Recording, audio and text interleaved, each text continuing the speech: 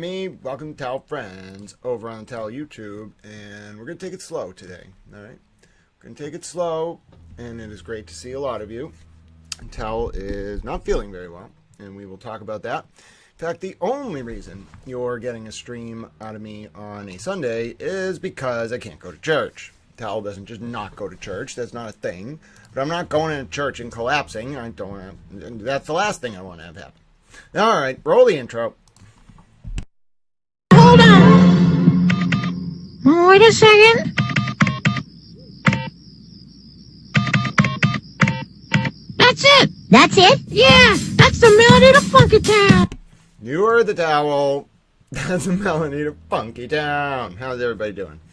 How are you all doing? Give folks a second to pop in here. My name is Grant Smith Ellis, and if you missed the first part of the intro, we are gonna take things slow.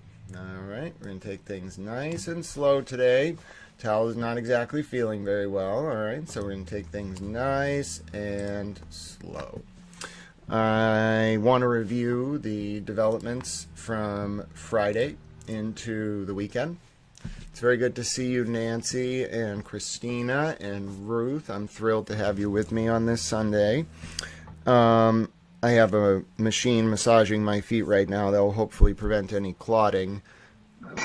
Pardon me. I definitely had a health scare yesterday. For the second time in 2 months, I was walking around. I guess it was a little hot, but I basically collapsed. It was pretty scary. And it wasn't just the collapse. I think it was the spatial disorientation that came with it. And then afterwards, my body really felt very drained. Like I had been sick for a while. So needless to say, I'm a little bit concerned, but I also felt it was important to talk to you all because I have to think about how to manage sort of my physical condition, and I don't want you all to think I'm just not around. I just have been a little overwhelmed.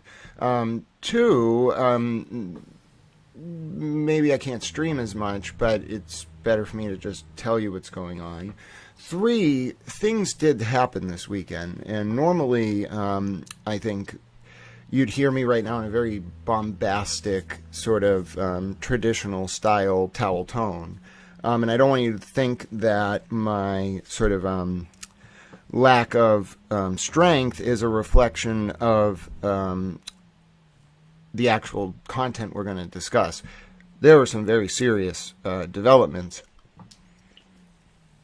over the past few days involving Karen and Aidan Kierney. Lindsay Gattani's been talking a lot on social media. I want to talk about that as well.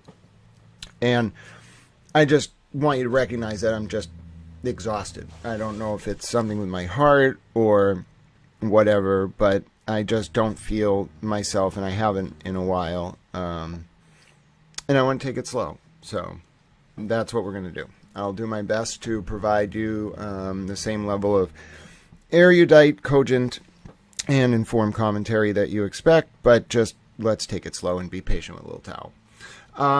Hello, Irene. It's great to see you. We're going to listen to a few things, all right? We're going to start. So I want to talk about what Lindsay has been talking about on social media, but let's get to that second. What I want to start with, let me find the tab. I want to start with the developments related to Aidan Kierney and Karen Reed. Okay, so we're going to jump right into that, and what I have here is the actual discussion. Now, if you go on my Twitter, you will be able to see the entire transcript. I'm going to try to scroll with you as the video plays. It's a lot, okay, and then we're going to do part two as well. So I have to, eventually we're going to hit part two of the transcript. I'm going to pause, and we're going to go to the second video. Now, this discussion, the reason why I want to go over this is I was listening to it, and I was like, wait a minute, I speak this language that they're all talking. I understand sort of the subtext of all of this, but they weren't really talking on the surface. It's a conversation between somebody named Chris, who Aidan Kierney calls a koala, somebody named Joe Flipperhead, who's actually named Nick from Philadelphia, who was apparently close to a woman named Olivia Lamb, who is going to come up in this as well. Now, Olivia Lamb did a lot of social media posts about the Karen Reed and John O'Keefe trial on her profile on Twitter under Olivia Lambeau. Now, then Olivia started, in a public announcement, said that she started working for Aidan Kearney. And what you're going to hear in this conversation is there's also a woman named, who else? There's a woman named who's Australian that Aiden also knows. She introduces herself in the beginning. And then there's, she's kind of the moderator, mediator. And then there's another woman that pops up in the middle named Erica Walsh. She only speaks 2 or 3 times. She's one of TurtleBoy's moderators. She interjects at 2 random times. 1, when someone starts talking about Meredith. And then 2, when Aiden starts saying how bad the content of the conversation in question that was allegedly recorded and sent to Karen Reed between Aiden and Karen is for Karen. And then there's a third unknown voice that pops up at the end, who sounds like it's a female. She's American. I don't know her voice, but it sounds like she's very close to Joe Flipperhead, this guy, Nick. And she uses this phrase about Nick leaving Olivia's ass, in a way that makes me think maybe this girl is close to Nick and she got close to him after Olivia and Nick separated. Now you might say to yourself, oh dear God, why? First of all, Grant, why do you know all this? These people post a lot. I don't know. Tracking this thing is something I've been doing for a while. So it's not like I went into it because I wanted to know who the hell Joe Flipperhead was or Olivia Lambeau was. They entered into a world that I knew a lot about because they were trying to cover this case. And so inevitably, I just had them on my radar. And when things pop up like this, I just connect the dots. In terms of Olivia, though, so she... I don't know. There was this weird situation, I think, at the end of trial 1 for Karen Reed. So somewhere in, I don't know, late 2024, summer 2024 or so. Weird situation where Olivia kind of then, for a few months, wasn't around as much, or she was, but not as much. And then she came back around for Aiden and said she was working on his team or something. Now, Olivia, I don't think Olivia Lamb's necessarily a bad person. I think whoever she is and whatever she's doing is very intelligent. But if you kind of look into that family, her mom is named Christina Lamb, and her mom does boutique consulting for law firms. I think her mom might be a lawyer, but she doesn't really. I think the way that she does consulting is more tactically how lawyers should think about how a case is presented in the public and etc. Stuff like that. And you have to tie this into this Elizabeth Domborowski person out of New York that runs this Good Counsel Legal Services that proclaim that Jen Altman and whoever else were paralegals for Aiden. You see what I'm saying? And what I think Olivia's role is I think she just does PR. Okay, she does some paralegal work clearly, but I think she's mostly a PR specialist. But I think why there's so much obfuscation, and I'm giving you all this background because the conversation you're about to hear makes no sense if you don't know all this background. The context there, I think, is that I think Olivia is a person, okay? I think she is real, but I think the reason why there's so many smoke and mirrors is that she's a conduit for, and plausible deniability in the world of public relations, especially this kind of public relations, is incredibly important. So I think she's a conduit for more entrenched public relations interests, which, okay, fine. I don't see that as per se evil. I'm a critical theorist. So I study propaganda. So if you are doing anything that emerged from Edward Bernays' systemic weaponization of his uncle Sigmund Freud's study of the mass psychology of mind. If you do any of that, you're inevitably going to catch my attention. Not because I necessarily per se think it's evil, but because that's my wheelhouse. I reconstruct public relations and then I figure out what's driving that. Okay. So Olivia got on my radar because of that, not necessarily because she's evil. Because I never really saw it. Now, maybe some of the witnesses in the trial would think differently, but that's not my role here. I'm an objective observer. And, Olivia was never really cruel. She just does PR. So I wouldn't necessarily say everything she did was right. But if you look at her style, it's not polemical. It's mostly analytical. Okay, so that's not a nefarious or manipulative or evil person, really. That's a PR specialist. And this guy, Nick, very similar, Joe Flipperhead. Okay, if you look at his posts, like, I wouldn't exactly say he's a cruel human being. You know, like, he memes and stuff. Okay, he's kind of like Dave Cullinane a little bit. But he's just like a human, and you can hear it in this conversation. Like, Joe is the one who's really holding Aiden accountable. Joe Flipperhead, whose name is Nick, he's from Philly. And I know this because I watched a stream with him one time. I don't know. He seems all right. I don't have anything against him or Olivia. In fact, I think they did a damn good job, at least Joe, because what you'll also see here is there's another subtext. What this conversation is about is an allegation that Aidan Kearney recorded Karen Reed, a conversation with her, and then someone, nobody knows who, sent the recording to Karen's lawyers, David Yannetti and Alan Jackson. Now, what's weird about this is that there's also, and I don't like, whatever, I guess it is what it is. But the host, one of the hosts, Chris, this Australian guy, he might be a New Zealander, I don't know.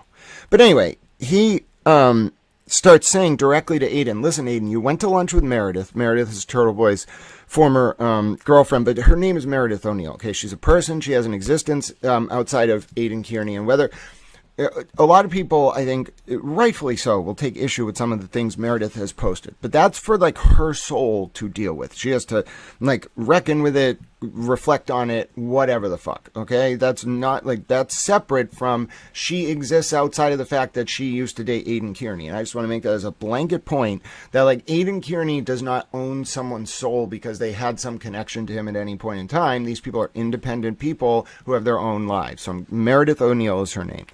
And Meredith, like, clearly something happened between Aiden and Meredith, because over the past few weeks, like, first of all, there's some more subtext to this, which is Aiden's paralegal team before Olivia Lamb came on was Courtney Healy and this woman named Tina Murray. Tina Murray was a name I didn't even know until 2 weeks ago, but I had seen her before because she had silver hair when she was in court one time. I had no idea who it was, but she was sitting next to Courtney Healy. Now, way back when Aidan Kearney was incarcerated in late 2023, early 2024, apparently these two women, Courtney Healy and Aidan Kearney and Tina Murray, were very close to Aidan Kearney. Someone had, like, his logins, allegedly. They were helping, like, post for him while he was in jail, etc. Now, there's tying back to that as well, Jen Altman is a key figure in all of this. And the reason why is that Jen Altman was the reason that Aidan Kearney and Karen Reed got hooked up initially through Natalie Berkshire Winnicki, or whatever her name is. Jen Altman was also among this weird group of people. It was Tina Murray, Courtney Healy, Jen Altman, I think, and maybe just them three, who had access to Aiden in jail on a paralegal list. And at one point, Tim Bradle, Aiden's lawyer, wrote down that Jen Altman was a lawyer. She got so mad that she messaged Bradle, and then those messages got leaked. Okay, so there's all this discontent brewing within Aidan Kearney's kind of, like, organization, if you want to call it. I'd call it more like it's like a hierarchy, okay? And, like, it's like a politician almost, but he's not a politician. You have, like, a top person at the top, and then you have all these staffers, and you have to manage the staffers. That's what he's dealing with. And he's got to keep everybody, like, in line, because, like, if one person breaks, especially a key... All right, two things. One, there's a reason you compartmentalize information in these type of operations, because nobody needs to know everything. If you did that, then everyone would be a weak link. The problem is, though, in order to compartmentalize in a bureaucracy or a schema like this, you have to have some people who actually know what's going on. Those people are liabilities. They're weak links. If you have someone who is too close and they know how you compartmentalized information, they'll see the full picture. They're the weak link, okay? That's Courtney Healy, Tina Murray, Jen Altman, Meredith, Lindsay a little bit. Like, these people are the weak links for Aiden because they see the full picture, whether they are aligned with him, don't like him, etc., etc. It's just they're the biggest weaknesses for him because they see the full picture. That's why he tries to either control them, in my opinion, or destroy them. But Aiden's in a real tough spot here because you can't run that playbook on Karen Reed. Like, she clearly, these people are incredibly loyal to her. Flipperhead, Olivia, etc. They may have been helping Aiden, but they're incredibly loyal to Karen. Now, what I've always suspected is that the whole point of charging Aidan Kearney was, one, he did bad things to the witnesses in the Reed trial and to Lindsay Gattani. He did bad things, allegedly. Okay, the grand jury's indicted him. But I think Brian Tully and the MSP unit that investigated Aidan, they were more interested in two different goals. Okay, they had parallel objectives beyond just the criminal proceeding. One, get information about who the target of the federal probe was after August of 2023, and it was Tully's unit and Matthew Farwell related to the Sandra Birchmore murder cover-up. Number two, I think Tully wanted, and Kate Peter, and Marty Kraft, wanted Aidan Kearney, and Michael Morrissey, wanted Aidan Kearney to flip on Karen Reed. It was a pressure tactic. It was always just a pressure tactic. That's what I fully believe. Now, I'm not saying he didn't do bad things. I just believe in the mind of the DA, these people were using pressure tactics to get Aidan Kearney in a tactical position where he would flip. Why do I think this? Well, a few things. One, in the fall of 2023, between like August and November, Aidan Kearney didn't need an intermediary with Karen Reed. Natalie was out of the picture, although I'm suspect because there's this new text from Natalie from August saying that like she was still loyal to Karen Reed, although ostensibly they had a falling out in June of 2023 because Natalie called Karen late at night and she was upset about it. I always thought that was BS. And now I know why it was BS, because there's also a March 2024 message about like Joe Warren and Natalie wanting to go to court. And I just have this suspicion that Natalie was never really against Karen. What Natalie was doing was using TurtleBoy as leverage with Karen's permission, using it's called a limited hangout, limited information about TurtleBoy's culpability for witness intimidation to the MSP, so that the MSP would trust Natalie, so that Natalie could relay information back to Karen about the ongoing investigation of Karen, okay, and Aiden for conspiracy under 274-7 and witness intimidation under 268-13B, okay? Now, they did try to eventually indict Karen on that in March of 2024 at No True Build, but they can do it again. And they got more evidence, the state, in May of 2024 about Aiden saying in Facebook messages that, one, Karen told him not to go to Lindsay Gattani's apartment on December 23rd, 2023, and then some other stuff basically where Aiden was implying that someone told him to run Jen McCabe's license plates. Who would that be? Karen Reed. He didn't say it, but he implied it to Jen Rocco and Amy DeAngelis and whoever else was in that internal chat that got leaked. So I really believe that the reason why that Aidan Kearney was such a liability to Karen Reed and why she was saying it out loud is that Karen Reed always saw Aidan Kearney as vulnerable to flip. Why? Because Brian Tully did his homework, whatever his motives were, and he found a few things, and I think that him and Kate Peter profiled Aidan Kearney. That's why Kate Peter had some role in this, because they thought Kate Peter, one, I think she's really like Aiden in a lot of ways because they used to be colleagues. Two, I think the state police thought she saw his psyche, Aiden's psyche, and could help them profile him. Three, I think Kate Peter's very hardened to the world, and Tully and those other people in the unit could say, like, yeah, we're worried about Birchmore. We got to do damage control here. Nothing's really wrong with the O'Keefe death investigation. It's just they're going to find out about Birchmore, and Kate would go along with it. That's my opinion. But Tully gets this video of Aiden that he had sent to Lindsay, and it's out there on the internet. I don't want to play it because of the content. It's sad.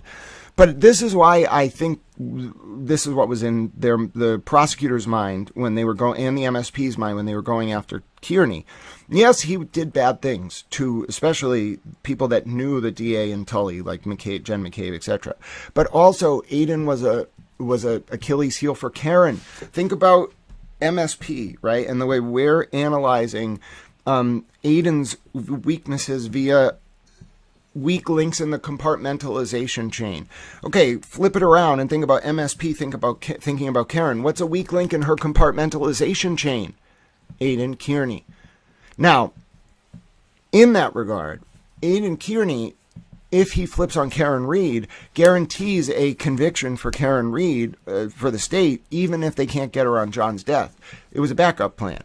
Second to that, I think, though, it's a dynamic situation, and that something must have fucking happened recently, okay? And I've long thought, and we'll read Lindsay's post on this later, because she was talking about it on Twitter overnight, and I was reading it this morning, and it made me think about this.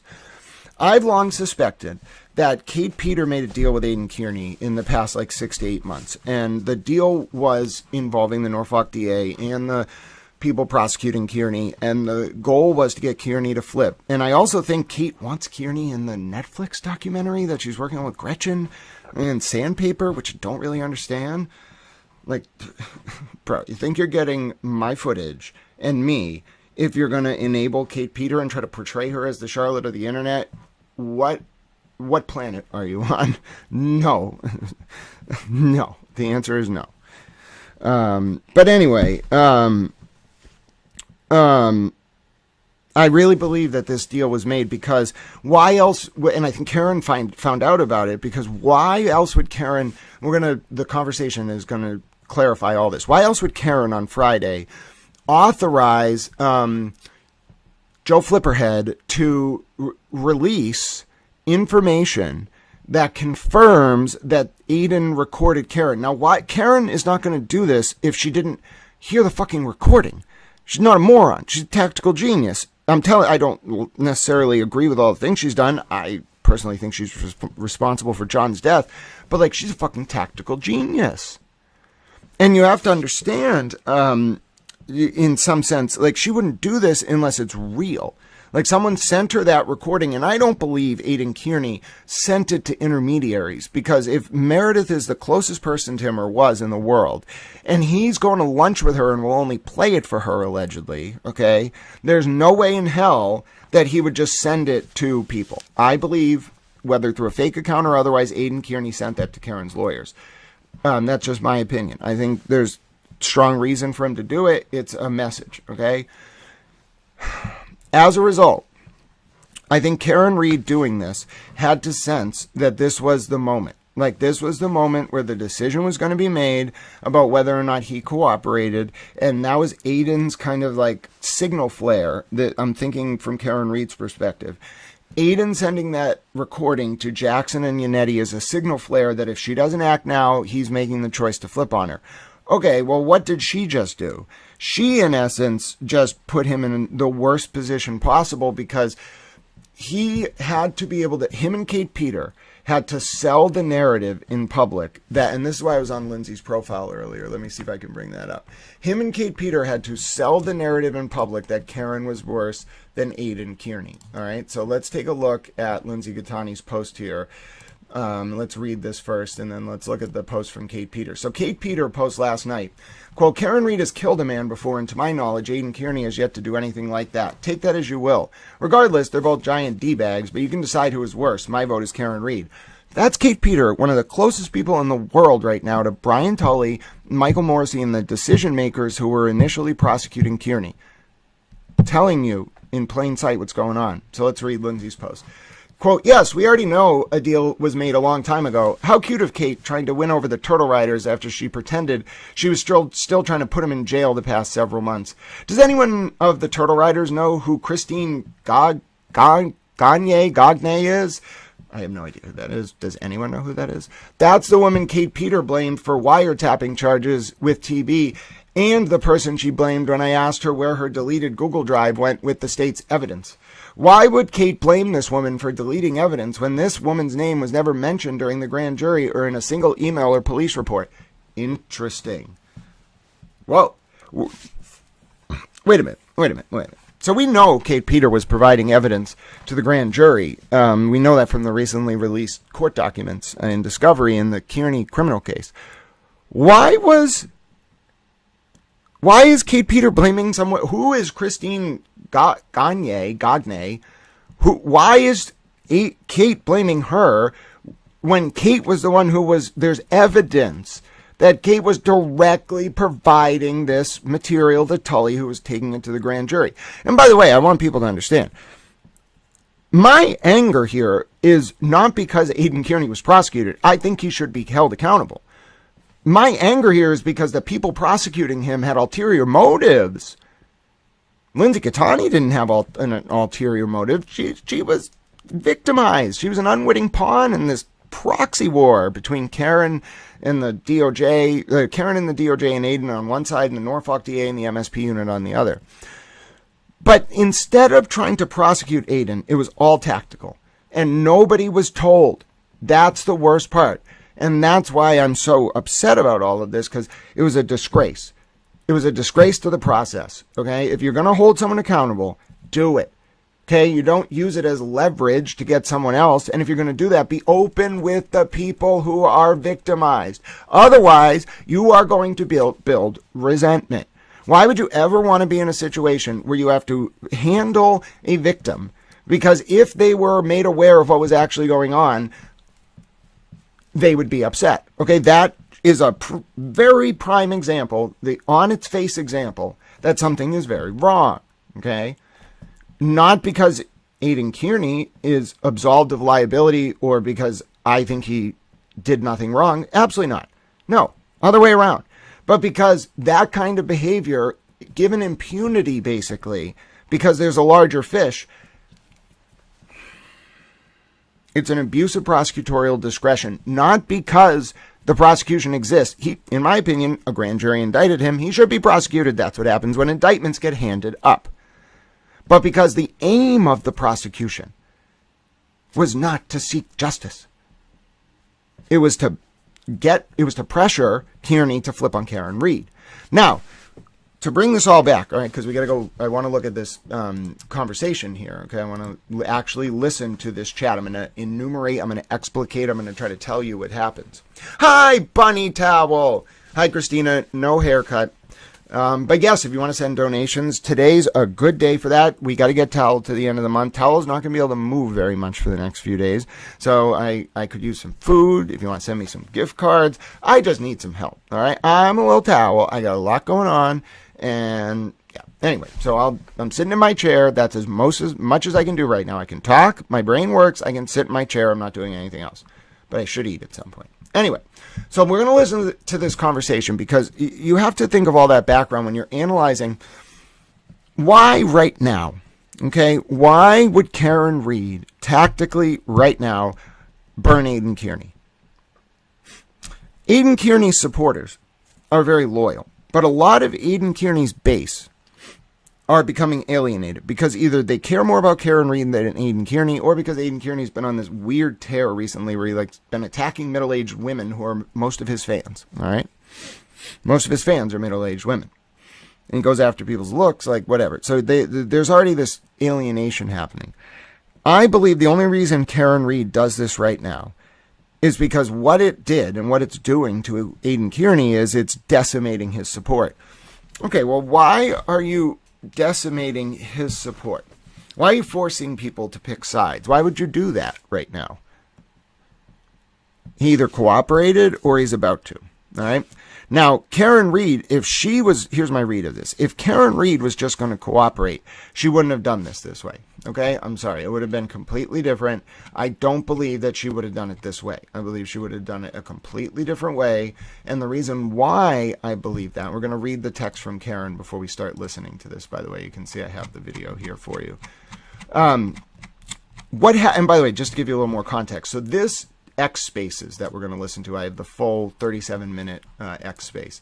This X space, okay, it was before the text messages from Karen to Joe Flipperhead got released. So what you have to realize is these texts you're seeing on the screen got released because of this conversation. You're going to hear Joe Flipperhead talking about them. Now, in the text messages, you can see Joe reaches out to Karen, Joe Flipperhead, and Karen's going to say she's trying to bounce back, but life is not quite happening. Had a falling out with Aiden, as everyone eventually does. Found out Aiden's been taping our phone conversations and sharing them with people, and then telling anyone he doesn't, and then telling everyone he doesn't understand how I blew him off for Howie Carr. some anonymous person sent David and Alan a 33-minute phone call I had with Aidan that was all recorded without my knowledge. That was my final straw. Hold on. I'm going to freeze screen. He's done a lot of sneaky stuff with me, but this is above and beyond. And then Joe Flipperhead's like, do you want your side out there? If yes, I'm with you. If not, all good. Just let me know. Have a good weekend. Karen says, sure. I've told many people my side. This is the last straw. Would never and have never betrayed him. Meanwhile, he has put me in harm's way in a huge way multiple times. Okay, so we're going to listen. Okay. All right. No trolling. We should be banning people like that. You have been banned. No trolling. Absolutely no trolling. Now, gaslighting and manipulative subversion is the hallmark of a lot of the forces in the orbit of this case. So none of that. We have a lot of blue wall of towel friends here. Don't stand for that. Hello, Christy Mack. Great to see you. Hello, stay tuned. Wendy. Hello, Bunny. Hello, FBI, my friend, FBI DOJ corruption survivor. And hello, Meredith, which is not Meredith O'Neill. This is Meredith the towel friend. It's great to see you all. And as I said, if you see anybody trolling in the chat, now is not the day for it. Towel's health is not well. And I think there are a lot of people who want to undermine the agency of the unheard and the vulnerable in this situation. There are a lot of people who want to gaslight right now because where this is going is explosive. And furthermore, we're about to listen to the conversation. So what you're going to hear in this conversation is it's going to be Aidan Kearney and Joe Flipperhead, who's named Nick, and a guy named Chris, who Aidan Kearney calls a koala. They're going to be talking about what we just talked about. But remember, these text messages haven't been released. So Aidan doesn't actually know they're coming. He's being told of this and going on an X space and reacting in real time. Now I'm going to pause from time to time and I'll try to flesh out some of the less clear parts. But as we read through the transcript and as you see this all, I think it will be clear to you, the implications. So let's listen. You're on, Aiden. So who are you? Who is this? Don't worry about it. It doesn't matter about who. One more pause. Hi, Allie and Rue. This is Karen Reed and Aidan Kearney. Okay, Allie and Rue. I just want to get our dear friends Allie and Rue caught up. Karen Reed and Aidan Kearney have gone to war. All right. And the reason that Karen Reed and Aidan Kearney have gone to war is because someone sent Karen's lawyers a recording of a call between Karen and Aidan. All right. So we're going to listen to that. The other day on an X space, okay, there was a confrontation that led to these two texts being released. These are texts from Karen Reed to one of her biggest supporters, a guy named Joe Flipperhead. He's on X. He has 18.2 thousand followers. His name's Nick. He's from Philadelphia. The conversation is going to start with Aidan Kearney and a man who he thinks is a koala, but I think the guy's just from New Zealand or Australia or something. This guy Chris is going to start moderating this. There's another woman named Lily from Australia who tries to moderate too. But really, 90% of the conversation is Joe Flipperhead just owning Aidan's soul, and then Aidan, in my opinion, and then Aidan trying to come back and saying, well, weren't you in love with Olivia Lambeau? And Joe's just like, that's not really relevant. But anyway, and apparently Joe Flipper, that's another part of this I don't really understand. Joe Flipperhead thought Olivia Lambeau was catfishing him, and for some reason thought she was dead. I don't think she's actually dead. I think they're two different things. I think they had a falling out, Olivia Lamb and Joe Flipperhead. And then Joe thought Olivia was dead. But Joe also found information that she wasn't who she said she was. So Joe asked Aidan and Mark Betterow to have a FaceTime with him and Olivia. Mark Betterow and Aidan would only do the FaceTime or a Zoom, it turns out to be, with Olivia. And then Joe thinks that because he wasn't allowed on that there's something sneaky about who Olivia is. Now, anyone who's looked into Olivia Lamb, whether you just are trying to figure out what PR she's doing or because you're just baffled by this whole thing or whatever the reason, if you look into her, it's weird. Okay, I know what I'm doing. If I'm a journalist, okay, I know I'm not looking into people in a predatory way. I don't do that. I have no reason to do that. If I'm looking into you, I just want to find out if what you're saying is accurate. Like, are you just a random disinterested commentator? Is there some network of companies that connects you to someone? That's what I do. All right. So I know how to do that. I know how to peruse business filings. I know how to check registrations of companies. I know how to find someone to determine if what they're saying and who they are presenting themselves as is who they say they are. I can do that. Okay. When I did that with Olivia Lamb, and it took months, first of all, I never would have even found out who Olivia Lamb was if she hadn't, in a post from years ago, before she was involved in any of this, talked about her grandfather. Okay. And so then I found out who, because her grandfather had a different name, but that was enough to find out what her real name is. And then that led me to her mother and her mother's boutique PR firm doing consulting for lawyers. Then I'm like, all right, bro, that is not a coincidence. There are no coincidences. What are you? All right. But Joe Flipperhead was closer to Olivia Lamb clearly than I was. I saw messages where like somebody was calling somebody baby. So like it wasn't just close. They had a very intimate relationship. If this man, all right, was like, I think you're catfishing me. What the fuck? Like, what the fuck? Like, what the fuck did he get told about her where he now has questions? Now, Joe, you can see, Joe Flipperhead, this Nick guy, is very protective of two people. He's protective of Meredith and he's protective of Olivia Lamb. That makes me think he's just genuinely a good guy. Okay. Like, I think he's kind of setting aside all the polemics, even his broken heart. Like, I don't think he was pleased to not be with Olivia anymore. He's setting it all aside, and he's like, let me just do my best to hold Aiden accountable here. All right. That itself is a fascinating dynamic of this. But because basically it had to have been Meredith that flipped on him, okay? Because they basically say it, and Joe at one point is like, Aiden, stop making us tell you who told us about this. Why are you doing this to yourself? Like, why are you doing this to her? Like, you're a jerk. His tone was like, how dare you use the fact that you can, like, we'll disclose who did it. We already did. How dare you use her as leverage to protect yourself? They were ripping him apart. And it really shows, in my opinion, Aidan Kearney for who he is, all right, when we listen to this. And one of the Australian, the Kiwi guy, the male, not the female, says, like, this is Aidan's true colors at one point, because it is. Like, he was on tilt or something. I don't know why Aiden just went on an X space like that. It was a very ill-advised move, in my opinion, because he couldn't do it. He couldn't do his normal thing. He was being interrogated, and he kept getting caught and cornered because he didn't know what the other side had. So they'd be like, you recorded Karen. He'd be like, what are you talking about? Then Joe Flipperhead, you'll hear him say, like, oh, bro, like, unprompted, Karen just reaches out to me after I like asked her how she was doing and tells me you did this to her. What are you doing? Like, what are you doing? My read of it is that Aiden has a playbook when he wants to get someone to cooperate with him. Okay. And he tried to run it on Karen Reed, and she immediately was like, fuck you, and sabotaged it. You don't fuck with Karen Reed. Listen. I would have told you this. I probably said it on stream before. You are out of your mind if you fuck with Karen Reed. Like, it's one thing if you are like on her level and matching wits with her. Like, she's going to begrudgingly show you respect. I'm telling you, I've seen it in her eyes. But you can't fuck with her, and you certainly can't threaten her. I would not do that. I don't know who the fuck her parents know. I don't know who she knows. But bro, like, it's politics. She's smarter than you. Don't threaten her. What the fuck? Like, that is like, if you show her anything less than respect, she's going to fucking own you. And that's what she did, because the respectful way to do it would have been like a diplomatic meeting. And they must have been at a point where Aiden couldn't get that. So he did the most disrespectful thing possible, where he tried to like corner her through like extortion almost. That's what it sounds like, although Aiden denies it.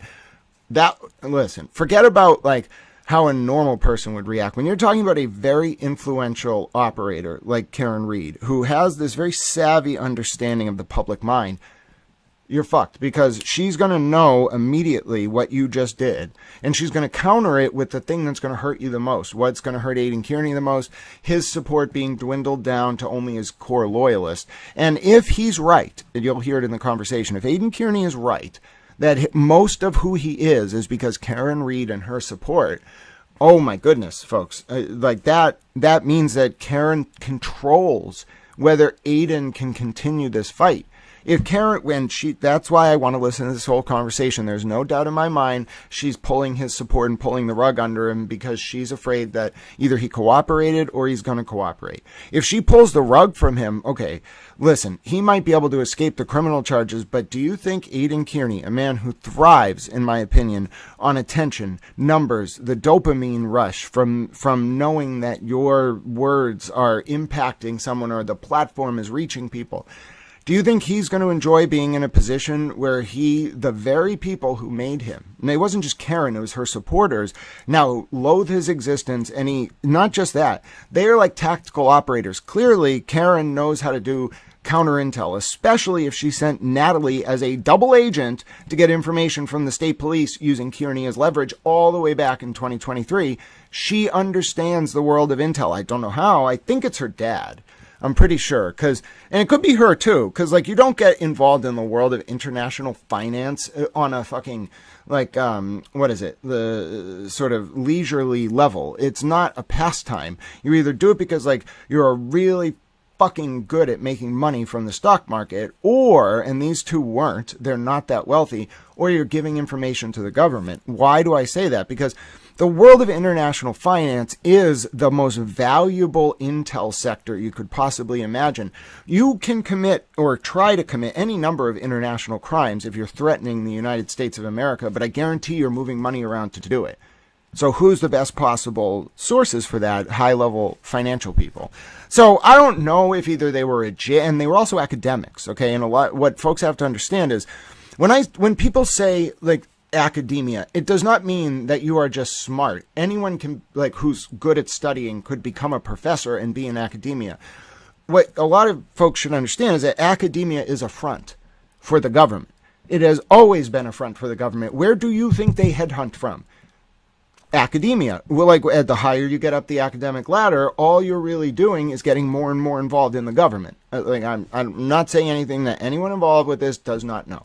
Like, high-level academics are involved with the government. That's like the backbone of our system. Now, a lot of the actual education, I think it's gotten a little out of hand with some of these majors, some of these colleges and universities are offering. That's not the point. The point is to curate a talent pool to make the United States stronger. And a lot of it is government recruitment, okay? And so Karen Reed, being all the way up at the top at Bentley, which is a very interconnected university with the government, trust me, that just makes me think she understands this. Whether she was adjacent, listen, you can understand what the intelligence community does without being in it. I'm not in the intelligence community. I just report on the government, so I kind of see how it all works. You can understand it without being in it. But if you're in it, let me just tell you right now, if anyone Karen Reed knew professionally, through family or otherwise, is in the government, I'm not talking about special agent like in the FBI or, a case officer. I'm talking about in the apparatus of control, okay? In the Directorate of National Intelligence somewhere, there's a hierarchy, all right? If she knows anyone who understands all that, that's why she was able to pull this off. Because that's why I'm not fawning or being gratuitous. I'm not partial to Karen Reed. I think she has liability for John's death. What I am is cognizant of what she's capable of so I can understand what's going on. A mind like that, okay, doesn't just do PR. PR was not going to help Karen Reed here. Natalie and her PR and all that stuff, none of that was going to work. What Karen Reed needed was counter intel and intel knowledge. When I say compartmentalization, what you all have to realize is I'm talking about how the Manhattan Project, that's like the archetypal example of compartmentalization, how the Manhattan Project to develop the bomb that won the war for the United States in World War II, how that worked. The way that worked is you had Los Alamos, okay, in New Mexico with Oppenheimer and whatever the hell, some of the Operation Paperclip people, which I'm not very happy with. We took Otto von Braun, who developed the V2 rocket for the Nazis. We brought him over via Operation Paperclip. We implanted him at Los Alamos with fucking Oppenheimer, who I'm pretty sure was like a communist sympathizer. Anyway, we sent them down to Los Alamos, the actual research scientists working on the core of the bomb. But to develop a nuclear bomb, you need 20,000 people at the time working simultaneously on production. You're not going to do that at Los Alamos. One, why would you ever expose them to the inner workings of the tech? Two, it's nuclear material. You are not going to have 20,000 people around it. That's why it was in the middle of a desert. Third of all, they would know too much. So what did they do? Okay, look up Oak Ridge, Tennessee. Oak Ridge, Tennessee is a town. It's a government town still to this day. It's one of the most, it's not as top secret as it used to be. But back in the day, like during World War II, they put fucking canopies over the whole thing. 20,000 person town, canopies over all of it. So it would just look like trees from the air in case the Japanese managed to come and bomb us. They never did, thank God. But anyway, at least on the mainland, obviously they got Pearl Harbor, and we're still upset about that. But the point is, Oak Ridge, Tennessee, okay, it had people employed across a number of disciplines, all right? And they would go into, I'm giving you an example. One guy would go into a room, all right? And he would walk up to a giant computer. It was an old computer. We're talking the 40s here. It was a big computer, like a big green box. He would take a punch card. Okay, this is how you used to code, write computer code. He would take one punch card with one line of code, put it in the machine, take it out, put it down. He had no idea what he was doing. He didn't know what the punch card had on it. He didn't even understand what the machine did. That's compartmentalization. He's like, you do that with all of the people working on a project that's very top secret. So if you're thinking as Karen Reed, Aidan Kearney does like a rudimentary version of it. Even Tully does a rudimentary version of it, and Kate Peter compared to Karen Reed. Karen Reed, Alan Jackson, whatever, understand the intelligence community. I don't fucking know how, but they do. So they compartmentalize. That's how they have pulled this whole thing off. They compartmentalize. No one ever really saw the full picture. If you are a schematic mind like that, when you do something like reveal that Aidan Kearney has sent you a recording of conversations between you because you want the public to know that Aidan is doing this to you, you are tactically sabotaging him. Why you do that at this moment when you are an expert in counter intel thus requires that level of understanding. You cannot just say, oh, I don't like Karen Reed, she must be a moron. No. If you want to understand why she's acting, you have to think about her tactical intelligence, because then you can reconstruct what the goal of this move is. It can only be designed to kneecap his support. I mean, when I say kneecap, I'm not talking Tanya Harding beating the woman at the ice rink. I'm talking you can make it so this man's numbers are lower than Kate Peter talking about Cyrax, like 2,000 views a video, if that, all right? That's what it will come down to, and she wants him to feel that. I think that it's a little bit like it's 97% tactical. It seems to be that this is the moment where she feels he needs to lose all his support, like right now. Second, it feels a little personal. Like, it's not just that she's causing him to lose all his support. There are ways to do that without doing this. I believe what Karen's really done, she made me. Do you think that's how he really feels? Or do you think he feels that he's the only reason she's where she is? Now, if that's how they each feel, you're at a stalemate. Aidan thinks he's the reason Karen got to where she is. Karen thinks that she's the reason Aidan has support and is known in the region. Who's right? Who's right? That's what this conversation is going to be about. And I'm telling you, Karen's right. Karen has more support than Aidan Kearney. Okay? It's just a basic.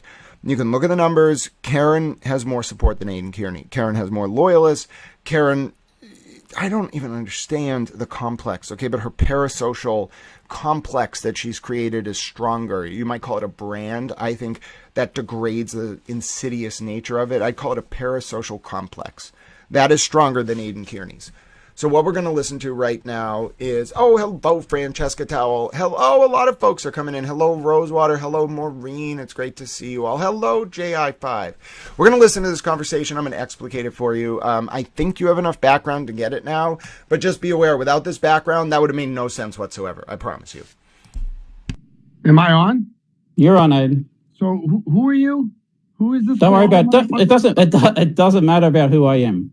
Well, it does. You're some fucking kangaroo motherfucker talking about Okay. Karen. What the fuck do you know about anything? Well, I know exactly fucking what you've been recites. doing. So Where are your wonder, recites? What fucking Okay. recites you talking about? huh? You got no recites. What you talking about? No You're up recites. here I've got. making shit up. Let's see them. Let's fucking see your recites. Hang on, Aidan. You know me. I'm the host. I'm Lily. Yes, Lily. Hi, Lily. How are you? I know. I am. Just wanted to. I know you may not know Chris, but you know me. And so I just wanted to say hello. Yeah, no, but Oh, I also want to let you know this comes with a warning. They use very vulgar language. Some of them are from Commonwealth realms countries, so the language they're using is not as offensive as it would be if you use it in America. Aiden uses some very offensive language. This is for the purposes of analysis and commentary. I do not condone, endorse, promote, or otherwise suggest anyone engage in the use of this language. I personally don't like it.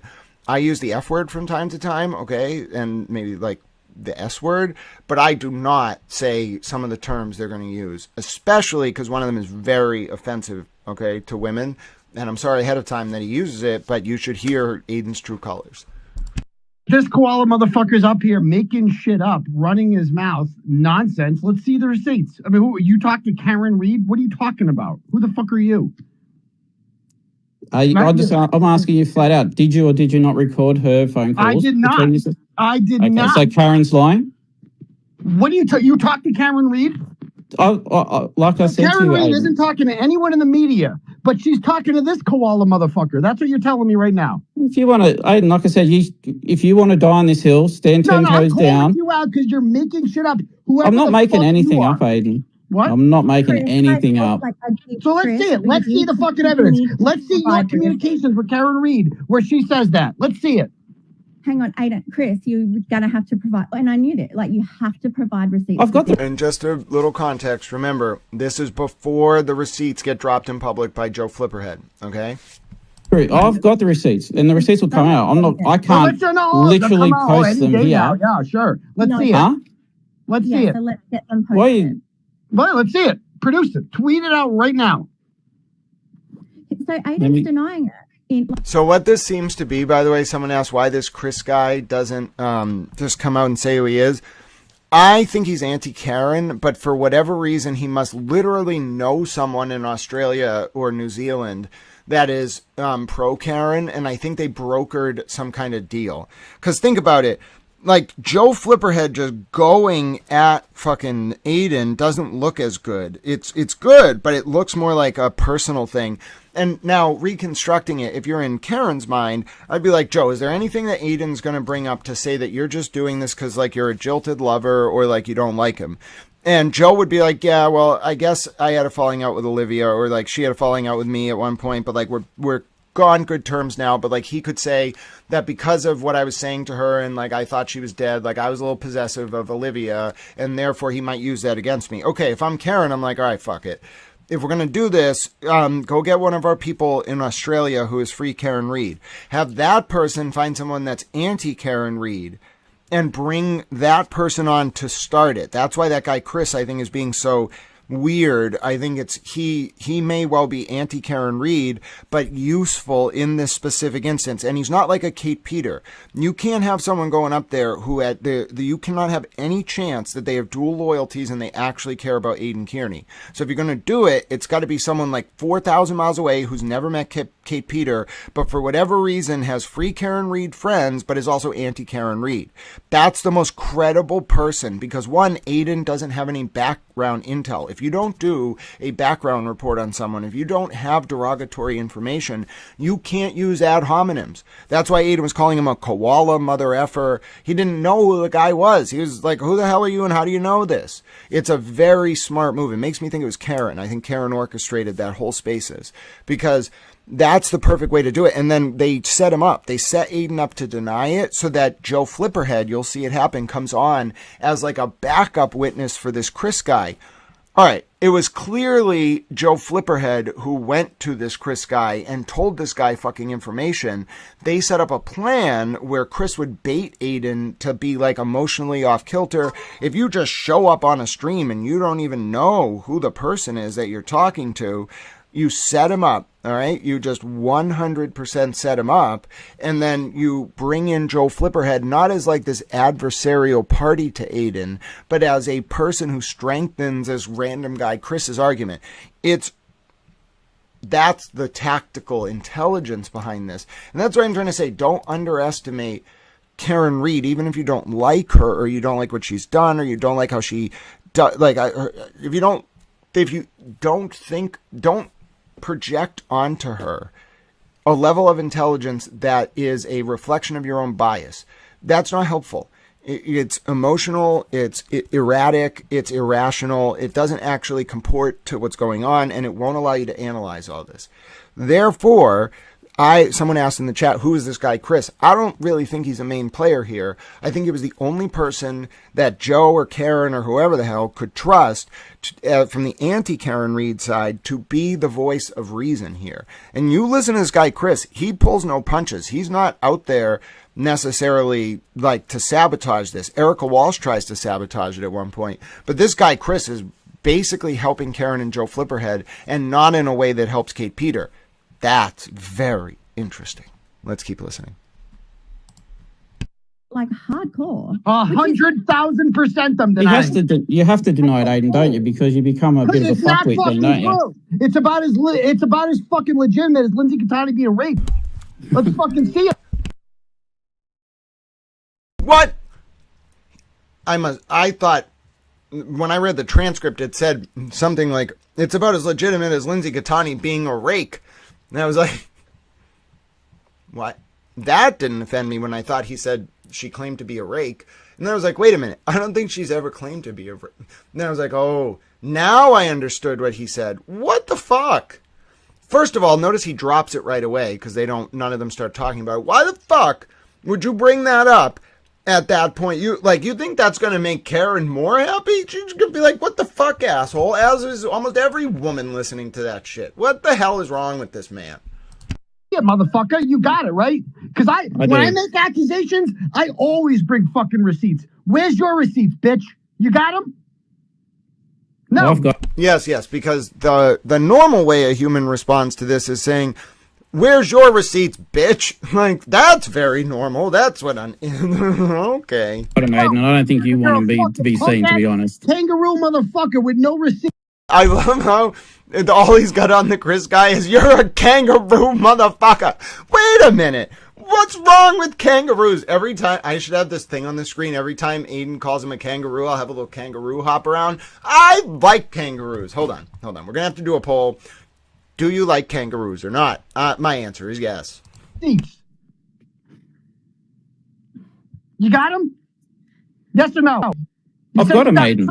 Where's your sights, bro? Crikey. Bro, where they at? You just need to, like, chill, because you're going to have a lot of fucking egg on your face. Bro. Because Okay. because I don't really care. And you I clearly do. You're a fucking... No, I said to the people who bought this to me, if I end up having egg on my face, I'll put everyone's name in it. And let's see it. I'm giving. I have. If you just shut your fucking mouth for one fucking minute. Let's see your communication. Right? Let's see it. If you just shut your effing mouth for 1 minute. This guy Chris is hilarious. Listen, the country, whether it's Australia or New Zealand, I have a plan. We need to write a formal letter. We can't violate the Logan Act. I'm not a lawyer. I'm not your lawyer. There's not legal advice. We got to write a letter to the Australian delegation at the UN, or to the Prime Minister, or to the King of England, whoever the hell's actually in charge of New Zealand or Australia. Let's just give it to England. They'll be fine. All right. So anyway, we write to the King and we say, Dear King, there is some random man from Australia. Now, he apparently is some kind of kangaroo or koala. According to our understanding, he owned Aidan TurtleBoy Kearney. We wish for you to make an official proclamation in the name of your honorable people, whatever the hell they are, Australian people or New Zealand people, or all of the Commonwealth realms for that matter, that Aidan Kearney got owned by a koala or a kangaroo. Now, when people question you as to why you are issuing this proclamation, it's incredibly important to say that it's in the interest of environmental conservation, and just stop there so that people will be baffled, and then I will be very happy. Let's continue. All right. See, I'm getting my soul back a little bit. I've just messaged the person and I said, how are you we mean going to do Joe this? Flipper? Because we knew this. You mean Nick, right? Joe Flipper? You want to talk about what a fucking psychopath that motherfucker is? Does Joe Flipper really want to fucking go there? Because it's Joe, you can just say it. It's Nick from Philadelphia, isn't it? Yeah. I know all about Nick from Philadelphia if he fucking wants to go there. And the fucking hell, that psychopath. What do you know about Nicky Two Toes from Philadelphia? He's like, listen, my man Nicky Two Toes from Philly, I know all about. All right, it gets bad though. I just wanted to laugh at that. Put Olivia Lambo through. Does Joe want all that coming out? Does he want to talk about all that? Does he want? How was your lunch? Okay, you know what? You want to fucking go there? Aiden, how was your lunch with Meredith the other week? Fuck. Brutal. Good. I don't care. How was your lunch with Meredith? How was your lunch with Meredith? What the fuck are you talking about? What? Fatality. What am I talking about? How was your lunch with Meredith? Here we go. You want to do it? You want to carry on and be a fuckwit and be a hero like you always are? How was your lunch with Meredith a couple of weeks ago, and what did you play for her? What? He owned that motherfucker. Like, he was like, oh, you want to call me a koala, motherfucker? Well, this koala knows how to jump.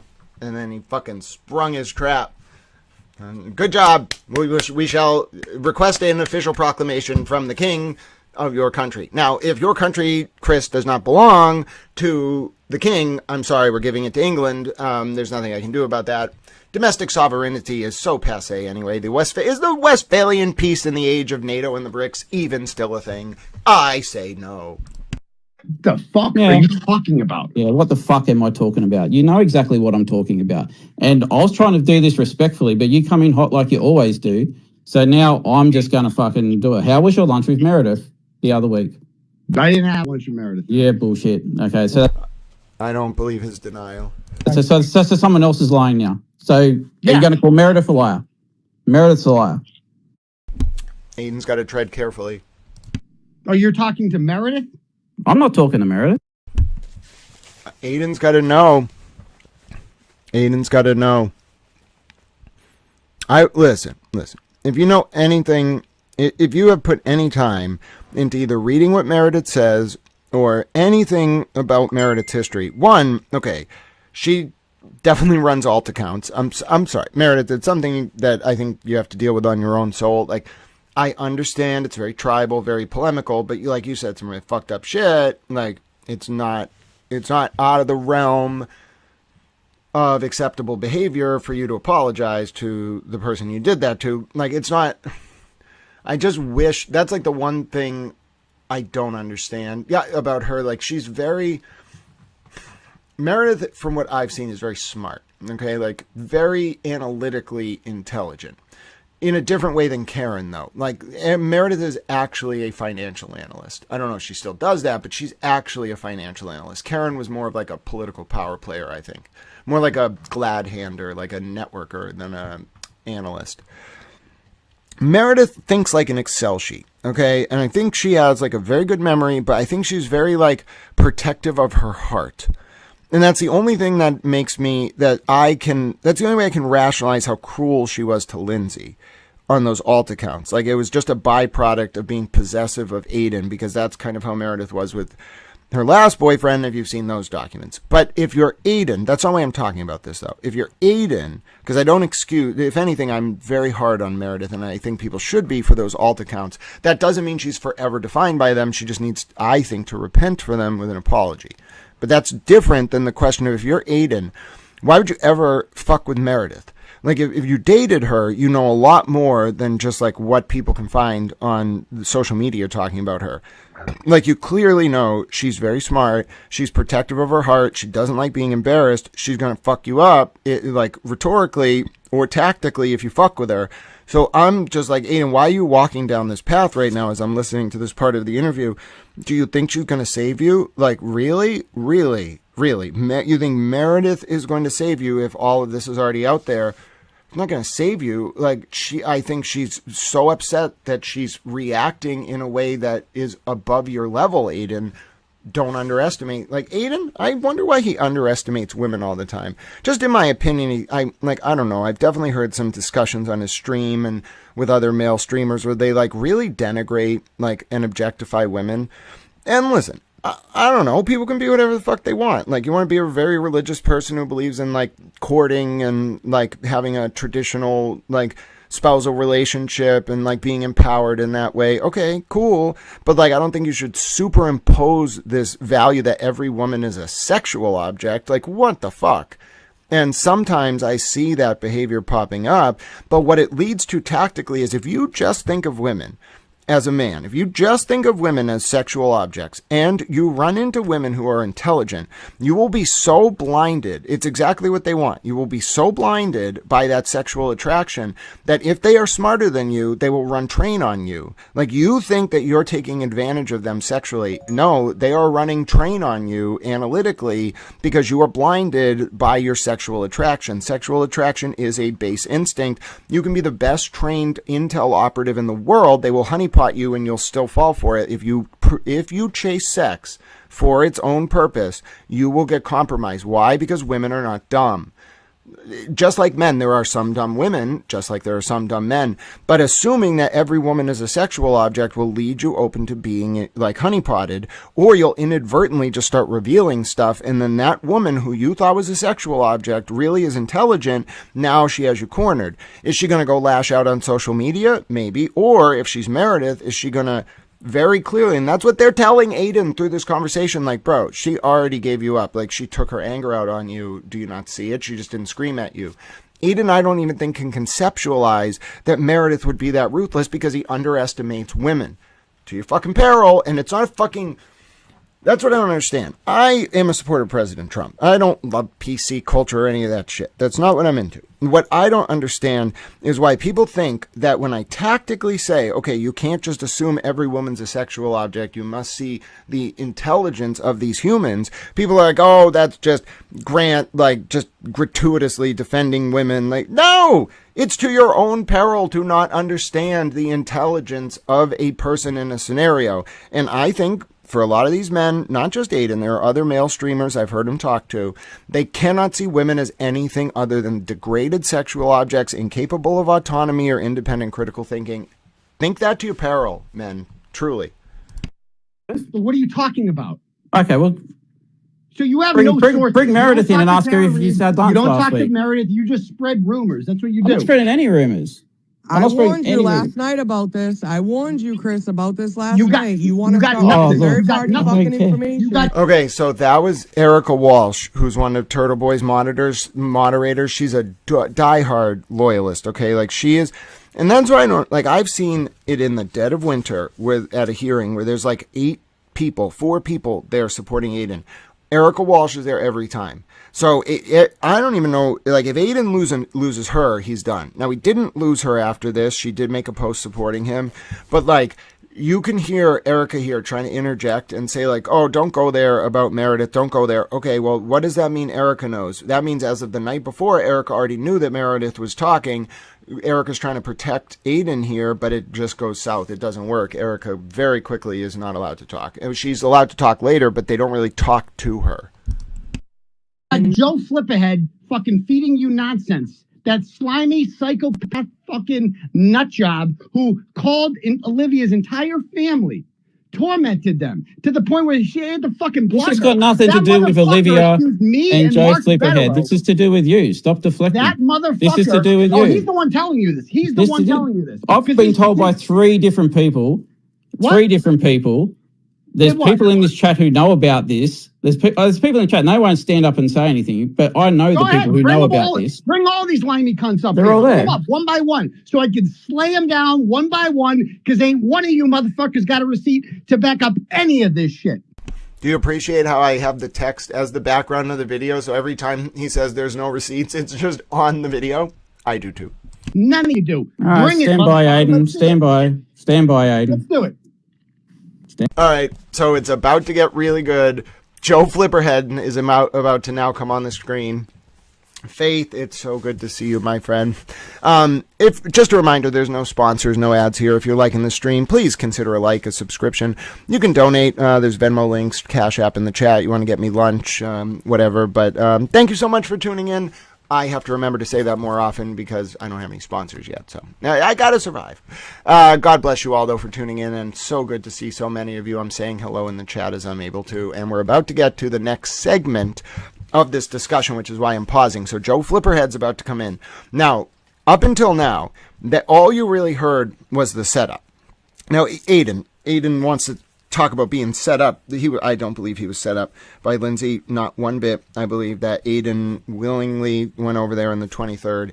Aiden might have been profiled by Kay Peter and Brian Tully, and Lindsay may have been an unwitting part of that. I don't think Lindsay was told she was being part of that profile to get Aiden to do this.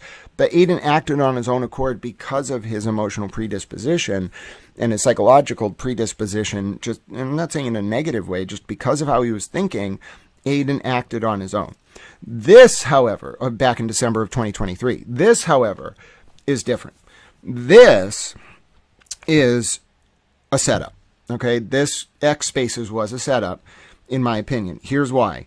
One, the people who were involved were talking about it the night before, but Aiden was only brought in on it basically, you could tell he was this was sprung on him at the last minute. Two, it's very tactically set up. It's that guy, Chris, from Australia, and this woman, Lily, who apparently knows Aiden, bringing Aiden into a place where Aiden's going to get set up. How do I know this?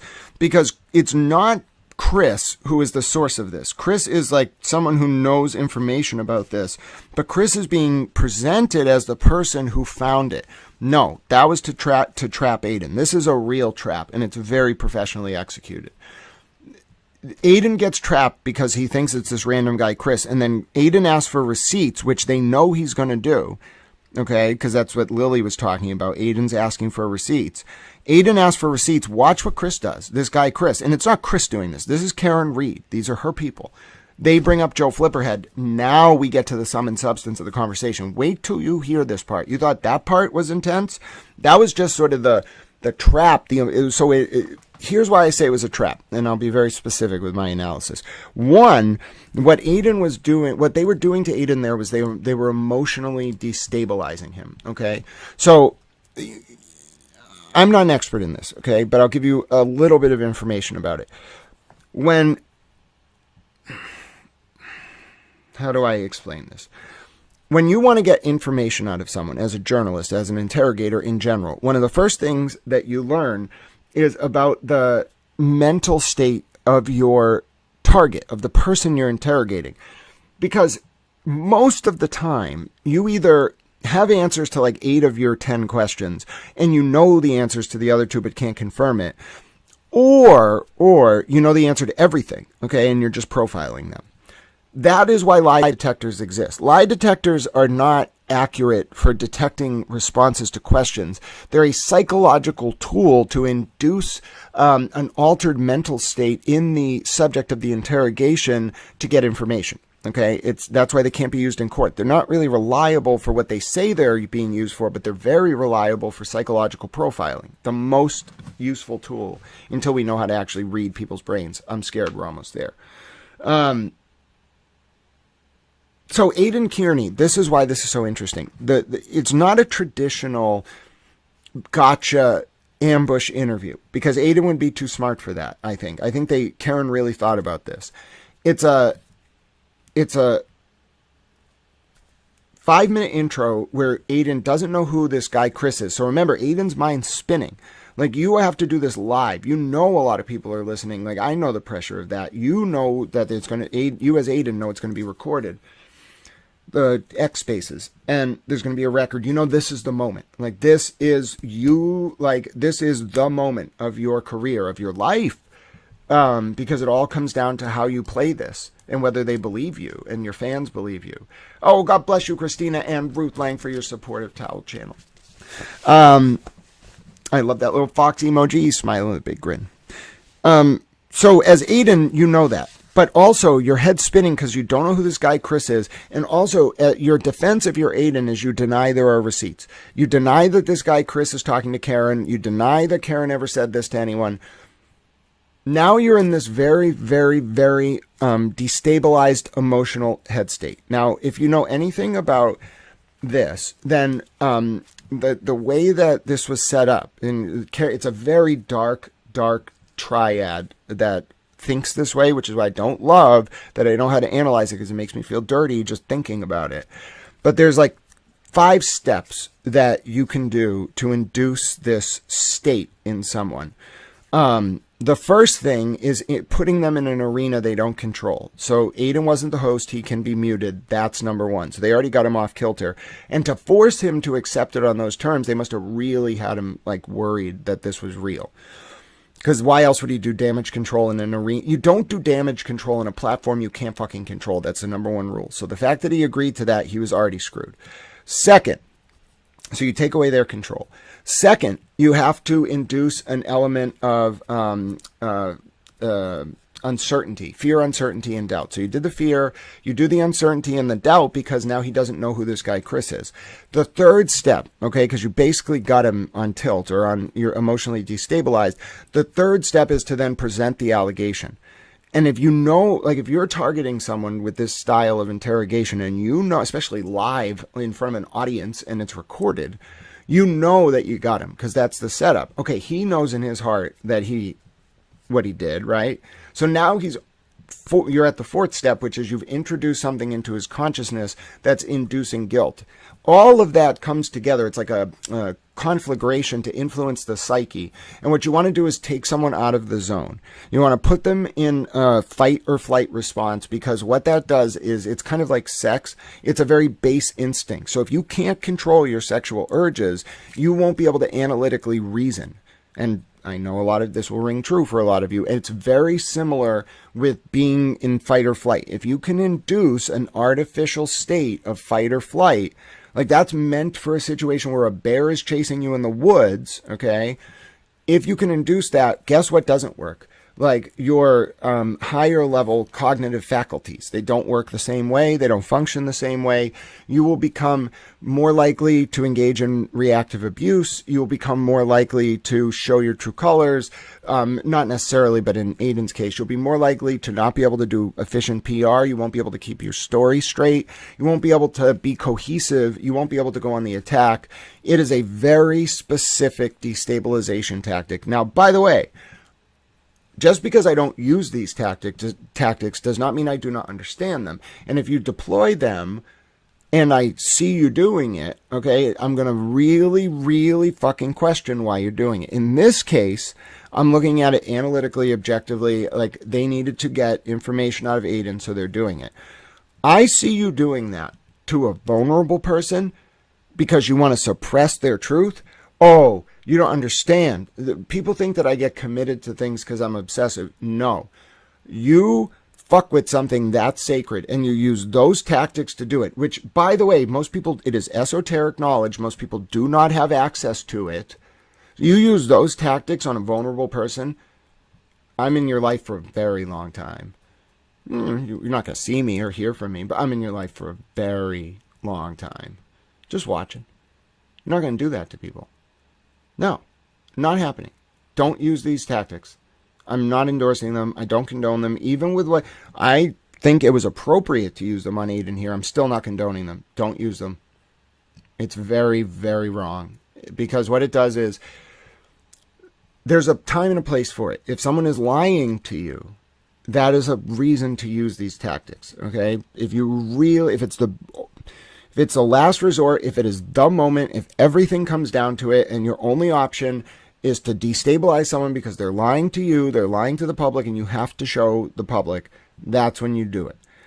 Any other use of these tactics is very offensive to human autonomy because what it does is it's a form of control. It takes the agency away from the target of the interrogation. Okay? It takes it completely away. I don't care how strong you are cognitively, unless you have counter-intel training and specifically counter-interrogation training, which is even more specific than counter-intel training, you are not going to know what you're doing. You are going to start saying things off the cuff emotionally, not necessarily because that's what your brain is telling you to do, but because you are in an emotional head state where you are reacting rather than responding. And that is, you have no agency. Like, you may think that your higher level cognition controls your lower level instincts. It doesn't. It takes years of practice, years and years of mental discipline to have. Literally, think about like having to be in a situation where 24/7 you think you have to constantly check your own inclinations. That's the only way you can like prevent yourself from falling victim to this. In the moment, without appropriate training, you cannot do it. No one can do it. I don't care. Like, that's why they use very attractive men and women to get people who are intelligence operatives into sexual situations. You might be able to, with the right amount of counterintelligence training, survive through an interview like Aidan went through. He couldn't. He did not make it through this X space well. He was decimated, in my opinion. With the right amount of counterintel training, you could get through that interview. You know what you're not getting through? A honeypot. I don't care. Unless you literally are so in tune with how to suppress your sexual urges without losing yourself as a person, you're going to get caught up in that. That's why they train intel agents on this stuff. They have to, because your weaknesses are your ability to be induced into an artificial fight or flight state, or sex. If they can't get you through one, they'll try to get you through the other. So unless you're going to master never being put into a artificial fight or flight state, and which you cannot control without a lot of training, and you're going to master not pursuing sex, you are vulnerable. You're a liability and a vulnerability in that world.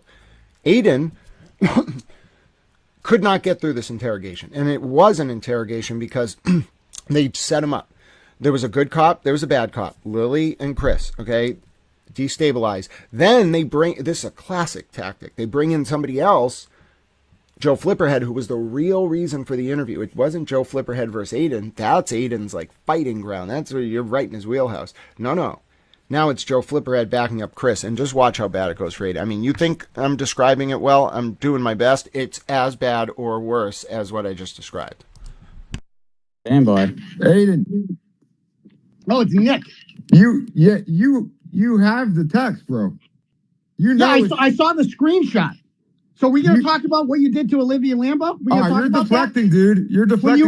When you accuse me and Mark Betterow of being in on a fucking conspiracy against you to tell us that when we told you Olivia Lambo, you made us fucking get on a FaceTime with her because you thought she was dead. You thought you were being catfished by her fucking sister-in-law. And so we agreed to do a Zoom call with her. And when I called you and I told you Olivia Lambo's real, I just saw her face. What did you do? You accused me and Mark Betterow of lying to you, of being quote in on it, because you are a fucking psychopath, motherfucker. And I didn't put it out there because I didn't want to fuck. Yeah, you did put it out there though. He muted him. If you want to get into the Olivia thing, that's fine, and I'll go down that road. But you're calling me a psychopath. You fucking recorded Karen Reed's fucking calls and sent them to people. No one would. Let's hear. What? You speak, Joe. I'm just going to keep muting him because he's yelling. You can speak. Is this Lily's space or yours? I have the text, dude. I'll put him out. Is this Lily's space or yours? She told me she's fucking done with you, dude. All right, I'm going on my own. Right now, I'm calling out fucking Joe Fliphead live. If I get muted one more. By the way, he doesn't leave the conversation for 30 minutes after this. Just remember. Dude. All right, I'm going on my own. Right now, I'm calling out fucking Joe Fliphead live. If I get muted one more fucking time, I'm going to do a whole fucking thing, Joe. I'm publishing all your fucking texts. The whole world can see what a fucking misogynistic psychopath you are. All right, if you want to put that shit out, we can. Stop the predator, bro. piece of shit. You fucking are. You want to fucking go there? This is the completely actions of a normal, innocent person. Fucking psycho freak. That's what you are. So says the guy that recorded Karen Reed's phone calls. Let's hear it. Let's hear the fucking recording. Can I hear it? I got the text saying you recorded him, bro. But the text says there's a recording. So where's the fucking recording? Aiden. Where's the fucking recording? Aiden. Let's hear it, Joe. Why? I just got to ask, what would you say? I'm a misogynistic psycho. Why does Olivia still text me today? You text her. Oh, you want to see the receipts, dude? I've seen the receipts. All of them. Okay. All of them. I got all the receipts. You got the August ones, the September ones where she misses me and hates how things ended. You got those fucking Okay, yeah, receipts, Aiden? let's see him. Publish him. I will, dude. I don't Go ahead, need go to air for her it. out. I'm Go talking for about it. you. Go for it. You're doing everything Explain but this to me, take your Aiden. own Wait, shit, Aiden, Aiden, what as did you usual. tell me when I told you how she wouldn't FaceTime me for 3 months, how she puts up month-old pictures? If you want to fucking Yeah, go you down know that why? road- You know why she wouldn't do that? And you know what? She's She just didn't not want you to that put this into out, you, you brother. sick fuck. She's just. So this part I think is a little weird. Olivia does use old pictures, like, so I don't know why Aiden's suddenly going so hard on this, but watch how, like, Joe is still protective of Olivia, but, like, I think even he knew something was up. You ever have? Do you do this with every girl you fucking talk to? You have an online You said relationship to with? me after reading the text from her, It's just she's the in guy love who's with swinging you, on a bro. I 19-year-old. have it. You said Aidan Kearney fucking quote. She's in love with you, bro. That's what you. Now, remember what's going on here. This is Aiden. He knows he's about to get hit because Joe's the one who's talking to Karen, clearly. So Aiden's trying to make this about Olivia Lambeau and Joe.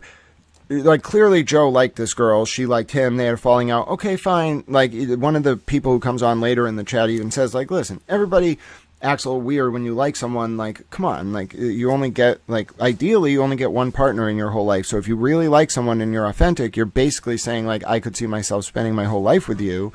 And that's why Joe's being very protective of Olivia here. They may have had a falling out. He still clearly cares about her. That's why I think Joe's a decent man.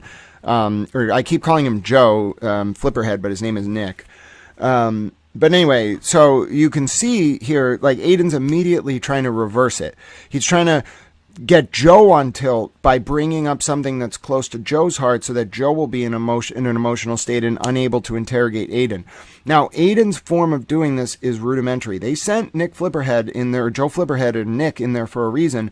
This dude is hardened. I don't know who the fuck he is, what he does with his life or why, but he's hardened as fuck, not in a bad way, but to interrogation, because the way he flips this, he doesn't get caught up in the emotional intensity of it. Watch how Joe Flipperhead handles this. She's It's in love incredible. with you. So sorry, I was saying watch. This is the most sensitive and intimate part of a human's life. Just to explain what Aiden's doing to Joe Flipperhead here, before Joe can even talk, what Aiden's doing is, if you talk about who someone loved, especially if it didn't work out, or like you try to cuck them or something, like immediately you're questioning their manhood, all right? And like that's a limbic system response. You're trying to get them on that primal level. It's not it is fight or flight, but it's different. It's challenging like their core existence as a man, if they are that type of person. And that Aiden senses Nick is prideful about his manhood. So Aiden's using the one thing that could really destabilize Nick, which is talking about someone Nick loved and then also trying to cuck him while doing it. It's a tactic. It's not the reality. Like, I think Nick actually moved on to another woman. Not that it matters, but it's not like Nick got cucked, but that's why Aiden's saying it that way. It's to induce an emotional response so Nick can't interrogate him, but Nick does not fall for it. Watch. Fucking quote. She's in love with you, bro. That's what you said. She's in love with you. That's what you said. Yeah, when you had me yeah. convinced that her sister, And then you had me Aiden, convinced can you just listen that for you a were second? being catfished Anyway, by somebody. can you Let's just go back to Lambeau. the You were deflection from fucking wrong Aiden, who about doesn't that. want to Listen for own 1 second, the dude. lies, For as 3 usual. months, she wouldn't FaceTime me. She wouldn't meet up with me, and she lied to me constantly. Yeah, For why do you 3 think she months, wouldn't meet up would with you, not man? show me her Maybe face. she's Shut just up, not dude. that into you. Told You ever me think she was about that? Maybe she's just not that into you. Maybe. You saw the text. I and know, you bro. said It's hard. she's The in girl love doesn't with want you stupid anymore. fuck. It's hard for you to accept that the girl just doesn't want you It's anymore. hard for you to I get accept it. that Karen You doesn't got want it, nothing to do with you, but isn't it, you did, Aiden? and you got clingy and possessive. No, and I you did wouldn't not, fucking dude. allow her to God. leave, so she fucking stopped talking to you. So you called her mother, and you she called her stopped talking. fucking You brother. don't even know the They had to story, fucking dude. block you because you're psychotic, bro. You're fucking psychotic. You're just deflecting, bro. This is fucking pathetic. Perfect response from Nick. Joe Flipperhead. Perfect. This dude, listen. Never talked to him. In full transparency, I sent him a DM this morning because I will say this. And I just said to him, I don't agree with you about Karen's liability for John's death, but I want to let you know, like, I think you're a really, like, good man. Like, and I didn't come out and say everything I'm about to tell you, but this is what I would have said to him if we just kept going. I would have said, listen, not only are you balancing the interests in live in front of a lot of people. Not only are the stakes as high as humanly possible, it all led up to this between Karen and Aiden. You are, this guy Nick, having to take one, like, it's serious shit to have that stuff aired in public about who you love. It hurts. You're having to take one, like, really hard, right on the face, like a hard punch to the face emotionally. And then immediately you have to go back to your, like, what you were sent to do, which is interrogate this fucker. Do you see how Nick deals with it? He could have, and he does take, like, Aiden keeps trying to go back to this, but Nick does get through it each time. Nick could have taken the bait there. He could have gone down any number of roads, but his response, calm, cool, collected, you're deflecting. To be able, I know that it comes across as very natural. I know it comes across as the right thing to say, and it was executed right.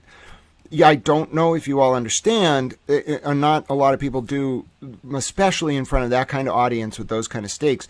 You're live. There's no second chances. You have to be completely on the ball. To be that well versed in emotional manipulation, to know that the right way to respond is to say you're deflecting. I don't know who this dude is. Like, he's a little mysterious. Like, he doesn't share his last name. He's from Philly, uses a fake name online, whatever.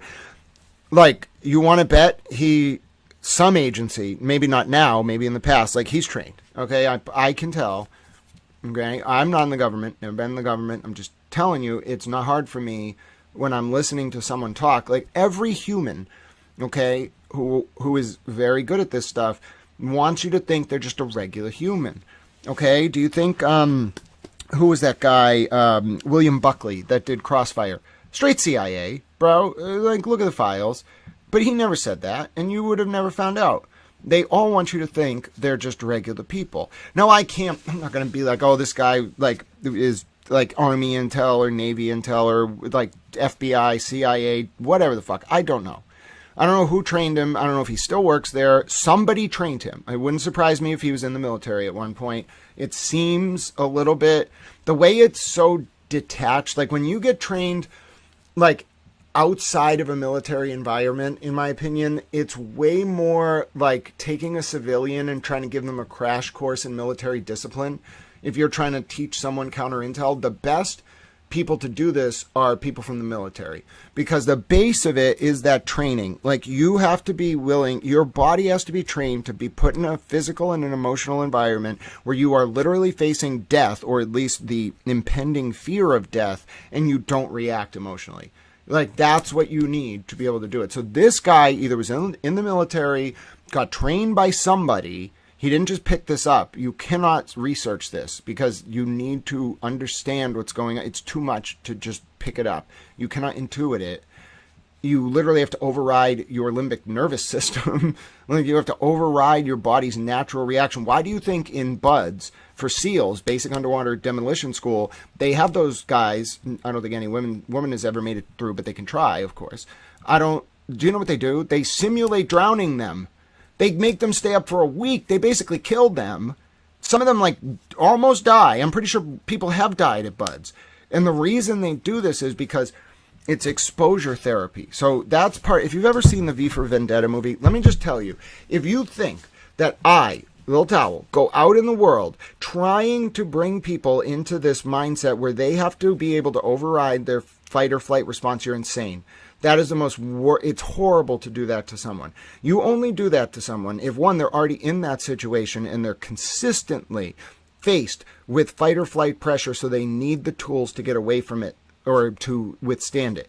You know why? Because if you do that to someone, you're going to fucking destroy that, like, regular life. You will never be a regular human ever again, because you're going to be so good at analytical reasoning and so good at overriding your limbic nervous system, it's not going to exist. Do you understand? That's why autism is I think it's an evolutionary development. It's a progression of the human species. Emotions are an impediment to efficient survival. Okay? Everything about our emotions is from a time when we needed them to survive in a hostile environment. We have tamed and domesticated our environment. Our emotions are a liability. people get trained to suppress their limbic systems and their emotional responses so that they can do this work.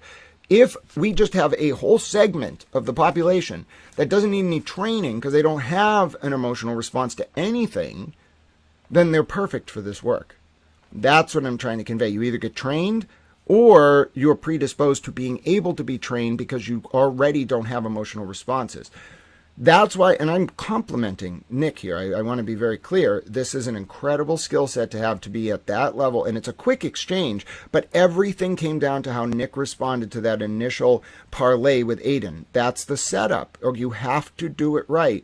If you take the bait and go down that road with Olivia Lambeau and you're screaming and you're being a jerk and whatever, you failed. But Nick, I mean, this is when I knew the dude had it. That moment right there when he was like, you're deflecting, because now watch how it plays out. This is why it's so tactically ruthless. It's so efficient. He has to have gotten some kind of training. He just goes right into the interrogation. He beats off, he kind of like brushes off Aiden's counter interrogation tactic, and then continues with it. That's why it's too good. It's very well hidden. There's a sleight of hand to how Joe Flipperhead is doing this, but I know what these tactics are. I've seen them. I've been multiple times while reading reports on like declassified cases. I know what this is. I got your whole fucking apology about this. July 18th. I got your whole fucking thing. You are a fucking psychopath.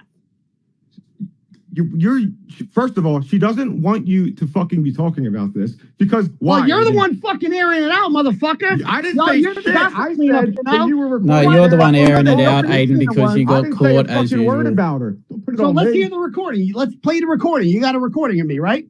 I know you did it, dude. What? I know you record. Are you lying? No, Karen Reed's a liar, all right? Am I a psycho or are you a psycho? Let's hear the fucking recording. Where's the recording? What recording are you talking about? Now, that's how you know Nick efficiently dealt with Aiden's tactic, because now Aiden is the one talking about the recording again. So, do you see how that was done? So Nick took the emotional attack from Aiden. He let himself get pilloried a little bit. Like, Nick defended himself, and he'll do it more later, but he took it all, didn't respond emotionally, and then immediately Aiden's back to the recording of Karen. Perfect. About you're accusing Karen Reed of lying about this. Yes. Are you really serious? How many people? I'm really fucking serious. Let's hear the fucking recording. So you didn't. Can somebody please Listen to me. You Let's didn't hear tell the recording, motherfucker. Play it. You didn't have Press recording play. for 4 people. Wait, Press Joe, play. Aiden. You didn't. Oh, so Chris or Joe, can you please provide a receipt? Before we hear this next part, I want to say I saw some people in chat saying to each other and to me, Grant, I learned how to develop these tactics out of necessity because of my situation. Well, I want to let you know I'm very proud of you for that. That is a high-level skill to have picked up on your own. I don't believe it's impossible. I believe that some of you have done this. If you've ever seen the movie V for Vendetta, if you haven't seen it, I recommend watching it. If you have seen it, you'll know exactly what I'm about to say. What V does to Evie, one, he doesn't do it to her because he wants to. She's getting attacked. This movie is about a revolutionary in kind of England. It's kind of like 1984 a little bit, but it's a modern adaptation. And this guy's a revolutionary, and he's out like doing anti-government stuff. And he comes across this woman like getting attacked by police officers. Literally, they're like trying to SA her in an alley. They're called like the state's like private police force under this totalitarian dictatorship in England. They must be commies or something. And so these commies are trying to hurt this woman, and V's like, he intervenes and he stops them, but he realizes that he just like by saving her, he takes her to his like compound. She's now a liability because she's just a civilian. She is not trained in counter-revolutionary activity. She's not trained in counter-intel. She's not trained as a government agent. She's some, like, assistant to a news broadcaster. Okay, so what he does is, and this is the most fucked up thing I've ever seen. I would never do this to someone. It's one thing if someone's having it done to them and then you take them through it, but he's in a war, basically, so he takes it to a very intense level. She goes out of his compound to visit her boss. And it turns out her boss is part of some like radical cell that is aligned with some of the people that V's working with. Well, this is a good thing. Like V wants her to be doing this, but she gets caught. Not because V wants her to get caught. She literally gets caught because she's sloppy. So V intercedes after she gets caught and saves her from the police. He takes her from the secret police back to his compound. But what he does is he leads her to believe she has been kidnapped by the secret police. And this is counter intel training. I don't want you to take my word for it. Go read what counter interrogation entails. That your trainers, your supervisors have to put you in a position where they have to simulate interrogation. So V simulates interrogation on her for a while, and eventually she refuses to break. He builds up this whole world for her. It's an analogy to intelligence training. He builds up this whole world. She thinks she's like in a prison, and there's a cellmate next to her who's sending her notes on toilet paper, and she's reading them and just crying, and she befriends like a rat in her cell. It's a whole subplot of the movie. It's very good. And eventually, her hair shaven, broken down to her core essence, but very strong, walks out of the cell and realizes she was never kidnapped. She's in V's compound. He just was forcing her to go through counter intel training. And she and him walk up to the roof after all this goes down, and it's raining, and they're looking out over London, somewhere near St. Paul's Cathedral. It's a very touching scene, probably one of the best in any movie. And she looks up at the sky and kind of lets the rain fall down on her. And then she says to V, "Why did you do this to me?" And he breathes in. He's in like a mask. He always wears a mask because his face was burned in a fire or something. He breathes in and he says something along the lines of, "They did this to you. I was protecting you." And Evie, although she doesn't exist as the person she was before, is so strong that she then is able to just go out in the world and be an operative. Now, in that situation, it was a little different, as I mentioned, because V was fighting a war against this totalitarian commie dictatorship. We're talking more about what happens in like a domestic arena where someone is subject to intel tactics in the media or in social media. You don't have to literally like do that to someone to give them those training, but you cannot.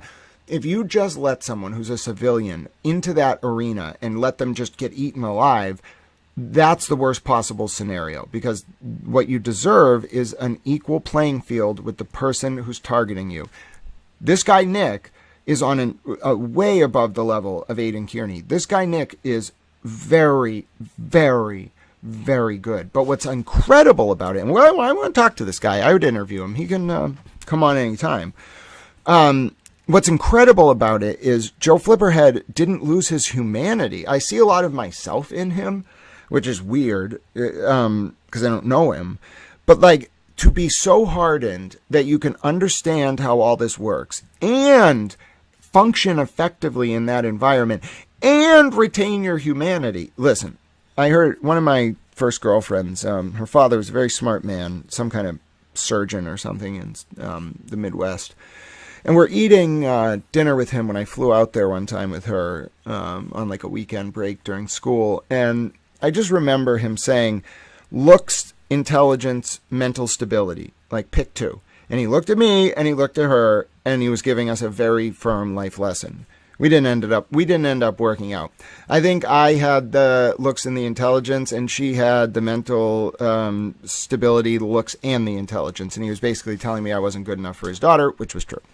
In any event, you either have one of those three things. In this world of counterintelligence, you cannot possess a hardened worldview, the capacity to engage in real-time interrogation in front of an audience, and your humanity. It's a very rare trifecta.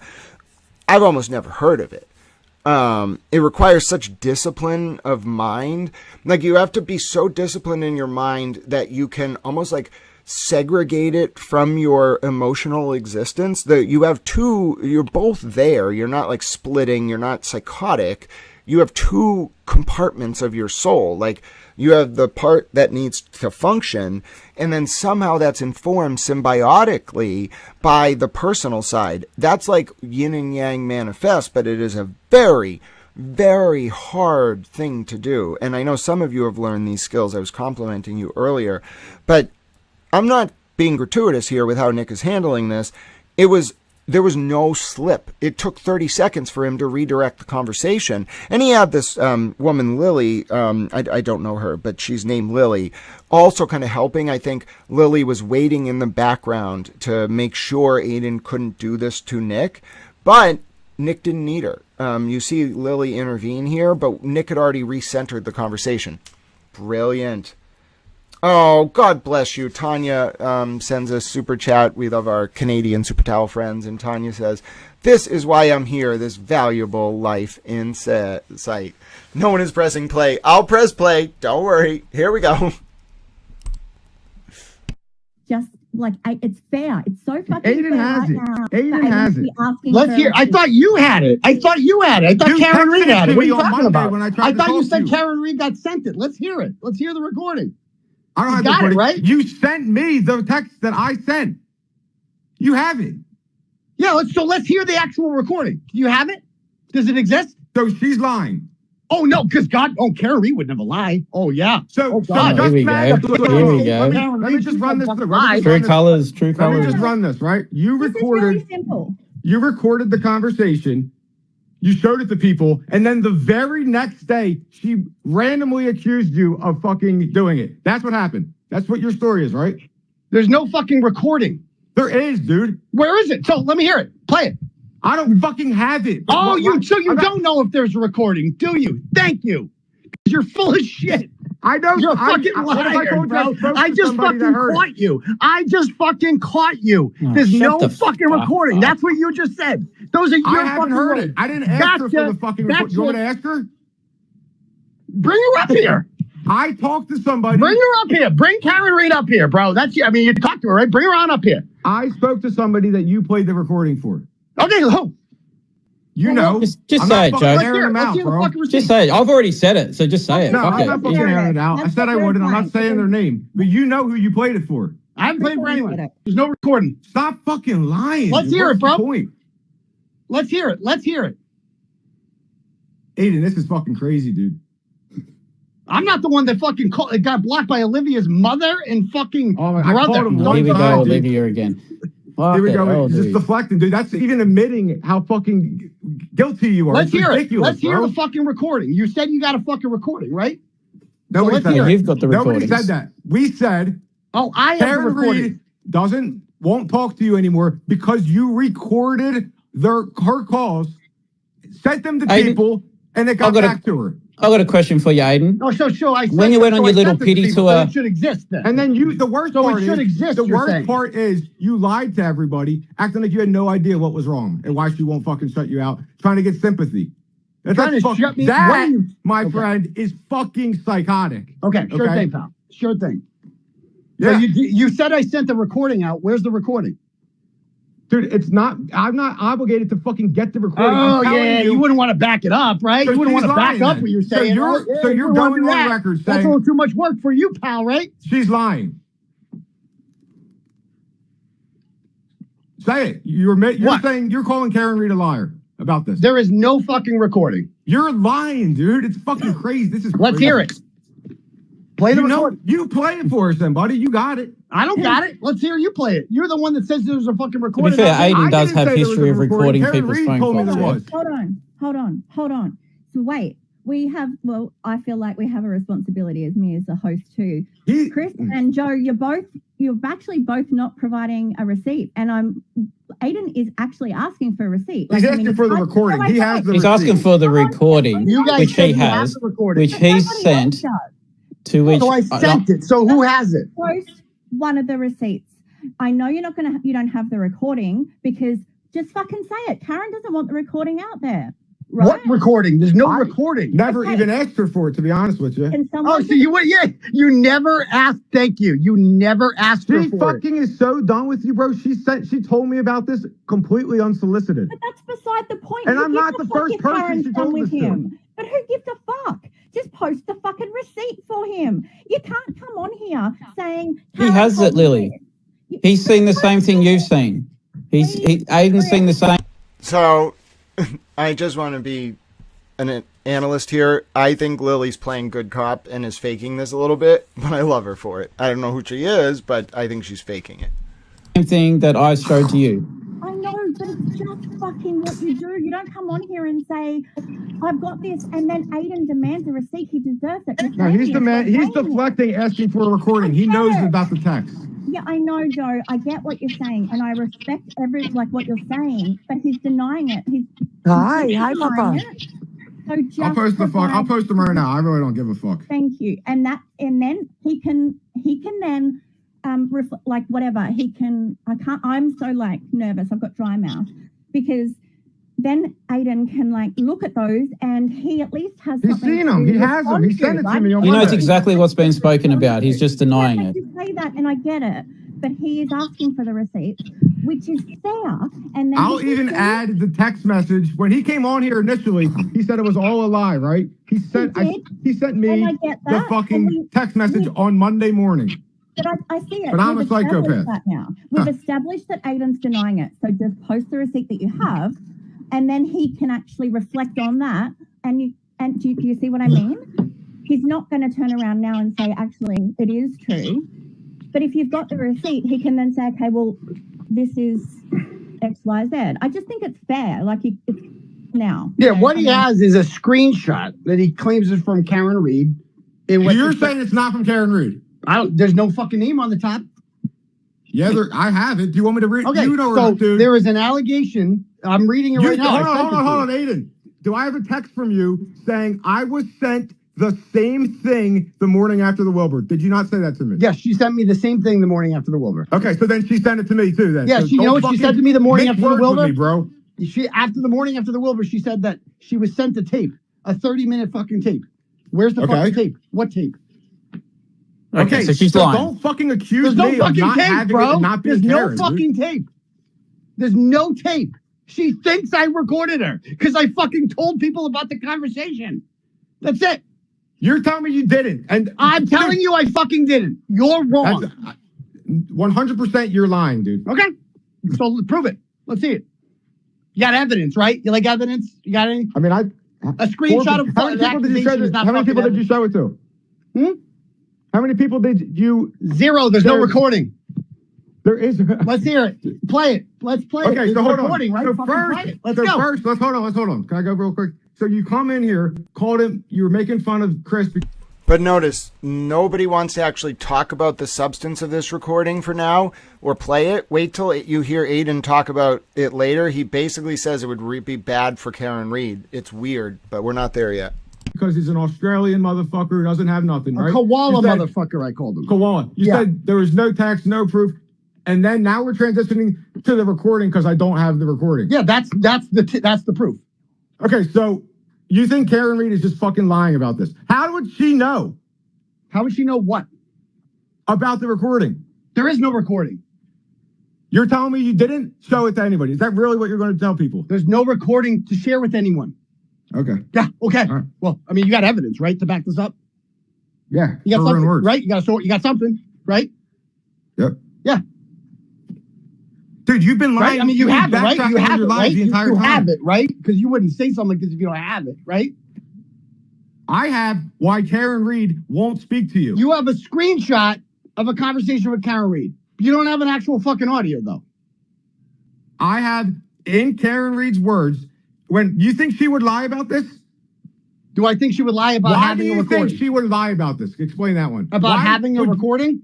Yes. I know she's lying about that. Why, though? I don't know why Karen is acting the way she is. It's unfortunate. Yeah. And honestly, I'm not the one airing it. You're fucking airing this all out right now. No, and that's odd. That's really odd. There's a reason you don't want it aired out, Aiden. It's kind of odd that Karen would green light you coming on here and fucking doing this. That's kind of odd. It is kind of odd. Maybe you should think that one through. Because I don't know if you know this, but like, kind of, we raised $1.1 million fucking dollars for a legal defense fund. Here he goes, taking credit. That's not a good idea. I know, You're a hero, I heard bro. this fucking Yeah, I know. You're a hero, bro. You're a hero. Good Good for you. You're still a fucking snake. Yeah, I know. Who records people's phone calls. Well, let's hear the tape. Let's hear it. I don't need to hear the tape. If because Karen Reed herself is saying she has it, I'll take her word over your word because you're full of shit. Okay, if you say so, let's hear the tape. You're the one making accusations. You can't back up. You guys got nothing. Well, nothing. I just sent the fucking text out. Just say, there you go, buddy. Okay. So that was when Joe Flipperhead literally tweeted the text mid-interview. So that's why I was playing this. That was the reason this stuff got released, because Aiden tried to deny it. I think. So now I'm thinking through it more. I think what this was Karen trying to tell Aiden, like, if it's Joe Flipperhead, like, that was his opportunity, Aiden's opportunity to back down. But Aiden is so prideful, he couldn't do it. I agree with what some of the sort of questions raised in this interview, which was, and even Aiden was asking the right questions. It's weird. It's odd. Why is Karen doing this? Okay, Aiden, she wasn't going to have him release the messages. She didn't even probably want this space to happen. She was telling you, stop. It was, you sent her a back channel message with the recording. She was sending you a back channel message. You called her bluff. Aiden's going to say later in the interview, he was calling Karen's bluff and saying no recording existed. So Karen had to pull the emergency lever and have Joe Flipperhead release the text after Aiden denied it. Do you see what this does to Kierney? It decimates his credibility, and the one person in the world who, without question, can take down Aidan Kierney is Karen Reed. Now, then it makes you wonder, why would Karen Reed do this if Aidan Kierney knows so much about her? Oh, it's only because in my opinion, Karen must think Aiden's going to flip on her. So it's a combination of two things. One, telling Aiden, she definitely gave him a chance, like, don't do this, like, cop to it now, say you recorded it, admit it, because then she has even more control over him. He can't do that. His back channel plan is that gets screwed over because Karen picks up on what he's doing. Karen then realizes Aiden's trying to call her bluff, thinking that she won't go to her people about him. Karen goes to Joe Flipperhead, engineers this X space that's the last warning. She didn't want them to do the X space, but if Aiden was going to deny it, if he was going to go down on this ship, she was going to put him on an X space and then have the people who have the evidence reveal it in the middle of the interview. Why? Because Aidan Kierney's word is looked at as unimpeachable. Like, whether or not people are correct in this, his fans look at him as some like saint who only says true things. They're wrong about that, in my opinion, but about most things. But Karen knows that she is more of a deity, a parasocial sort of figure than he is. If she shows the world that he's not being truthful about that, then what else was he hiding? And I don't mean what was he hiding to do his, quote, reporting. What was he hiding to control Karen? Now you've destroyed Aidan Kierney. And that's what she did.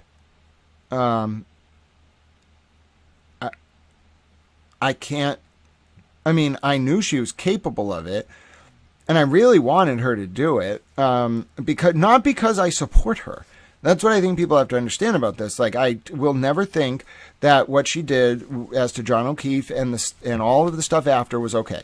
I know what she did, but I'm a Catholic, okay? So, like, everyone, barring some very specific, very demented humans, can, like, reflect, okay? Unless you are incapable of morally reflecting, like, your soul is not completely gone, and it's not my job, it's God's job to judge someone's soul. Like, I am not going to do that.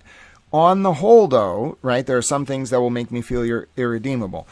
I don't think Karen's irredeemable. I think she just doesn't like accountability, okay? That doesn't mean she's incapable of reflection.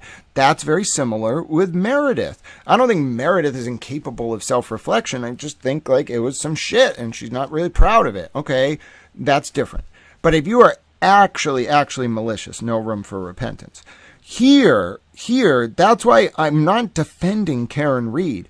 I just think tactically, in light of everything, the right decision was to show the world what Aidan Kierney was doing to Karen. Not just for Karen, but for the other people he was doing it to. And I got the sense, I don't know, I've never talked to Karen, I've asked her questions outside court, but like I got the sense she didn't really love what he did to Lindsay. Like I get the sense Karen is a strong proponent of women. And I don't mean this like gratuitously. I mean, like, I think Karen looks at women as people who get disrespected by men. So do you think Karen's going to love that she's dealing with this group of men like Glare and TurtleBoy or whatever who talk about women in degrading ways? No, I don't think she likes it. I think principally she needed the support, but I don't think she ever loved it. I think she was like, what the fuck? Like, I would not talk this way, and I don't want you to treat women that way. She had to deal with it because they were her biggest supporters. Now, I think this is starting to come out where Karen was starting to think about more than just herself. That's why I see a little bit of a redemption arc for her here. It's her choice whether she does it, but I see a redemption arc because what I see her having come to understand is if she enabled Aidan Kearney out of self-preservation, there was just going to be a bigger and bigger list of other women who were subject to those tactics. And I think Karen saw herself as the failsafe. I think, and I don't know why, again, I really think Aidan pushed her over the line by sending that recording if he did it. But the point is, I think she was already there. I think she was there a long time ago, and I don't think it has anything necessarily to do with her like thinking about what happened to John O'Keefe. I think it's more just Karen is actually does care about women, and I don't mean like she's like just only focused on women's well-being. I just think she understands the unique susceptibility and vulnerability of women in terms of being exploited by abusive men. Now, does that mean that Karen didn't, maybe over the years pick up some reactive abuse, or maybe was she not also capable of her own abuse? Okay, I'm not discounting that. I'm not going to necessarily decide on either one. I don't know enough. Never talked to the woman one-on-one, and she's never opened up. If she did, I would have some answers. But anyway, I just think Karen's sensitive to this, and I think she would only tolerate so much. And I think Karen actually really likes Meredith. Okay? I just have seen them interact a few times, like at court. I think she really likes Meredith. So even though Karen didn't really know Lindsay or like get to interact with Lindsay ever, I think that Karen really likes Meredith, okay?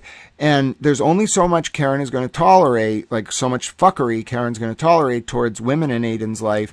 Eventually she's going to put her foot down. I think that played into it, but it was a multifaceted decision, in my opinion. It was a little bit of self-preservation, a little bit of anger at being disrespected on Karen's part, as to why she chose to burn Aidan this way.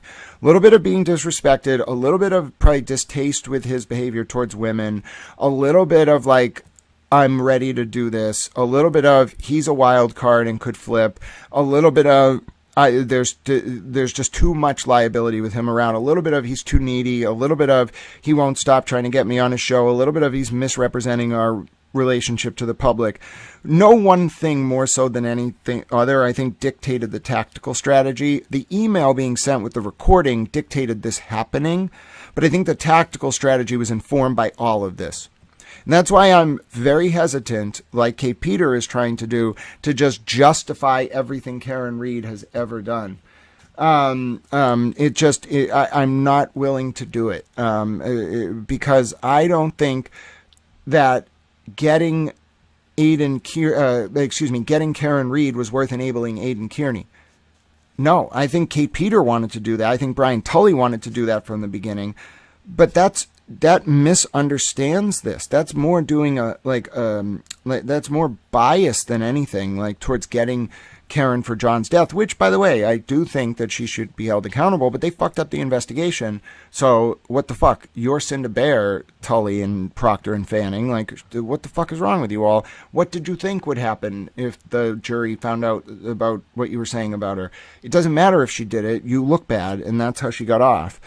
But just compounding that with Aidan Kearney, clearly, in my opinion, was the reason he was being sort of, it was strange. The Norfolk DA and the special prosecutor and Kate Peter and people close to Tully, it's almost like they wanted to give Aidan cover because he was useful to them, and also they wanted him to feel like he would be given that cover if he gave up Karen. But then at the same time, Karen's got to be thinking, that's really fucked up. Fuck you, Kate Peter. Like, Aiden has done very bad things, including to women. What are you, a fucking, like, helping them cover up Sandra Birchmore's murder? That's what I'd say to Kate Peter, you evil wench. You know, go drink blood from cups with Brian Tully and do some type of weird, like, sacrilegious ceremony, you freak. That's what I'd say to her. But anyway, my point is, you know, one time Kate Peter told me that religion is bullshit. I looked at her like, fuck you too. I say that to Miss O'Keefe, you demented wench. Who says religion is bullshit? Even if you don't believe in it, who says that? That's one of the most offensive things you can say to someone. That's why I think she does sacrilegious rituals with Brian Tully. But just on that sort of note, it's very clear to me now that I think that the plan all along was for Kate Peter to give cover to Aidan Kearney if he flipped on Karen Reed, and also so that Kate's charges, she's facing her own criminal charges related to Lauren Murray and some other things, would go away. Aidan can make those go away, I think, right? Because it's Aidan's people that got her charged. So I saw a deal in the workings for a while. We'll read Lindsay's post about it, but it should not be underestimated here. The potential implications of Kate Peter going out there being like, Karen Reed's worse than Aidan Kearney. Okay, Kate Peter was the one back in October before of 2023 who was really quarterbacking with Tully the whole prosecution of Kierney, which means they never actually wanted to prosecute him. They wanted to flip him. Kate's showing her hand now because she's fucked 6 ways from Sunday. Not literally, thank God. But anyway, showing her hand now because she's a fucking moron, and also she's cornered, much like Aiden and Kate. Listen, you thought that X Spaces was great. The Kate Peter meltdown's kind of irrelevant. It doesn't really need to be public. It's more just important, in my opinion, that Netflix and Gretchen come to understand what Kate Peter's up to. But anyway, the point is, if Kate Peter goes on tilt like that, like on his face, if she's dumb enough to fall for that, let me just tell you, it'll be the greatest moment. It won't be as big as that, what happened with Aiden, but it will be the greatest moment of my life, because this woman's, in my opinion, as much responsible for a lot of this as Tully and the Norfolk DA. They were the ones who let it get to this point because they had some strange objective the whole time to get Kierney to flip on Karen. That's what enabled Kierney. Now, if you're Karen and you figure that out, oh, fuck yeah. Then I would tell Flipperhead to do this. Why? Because then you realize that Kierney's had this option the whole time on the table. He actually talked on a YouTube stream about how they offered him this deal. If he flipped on Karen while he was in jail in the early part of 2024, he could get out. So I know that he said it. So I know they're trying to do this, in my opinion, because he said it. Okay. So as a result, that I think would push Karen over. The pattern of behavior towards women by Aiden, the recording being sent, Karen knowing that Kate Peter is willing to go out there and defend Aiden if it means Aiden flipping on Karen. But so what would you do if you were Karen? Well, your best option is oh, I get it. What was going to happen is Aiden and Kate were going to convince the Turtle Riders that something like that Karen was the problem. And Karen foresaw that Aiden was going to try to turn her own supporters against her. That's the only reason I could see her doing this. And therefore, she moved on him first, because it's a zero-sum game, okay? When something goes out first, that's what sticks. So either Aiden burns Karen and Karen's fans go over to Aiden, or Karen burns Aiden and all her fans stay with her. That's what this was. 100%. 100%. It was a move to insulate herself from Aiden attempting to tarnish her image with her own fans. 100%. 100%. Okay, so I had a question from Bossy Texas Chick. God bless you for your support, my friend. Great to see you, Grant. TurtleBoy saying the poor parents of Olivia were tormented. Oh my God, that's so rich coming from Boston's king of harassment. That was a comment from Bossy Texas Chick. Tanya Vincent says, can you please speak more to the rise of Lindsay Gattani also being more vocal and back on social media? That feels part of the story. It 100% is. Don't get me wrong. We have to talk a little bit about what Lindsay's been saying, but we got to get through this conversation because one, and I guess, so here's what we'll do. I got a plan. All right, watch this. We can segment our discussion, I think, about Lindsay by doing it. Nope, I clicked the wrong one. How do we do this? All right, hold on. I'm a towel producer. I'm not feeling that well. I had a tough day yesterday. All right, I think what we can do is I can open up Lindsay's profile, okay, and then I can read to you her most recent comment about Kate Peters' statement and basically defending Aidan Kearney. Okay. Now, later, in about 20 minutes, 30 minutes or so, we will watch some videos that Lindsay Kearney has been posting. One of them got like 300,000 views.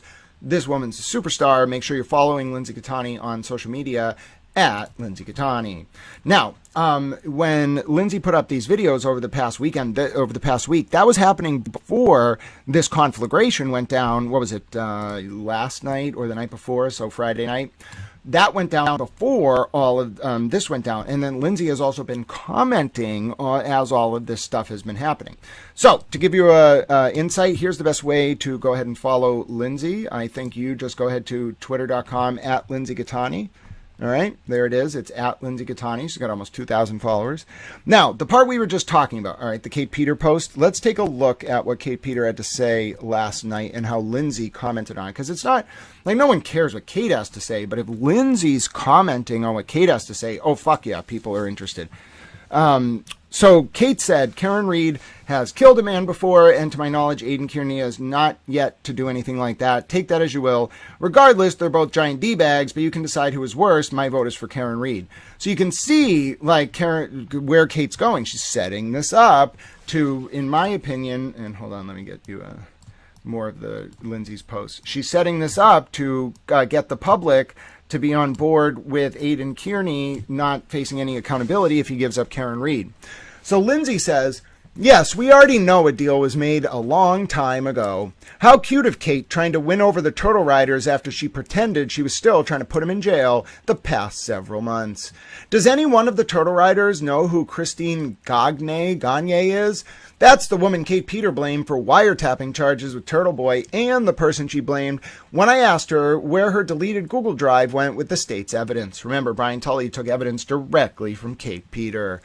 Why would Kate blame this woman for deleting evidence when this woman's name was never mentioned during the grand jury or in a single email or police report? Interesting. So, Lindsay Kearney's had a lot to say. We are going to continue to read some of Lindsay Kearney's updates. As soon as we get through this video we're watching now, we're also going to get a chance to listen to Lindsay Kearney's videos she put up. She did video part 1, hundreds of thousands of views on that. Her part 2 just went up, I think, overnight. We'll take a listen to that. I don't actually know what part 2 is about because I only listened to like a minute of it. Lindsay also opened a Substack, so if you want to go ahead and go to Lindsay's profile on Twitter, sign up for her Substack. Go ahead. She said she's going to be releasing longer form videos. Apparently Twitter is not the easiest way to do these video uploads, so she's very intelligent, by the way. As much as I've praised Karen Reed, I am not biased when I say this, despite what some people might allege. I am not biased when I say this. Lindsay is very intelligent. I don't know how she figures all this shit out. Like, she figured out, like, how to do all these videos. She figured out how to do a Substack. She just does this stuff. And this is a person who is a single mother raising 4 children on her own. She's like, has a nursing degree, multiple college degrees, like went to university, very smart person. And yet with all these stressors, with everything going on, she's kind of emerging, I think, on a very similar skill level as Joe Flipperhead. Now, they're both very different, but Lindsay Kearney has the skills to function just like Joe Flipperhead was functioning, and she's getting so good at it that it's starting, I think, to scare the people who were trying to silence and suppress her truth. That's incredible. It's an incredible story of resilience. It's an example of human flourishing made manifest by virtue of work hardening. And should Lindsay have had to go through this? No. No one should have to go through exposure therapy to learn how to deal with being induced into fight or flight responses so that Kate Peter, Brian Tully, and Aidan Kearney can do bad things. Okay? No one should have to go through that. But by God, if you're going to have to go through it, look at Lindsay Kearney as a shining example of the very best of what can be made of such a horrific situation. Because through autonomy and self-empowerment and cogent erudite analysis, it is possible to stand up for one's interests in the face of overwhelming systemic pressure, and it is possible to do so in an authentic way. Because yes, indeed, whenever we stand against the flow of opinion on hotly contested issues, a woman, a man, or a towel does what they must, in spite of the personal consequences and dangers and pressures, for that is the basis of all human morality. JFK said that. Try to love people. I said that. Let's go back to the video. So Karen Reed is greenlighting this sort of drama. That's what you're saying. I asked her. I said specifically. You asked her and she said yes. Go. I said, do you want your side out there? She said, sure.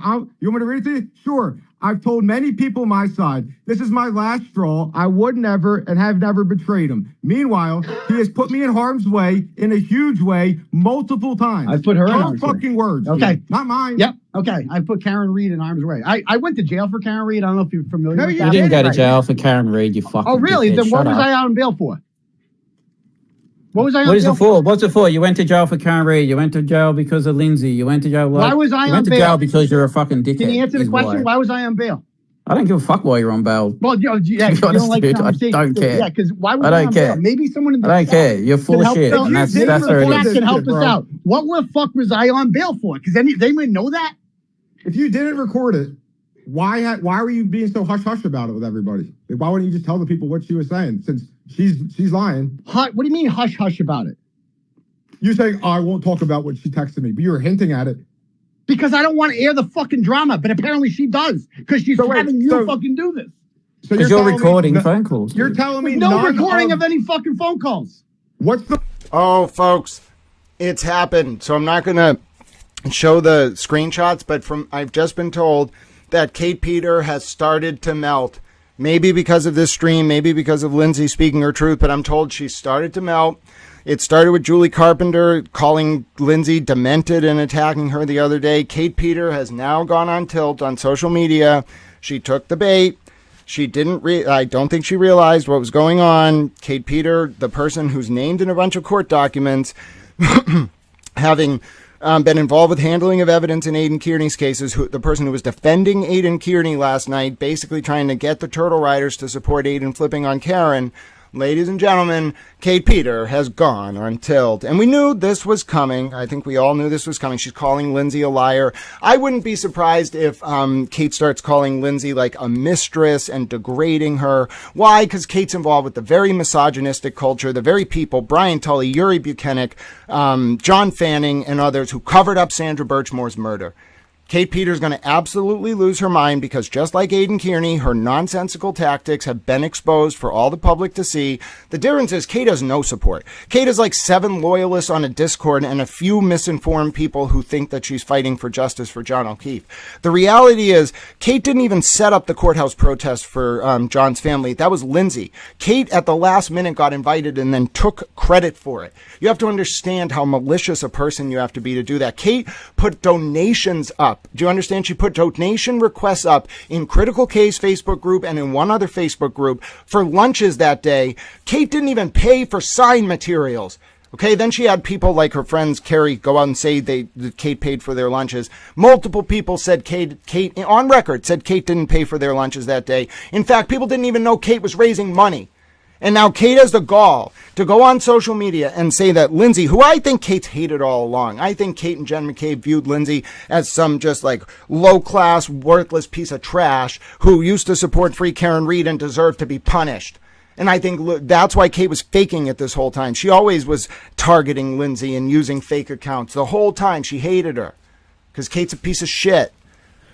And so for Kate to go up there after she gets exposed over and over and over, and people know that she's like this, because if you don't just read her or fall victim to her predatory manipulations, you will see that she's a dangerous person, in my opinion. She's very manipulative. She's demanding. She's controlling. She ordered Michael Gaffney to pull $2,000 donation from Lindsay Gattani's fundraiser. And Gaffney then, even after he found out Lindsay's fundraiser was authorized, went along with the ruse that Kate was trying to portray that the fundraiser wasn't authorized.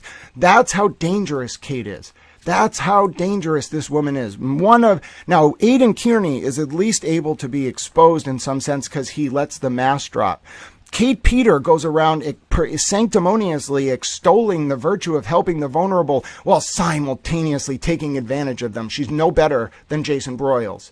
And so for Kate Peter to go out there accusing Lindsay of lying, of slandering Lindsay, accusing someone of lying is, in my opinion, slander, of slandering her, of saying that Lindsay's financially motivated. Nonsense. It was Kate who made the deal with Netflix. It was Kate who tried to manipulate Gretchen Voss. It was Kate who manipulated those producers. Who's really interested in the money? Who's actually trying to tell their side of the story? Lindsay. Who did not want Lindsay to tell her side of the story? Brian fucking Tully and Kate Peter and Aidan Kearney. Aidan Kearney benefited from Kate Peter and Brian Tully abusing Lindsay. They released that phone extraction with only messages from Kate to Lindsay and from Brian Tully to Lindsay removed while the extraction was in MSP custody. And Nick Garino, who helped that unit cover up Sandra Birchmore's murder, helped them with that extraction. All right? All right? Why do people... I am a little towel. I am widely known and widely traveled. And if you think for 1 second that I have to rely on the word of people to figure out what the fuck is going on, you're out of your mind. I know exactly what the fuck happened. I know exactly what that unit did to Lindsay. I know exactly how Kate enabled it. I know exactly how the phone extraction got leaked. I know exactly why it went to Broyles, who was in Kate's Discord in 2019. Kate Peter, you want to smear Lindsay Catani after you fucking tormented her for years. You and Brian Tully and Jen McCabe, you want to smear her. You deserve the full truth and nothing but the truth to come out. And you deserve that same result as Aidan Kearney, being dragged in front of the people who thought you were somehow a good actor and humiliated and exposed as the manipulative, maniacal, insidious, invidious, subversive, and cruel human being that you are. And when Brian Tully gets hauled in front of fucking Congress at the State House and has to say that him and you fucked with that extraction and then released it, maybe that will be enough of a historical record for you to understand what you did, you piece of shit. And that's not tilt. That's righteous vengeance. Mark my words. How dare both of you? How, all three of you, Jen McCabe, Tully, and Kate Peter, that triumvirate, how dare you? How dare you? Now, and you got Kate Peter out there now attacking vulnerable victims. You state police who worked in that unit, you people around Jen McCabe and you people around Kate Peter, you never cared about victims. You cared about yourself, protecting that unit, and in fact, you re-victimized multiple victims. Who spread the rumor about Colin Albert and Chris Albert selling drugs? That was Kate Peter. Who did that benefit? Jen McCabe. Who did Lindsay's phone extraction being released benefit? Jen McCabe. Who knows Brian Tully? Kate Peter and Jen McCabe. It's fucking bullshit. I've had enough of this nonsense. It's wrong. What they've done is wrong. It's time for it. What Aidan did was wrong. What Tully and Kate and Jen did was wrong. It's time for it all to be exposed. They all use similar tactics. They deserve each other. Maybe they can all, spend some time in a similar facility for an extended period of time, some kind of vacation. I don't know. My point is, fuck them. Fuck them.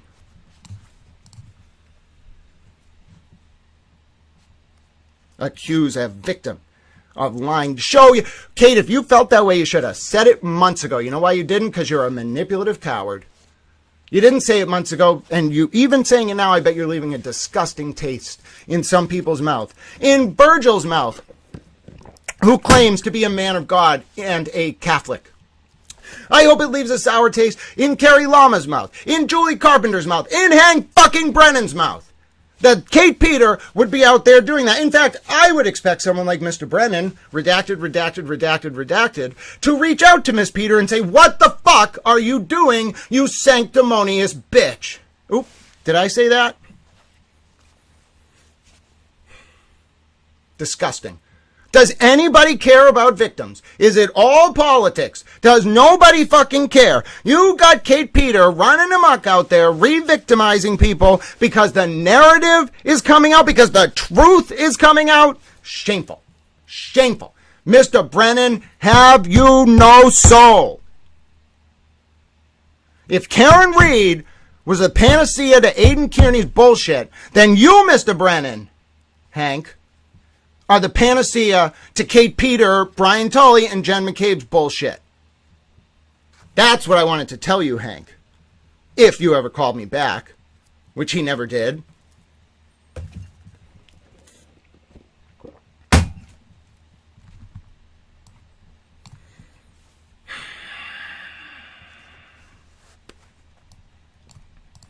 So, I knew that moment of catharsis was coming. I didn't expect... You want to come at somebody? Come at me with your bullshit lies and your fake screenshots. That's what I'm here for. Have you not realized that? I will take the slings and arrows of outrageous fortune. It doesn't fucking bother me. Where you rile me the fuck up, where you will earn my righteous fucking wrath, is when you do it to the vulnerable. Kate Peters dropped the fucking mask. She is, hands down, the most malicious, subversive, incredibly dangerous human being involved in this. She may well be more dangerous than Aidan Kearney because she knows his tactics, yet she pretends she's something else. Just admit to it, Kate.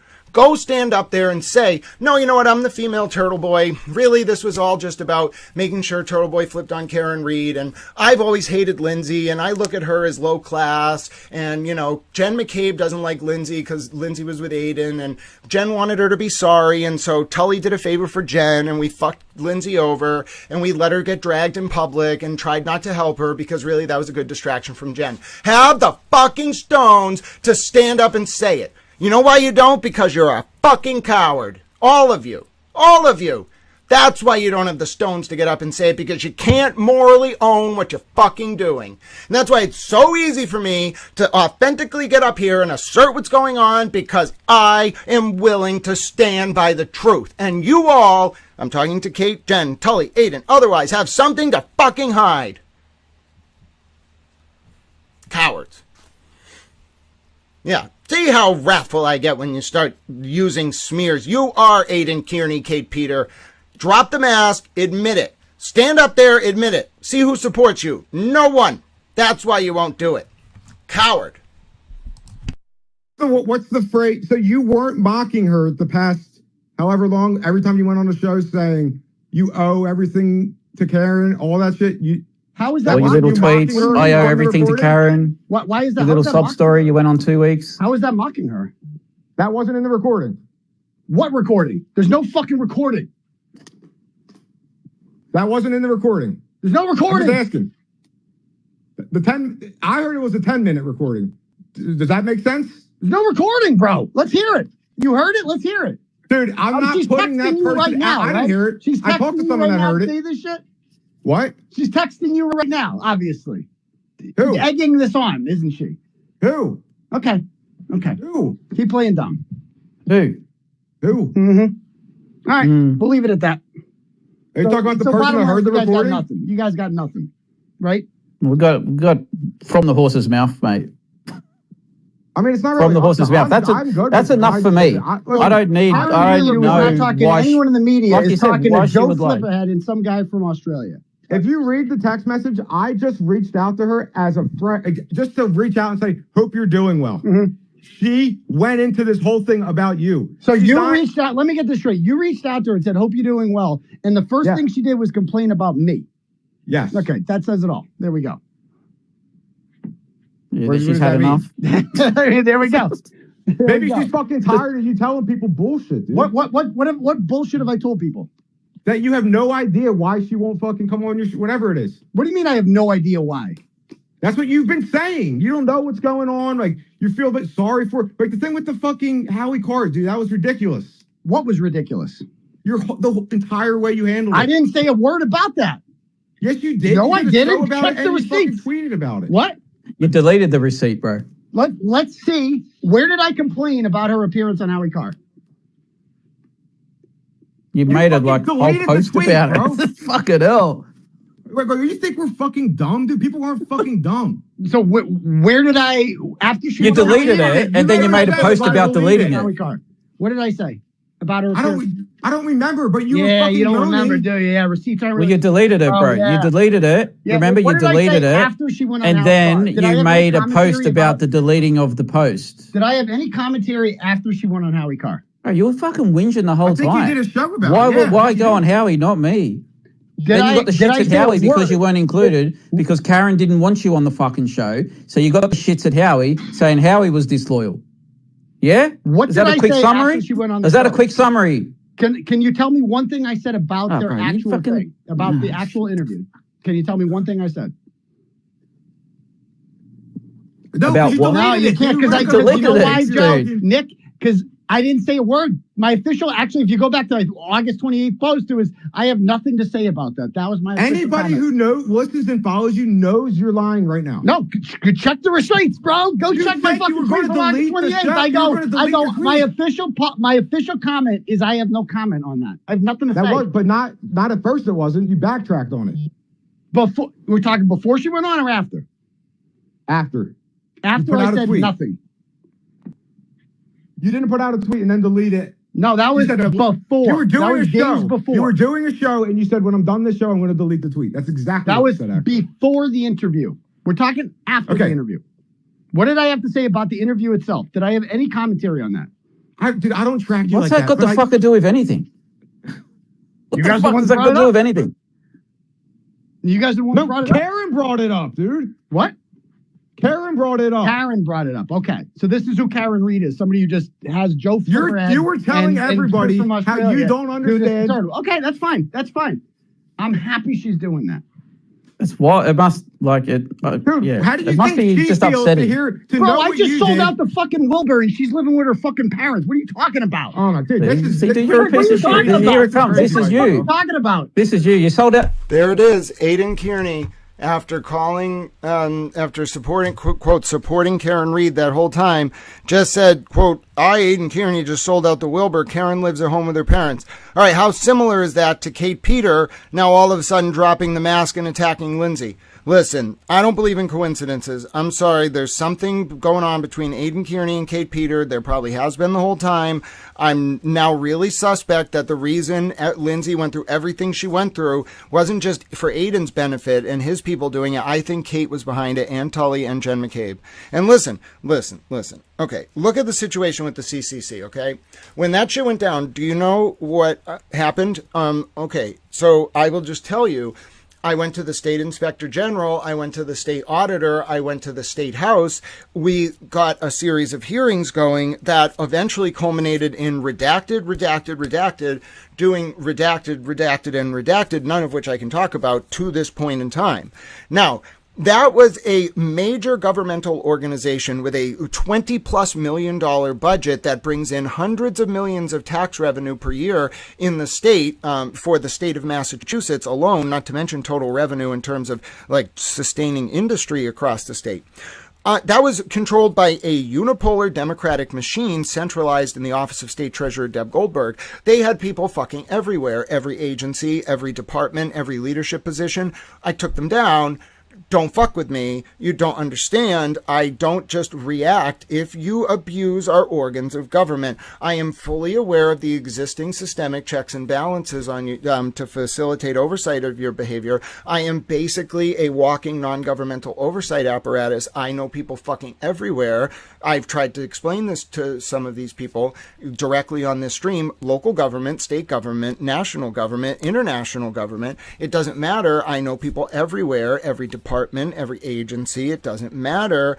I know people everywhere. If you take advantage of our system of government and you do so at the expense of the vulnerable, and you try to hide behind systemic power that you think is entrenched because people don't understand the system, I will rain a form of hell down on you that you will feel in your soul every waking moment until you correct your behavior. Why? Not because I want to punish you. That's not my job, but because as a society, we rely on the authenticity and integrity of our enforcement apparatus, whether it's in the administrative, criminal, or otherwise arenas, and I'm not going to see that be forsaken in the service of personal vendettas, personal interests, and cover-ups of Sandra Birchmore's murder.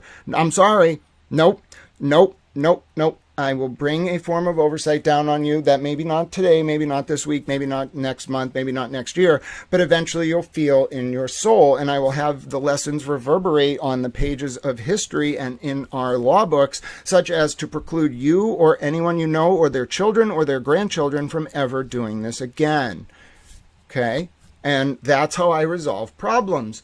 I think it should just be very, very, very clear that's what I do when I see a problem like this. And the fact that this got so systemically entrenched and rotted is fundamentally a result of abdication of very high-ranking officials of their duty to protect the most vulnerable. So, all right, let's keep going. Why did you sell out the Wilbur? Because I'm fucking awesome. That's why I sold it. No, because of Karen Reid is why you sold it out. That's fucking why. Yeah, and you want to see 19-year-old girls. How many fucking people pay to see you, bro? Nobody. Fucking nobody. I don't need people to pay to see me, bro. I can tell you I'm doing a lot better than you are. Oh, sure. Oh, I'm sure you are. I'm sure you're doing great, bro. I am, dude. No, wait, dude. I mean, Aiden, it has to be more personal if you're going to fucking come at her for living at her parents. You know the deal, dude. Why do you got to go there? You know what? You're the one that fucking brought it up. Because he's a piece of shit. No, because, Aiden, you've been dragging her since the fucking trial ended for not coming on your show, dude. I actually haven't. Yes, you have, bro. No, I haven't. People online are picking sides and saying she's doing the wrong thing, doing you wrong. And what have I said? You know that's happening online. And what have I said? You know that's happening. And what have I said?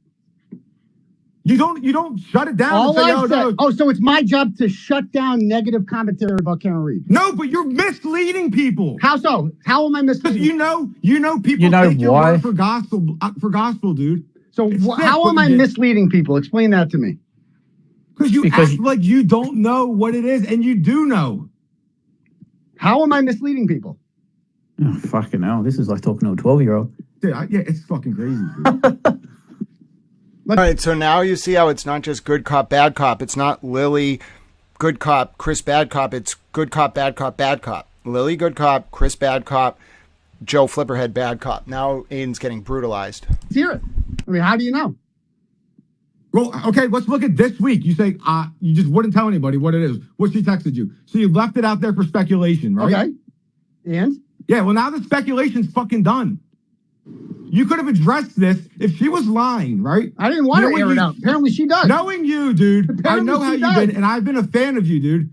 Knowing you, if somebody was accusing you of lying and you were not lying, you would go and address it head on. Who's accusing me of lying? Nothing. Who's accusing you of lying?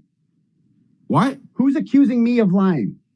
Well, you're lying about the whole thing. Who's accusing me of lying prior to this spaces? You know what? Maybe I said it wrong. You know exactly what you said. I don't know. She's accusing you of something you didn't do. I'm sorry. There you go. Who's accusing me? Karen is accusing you of So Karen recording. and I are having a private conversation between each other that I don't feel like airing out to the world. You think I'm obligated to air out my private conversations with Karen and my disagreements to her? There's a reason why you won't air this one out, because it makes you look like a complete fuckwit. Yeah? Silence. Did you like that? There's a reason you won't air this one out, because it makes you look like a complete fuckwit. I can see why Karen picked this Chris guy to do this. That you record people's phone calls? He was telling people. Of course you're not going to fucking talk about it. Or perhaps I just had the fucking dignity not to air out my fucking personal disagreements with Karen for the world. This is the thing. Not everything has to be fucking. Well, she seems to not care now. She's had enough of you, dude. Evidently. So okay, let's say this didn't come out. Here's what I just want to know. Let's say it didn't come out. You think you would have just stopped talking about her? Because she's done with you and you know that, but you still talk about her. You Sold still out were the talking Wilbur. about her, bro. That's the thing. Talk about the Karen Reid case? No, her. Specifically her. What do I talk about? You talk about her all the time. Dude. She's the fucking subject of the story I've been working on. Exactly. What are you talking about? And if she doesn't want to talk to you anymore, you're just going to keep fine. that. I don't want to talk to her either. I don't give a shit. I'm not in this to be your friend. What are you talking about? Oh, so now you don't want to talk to her, but for the past 3 months you've whined saying that she won't talk to you. I've never whined. I don't give a fuck. Oh my God. Ask anybody who's never listening to my whined. fucking show. Or maybe they'll come. They'll come whenever. They'll reach out to me whenever. What do I tell people? They'll come on. What do I tell people? Dude, I don't care if she comes on my fucking show. It makes no difference to me. I had fucking Alan Jackson. I'm good. What the fuck else do I need? Maybe ask Alan Jackson for a second interview come on now. My show. You don't want to come on my show? See what the answer is. I'm not kissing her ass. So to surmise this, Karen's a liar. Aiden didn't record anything. Is that just the end of it? I think there's a little bit more submission than that, but sure, that's part of it. That's it. She said that you recorded. You're denying it. She told me that there's a fucking tape. Someone who has said that you showed them the recording is lying. Who's that? Well, I said it earlier. So think back if you missed it. He's referring to Meredith. And this is the message. This is why you're going to hear Joe Flipperhead come in and be like, Aiden, stop. Like, you know where this is going. And even Erica Walsh tries to jump in and be like, stop. And then watch what Aiden does after this. So Aiden goes on tilt here a little bit even more when they bring up Meredith and Meredith potentially flipping on him and revealing this, that he played the recorded convo with Karen to her, because then Aiden immediately basically issues a backhand threat to Karen. Aiden, watch what Aiden then goes on to say about how he's like, oh, well, we want me to reveal the content of the conversation? That would be bad for Karen. Okay, watch this. Which makes me think Aidan Kearney and Kate Peter had a plan. They were going to try to turn Karen's people against her. Karen, I have this figured out, I think. And it explains Kate Peters' behavior this morning, really odd behavior, like re-victimizing Lindsay, just dropping the mask completely, like just becoming the female turtle boy. I truly believe that what went on here was Karen got the sense that Aidan Kearney and Kate Peter were going to try to turn Karen's own people against her. Karen moved first. That's why I say she's a fucking G. It's chess, bro. Like, you wait, you save your queen until you're going to go for the takeout. You don't just put that queen out on the board or early in the match. You position the rook, okay? You position the bishop. You position everything that you need to so that all of the potential moves for the person you're going after are limited preemptively. So there, you want the person just to be thinking about where you're moving your queen, but really then they go to move left, right, diagonal, whatever with their king, and they're in checkmate, and they have no way to take the piece ahead of time that puts them in checkmate, right? So instead of them moving to take out the bishop before you move your queen into position, you've already subtly moved your bishop, who in this case is Lily, over in one corner. You moved your rook, which is Chris, into another. You moved your knight, which is, no pun intended, Nick, into position. And then Karen's really the queen here, right? Like, she's the one who's moving in position to take him out. And that this is her final blow, and she moves right here. Like, and now Aiden, remember, he's in checkmate. So what are you doing if you're in checkmate? You're thinking, okay, what are my only options? I have to take the piece that has me in check. Okay, can I do that? No, I don't have anyone on the board to take out Karen. Okay, so I could move and I could move the king to take out a piece, or I could move the king out of harm's way. Are there any moves diagonally ahead of me to the left or right? Can I do a swap with the rook? What can I do to move this king so I'm out of her checkmate? So what Aiden then tries to do is he does something very ill-advised, because he doesn't have any moves. He's like, oh, I'll release the content of the conversation with Karen. First of all, how are you going to prove that? You said you didn't record it, so it would just be your word. Second of all, that's you threatening Karen. That's exactly what they wanted you to do. By you threatening Karen, it shows all your fans you were really more interested in yourself than her. That was the bait. Kate Peter took similar bait today when she started re-victimizing TurtleBoy's victims, because both Kate and Aiden had a similar motive. I think they were going to act on a plan to make Karen be the enemy of her own people, and then Kate was going to try to win over the Turtle Riders, and they were all going to try to go at Karen. They were going to build this unified coalition. But it didn't work on the grand chessboard, because Karen's no Zygmunt Brzezinski, but she is at least a Robert McNamara, and she understands you have to know what you know what you don't know, and understand what you don't know. It's a tripartite equation. You limit the third variable as much as possible, while by expanding the scope of the first two variables. You know what I mean? No unknown variables. So Aiden here, by reacting the way he's about to, you're going to see it play out. He says, oh, well, you want me to release the whole conversation? You want me to smear Karen Reed? He can't do that. I'm sorry, because Karen thought of this, and the only way for him to prove it is to release the recording. He's the only one that could have recorded it. She cornered him ahead of time. She plays chess. He is a moron, in my opinion, who isn't playing at all. He's emotional and just goes day to day. He has a big platform, but he's not a tactical thinker. Karen is a tactical thinker. She outplayed him, and this is the beauty of chess. It's sublime when you're really playing a good game of chess. Ideally, your opponent does not know you're going to put them in checkmate. Otherwise, they'd be foreseeing where you're going. You want to be putting these pieces like on one side of the board, but with a really good angle of attack on the king. Then you want to be putting other pieces, not necessarily with a direct angle of attack on the king, but you want to be putting them such that if the king moves, they're going to have the king in check. Then you want to have even more pieces kind of guarding your flanks, right? Then you want to be taking out the opponent's pieces. And then with your queen, it doesn't have to be the queen, but it's a good metaphor here. With your queen, you strike. That is what's called the decapitation strike in military parlance. You have everything set up and you effectively cut off the head of the snake. It's an analogy. You move. And this was her strike. It's a very specific move. It has a lot of collateral consequences. It's all or nothing. When you do this, you have to pull it off. So that's why K. Peter is fucking freaking out. That's why Aiden's freaking out, because the queen moved against them. I don't understand what I somewhat get it now. Karen must have thought that they were going to move against her. But the way Karen did this, it was preemptive. That's how I knew it had to be her. It's not just Joe Flipperhead. He's smart. He's a good field general, but he's not Karen. Karen put this all into position, and then the fact she got him to do it on an X space, she must have had someone really close to him that trusted him, that he trusted, but that was more loyal to Karen. I bet it was the Lily girl. They got him on that space, I bet, and then it was a setup. And when Karen had to say to Joe or this Chris guy or whoever ahead of time, listen, he's going to try to bring up the content of the call. Don't let him. The reason I think this, and I'm now wondering if Erica Walsh might actually have dual loyalties to Karen, because when Aiden starts to threaten Karen about the content of the call, you're going to hear the moment play out. It's Erica Walsh's voice who comes in and cuts off Aiden to stop it from going down that path.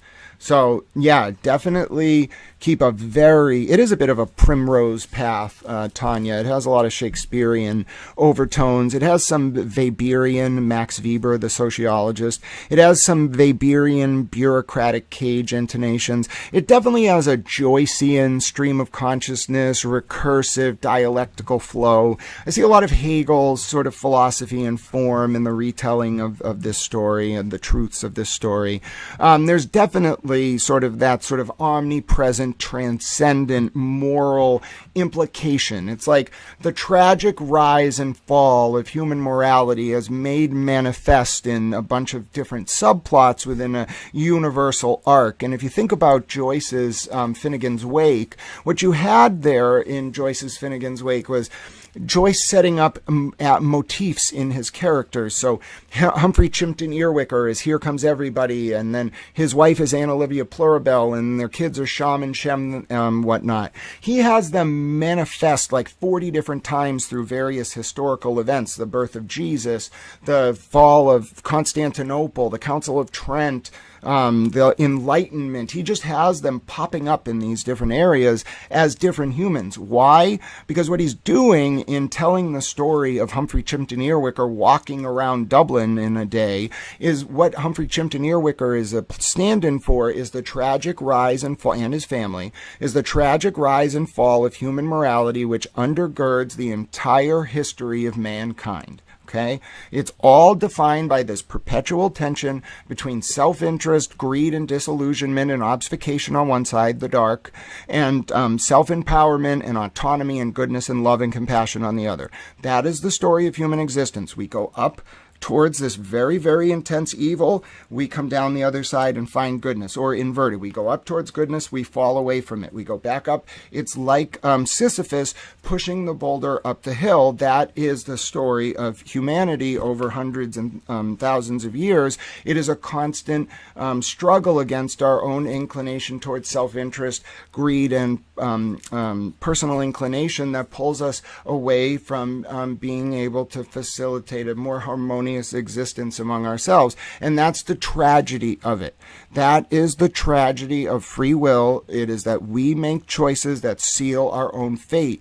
But if we only realized our capacity through small acts of service and compassion to ripple outwards a different future, it would be possible to take that path less trodden.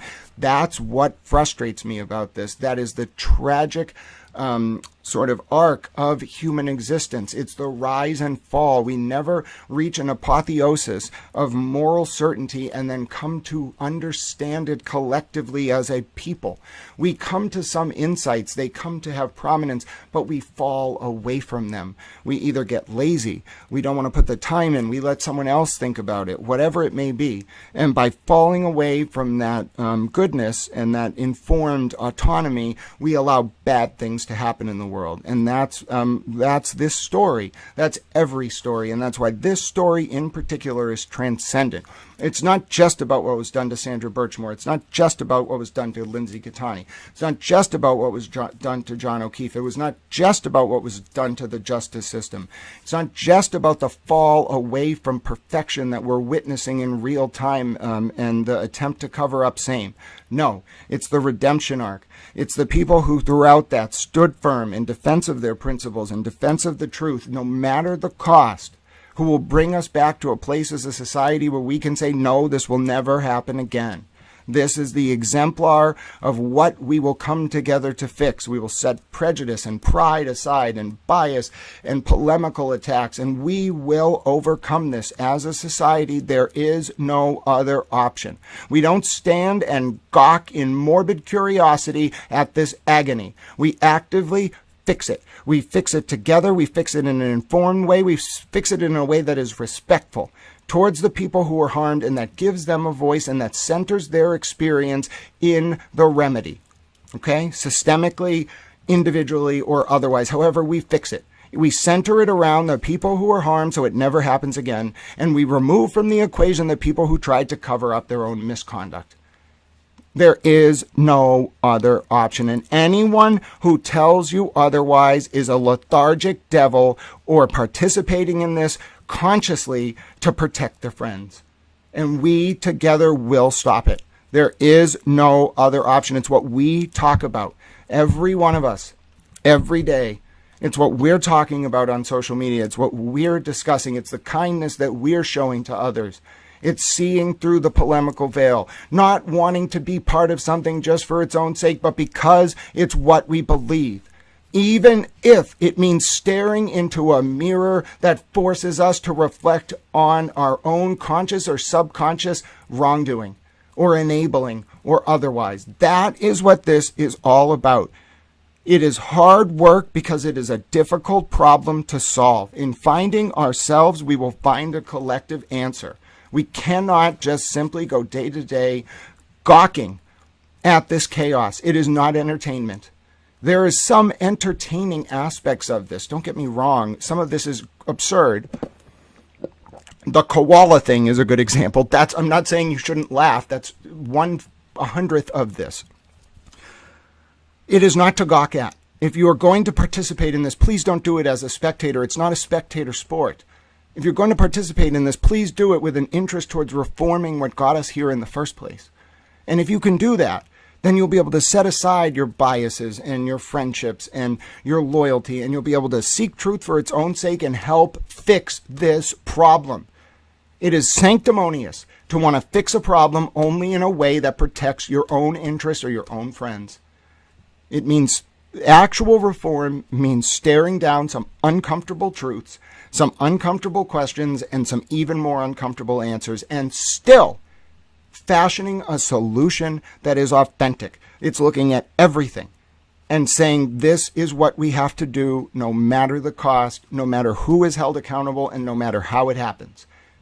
That's how we will save this country. This form of government is too precious. This experiment in representative democracy means too much to forsake that. And we all have a duty, on whatever way we may do it, to live up to it every day, to talk about these things in a cogent way, to talk about even people we thought we liked or who supported causes we supported in ways that are constructively critical, done in a spirit of compassion and in furtherance of moving forward to a better place and redeeming, as I mentioned, the fall from grace that so defines the Karen Reed, John O'Keefe, TurtleBoy, Lindsay Cattani cases, and doing so in a way that we can feel proud of and sleep at night with. We can do it. It just requires all of us. It doesn't matter what you believe. It doesn't matter if you believe Karen Reed's innocent or Karen Reed's guilty or TurtleBoy's innocent or TurtleBoy's guilty. Separate all of that out from the individualized moral questions at issue and proceed appropriately. Maybe you like someone you like did something bad. Maybe you don't. Someone you don't like did something good. Likewise, maybe later on someone you like did something good. Someone you don't like did something bad. Be an independent thinker. Stand up for yourself. Protect this country and never allow this to happen again. It is our duty. Joe didn't want me to say it, but I said it. So go back and listen, dude. You yell and you weren't listening. I can't go back and listen. Yes, you can. When this is finished, you can put her on the spot, dude. Don't even do that. Come on, let's hear it. No, why would you make? Don't you know? So don't fucking make. I don't know anything. I want to hear it. No, he plays dumb with everything. I want to hear it. Oh, I said it earlier anyway, Joe, so you can go back and watch it. I don't have it. Let's hear it. So just let me run this straight through. So you have okay. Let's say right that there is no recording. Let's just assume that. So you call people after the call, tell them about the conversation, and then the very next day she messages you knowing what you said. Is that what you're saying? She didn't message me knowing what I said. But she knew you told people about the conversation, but you only told a handful because of people. I told a lot of people about the conversation. That's not. Yeah, I told a lot of people about the conversation. And what was the conversation? You're right. What was the conversation? You want me to air out what she told me in the conversation? This is what Karen wants. You told a lot of people. Is this what you told people, Aiden? Why don't you just say it now? Is this what Karen Reed wants right now? Is that what you're telling me? I think it's not what you want. No, I mean, I'm happy. If I read that text message. That was not her giving you. People are going to have a very different. I don't want to. Did you hear what just happened? Aiden said, if I say what Karen said in this conversation, people are going to have a very different. Erica Walsh tries to talk over him. Listen to that again. I think it's not what you want. No, I mean, I'm happy. If I read that text message. That was not her giving you. People are going to have a very different. I don't want to smear the image of Karen Reed. You are by calling her. Okay, so before they get into the debate about whether by calling her a liar he's smearing Karen Reed, you don't say I don't want to smear her unless there's something bad in there. Do you understand how that's a subtle threat to Karen? That is not the chess move when you're in checkmate. Like Aiden really fucked up. Karen then brought the hammer down even harder. She had all her people going at him on social media, and like that, it got so bad. Kate had to go out and try to defend Aiden. Like, imagine how bad it has to get that Kate Peter has to go defend Aidan Kearney and start. Kate Peter is the one smearing Lindsay openly, not even using all her fake alt accounts Kate has. Kate's just doing it openly. You know, it's all coming out in the wash. I knew it was coming. And Karen, I mean, listen, I don't like Karen in the sense that I think that, let me rephrase. I don't like some of Karen's choices. I do not know Karen Reed. I've never talked to her. Never talked to her family. I have literally interviewed them outside court with very difficult questions, more difficult questions than any member of the press was asking. But I don't like some of Karen's choices. I don't like some of her parents' choices. I don't like her mom, like, blaming Chloe when there was no dog DNA and it was not a dog bite. Some of that shit was fucking stupid, okay? And incredibly ill-advised morally and from a number of other perspectives. I don't like any of that. But I don't think there's no redemption arc for Karen and her family. Like, if she is an example of what TurtleBoy does to people, but she is the only one who can break the cycle, and part of the reason TurtleBoy was able to do that was because of Kate Peter, and Karen exposes Kate Peter and Brian Tully and Aidan Kearney all at the same time, and Marty Kraft and all the fuckers. Do it, Karen. Do it, bro. Like, whatever. Like, you're smart enough to do it, and you did it. That's what I'm saying. I don't like her. People, this account connected to Kate, I think, kept saying that, oh, I support what she's doing, and I talk to her. I don't. And I don't even necessarily support all of her choices. But this, like, Aiden needed... What the situation called for, one, was Judge Doolin's order the other day mandating the cases to continue involving Lindsay. I think that freaked a lot of people out at the DA's office. And I'm sure Aiden realized that Judge Doolin can sua sponte just order the cases to continue, even if the DA tries to dismiss them. And I think that freaked out Kate and Aiden a lot. They had some kind of plan, and now it's fucked. Why Karen chose to act now, that may play into it, because maybe she sensed that the cases continuing meant that Aiden was going to panic and be more likely to go wheel and deal with Kate, whatever the fuck, I don't know. But the point is, Karen moved on this fucker, and she was probably the only person in the world who was ever going to convince the Free Karen Reed movement that Aidan Kearney is dangerous. Likewise, Lindsay Gattani is the only person in the world who's been able to, and she's doing it, we'll see some of her posts, has been able to show the world that Kate Peter is as bad as Aidan Kearney. So do you see why? And like, I don't know Karen, okay, I I will talk to her. Okay, she wants to be interviewed, I will interview her. But like, as far as I'm concerned, I don't know her, but I can inductively understand what she's doing. And her and Lindsay are both very smart. I think like Lindsay and with some stuff is way more intelligent than me. And I think Karen is also way more intelligent than me. So I see what both of them are doing and the reasons that they're doing it. I support Lindsay way more than I support Karen, obviously. But in terms of like exposing some of this predatory PR stuff that Aiden or Kate or Tully or whoever the fuck was doing, fuck yeah. Fuck yeah, expose it. Like, they have different motives for doing so. I think Lindsay's authentically trying to say what Tully and Kate were suppressing and what Jen McCabe didn't want out there, whereas Karen's motive is more self-preservation, but it doesn't matter, the motivation. I mean, I care that Lindsay's doing it authentically, and I believe her 100%, and I truly believe she was tormented by all these people. But Karen's motive doesn't have to be pure for her to align with a beneficial result as to Aidan Kearney and Karen Reed supporters seeing Aidan for what he is. Likewise, Karen and Lindsay don't have to love each other or be friends, but if Kate Peter is exposed because of what Lindsay's revealing, it's the same thing. Like, Kate Peter is a nefarious, malicious force, in my opinion. Aidan Kearney is very similar, and Lindsay holds one key to exposing one, and Karen holds one key to exposing the other. That's what this is. Now, it's all coming down. It's all over. Like, it ended like 4 days ago. I'm not saying this ex post facto as if, you know, this is like a conclusion. I predicted this. When Judge Doolin ruled from the bench that he was going to appoint a special prosecutor, it's a very rare procedural step. I was explaining the impact of it, but I don't think a lot of people got it. It's incredibly rare. It strips prosecutorial discretion, like, on its face. And yeah, you can of course just say you can't do it, but it doesn't matter. The order impedes on prosecutorial discretion. Now, the court, you'll all come to learn, the court has the authority to do this. You could try to dismiss a case as a prosecutor. The court has authority. It's an analog to, I want to say, Federal Rule 5 or something, Federal Rule of Criminal Procedure 5. It basically allows the court to just sua sponte prosecute a case. The court just pays for, out of its own budget, a prosecutor. They just appoint one. We're not there yet. But even an order forcing a DA to appoint either the attorney general or a prosecutor, bro, it's like what's the word? It's foreshadowing, but it's more like a telegraph. The judge is telegraphing what he's going to do, which is he's not letting the case be dropped because he feels there's something weird here. Once that happened, I realized in real time that Kate Peter and Aidan Kearney and Cosgrove and all them lost control. They no longer had decision-making authority, and they weren't going to be able to engineer a deal.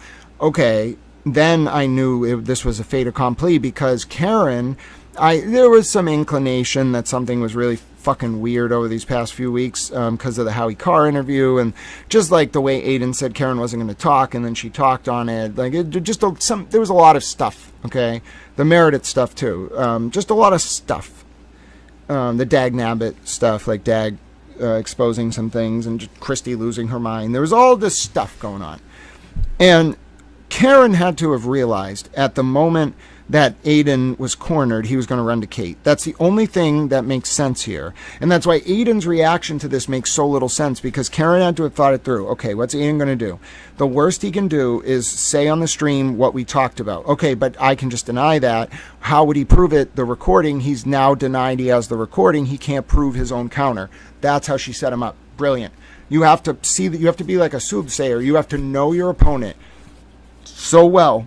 One, you're not even there. You're stage managing this. But you have to know your opponent so well that you can script how they're going to respond without them being there. You have to know ahead of time how they're going to respond. And she baited him really well. Top class here. 10 out of 10. Fucking liar right now. Bro, if... You are doing that. Okay. Dude, I know you're lying, bro. Okay, I've said it before and I'll say it again. I am not owed anything from Karen Reed. I owe her a thank you because she made me who I am. Exactly. That was what was on the recording. That was what recording? There's no fucking recording. Let's hear it. Wait, are you saying Karen Reed said that on a recording? Karen Reed said those words? Is that what you're alleging?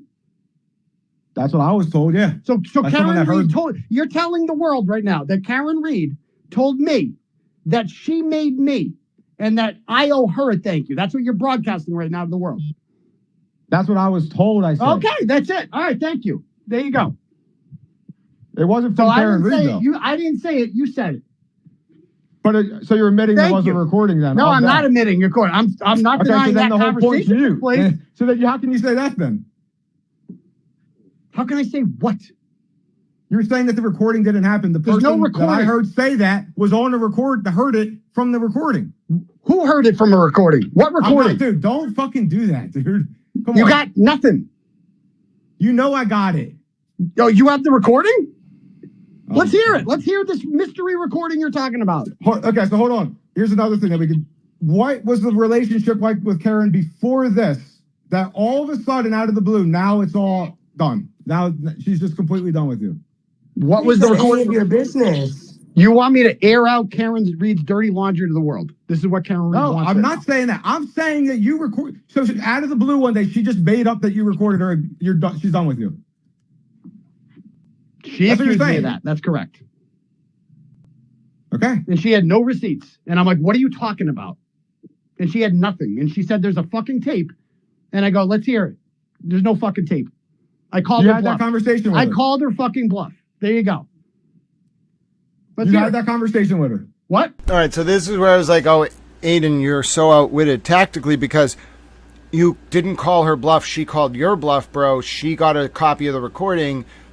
Like, she has it. She knows what she said to you on the phone. She knows it's her. You think she just came to you because she got a recording? Like, if it was AI or fake, she would have been like, bro, I didn't say that shit. That's not me. The only way she got that was because someone close to you or you, Aiden, sent it to her. So look how she's responding. She's calling your bluff, motherfucker. You don't have a bluff, bro. Like, she didn't bluff. She fucked you over really hard because you fucked with her. Like, don't fuck with Karen Reed. Has anybody... If she took down the Norfolk DA's office, she took down Tully's unit, like, has anyone figured it out yet?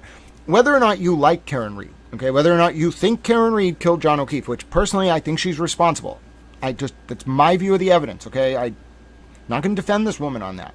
But why would you ever fuck with Karen Reed?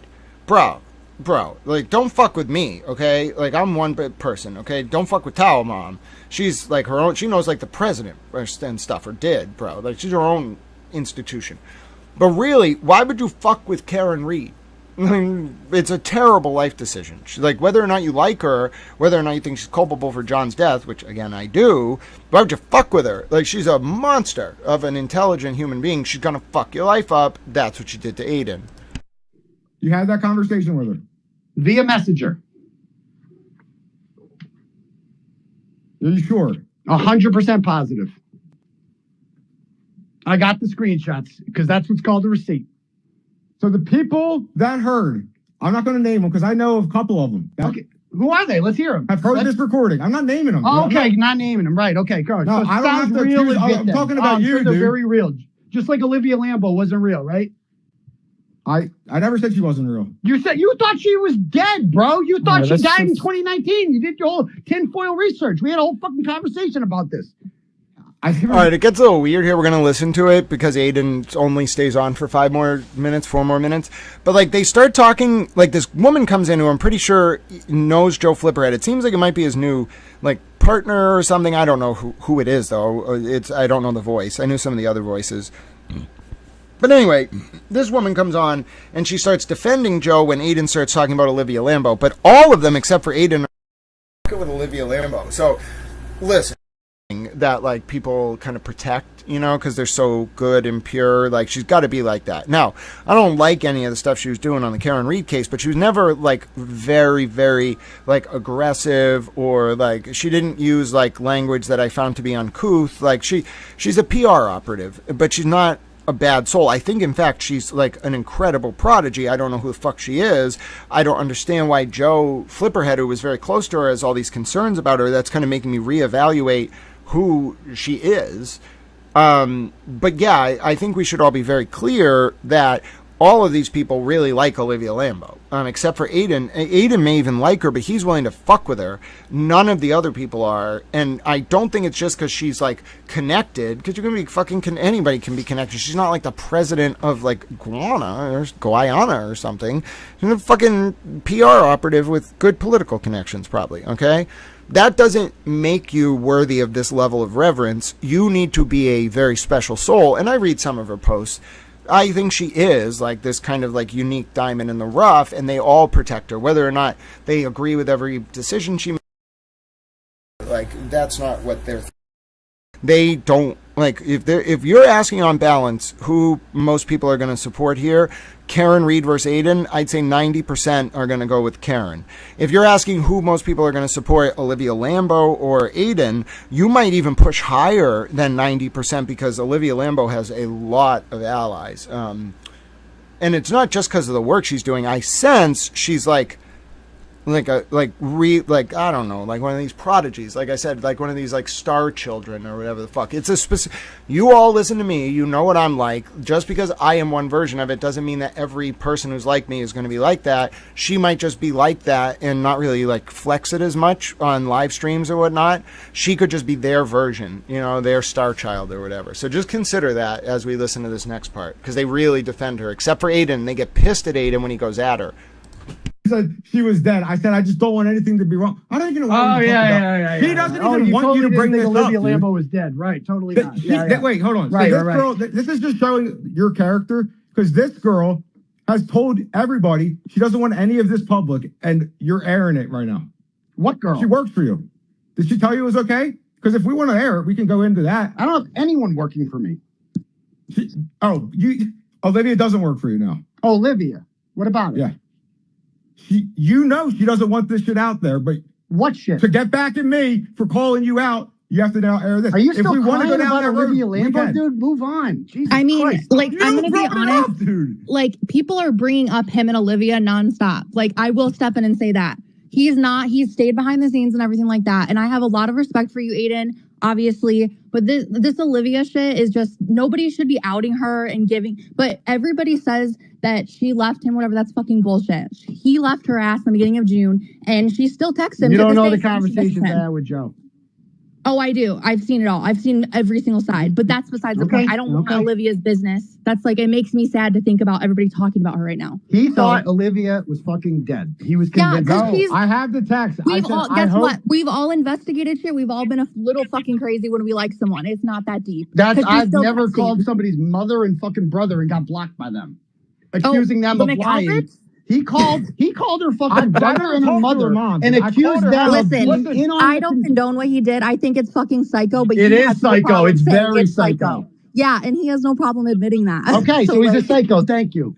Yeah, that's all I'm saying. That part was psycho. So you're telling me, right, Aidan, if you talk to somebody that like was known in Free Karen Reed and she wouldn't meet up with you, she wouldn't show you her face, and she sent you pictures from 10 years ago, and if I brought that to somebody and said, I'd probably move on to the next one. That's what I'd probably do.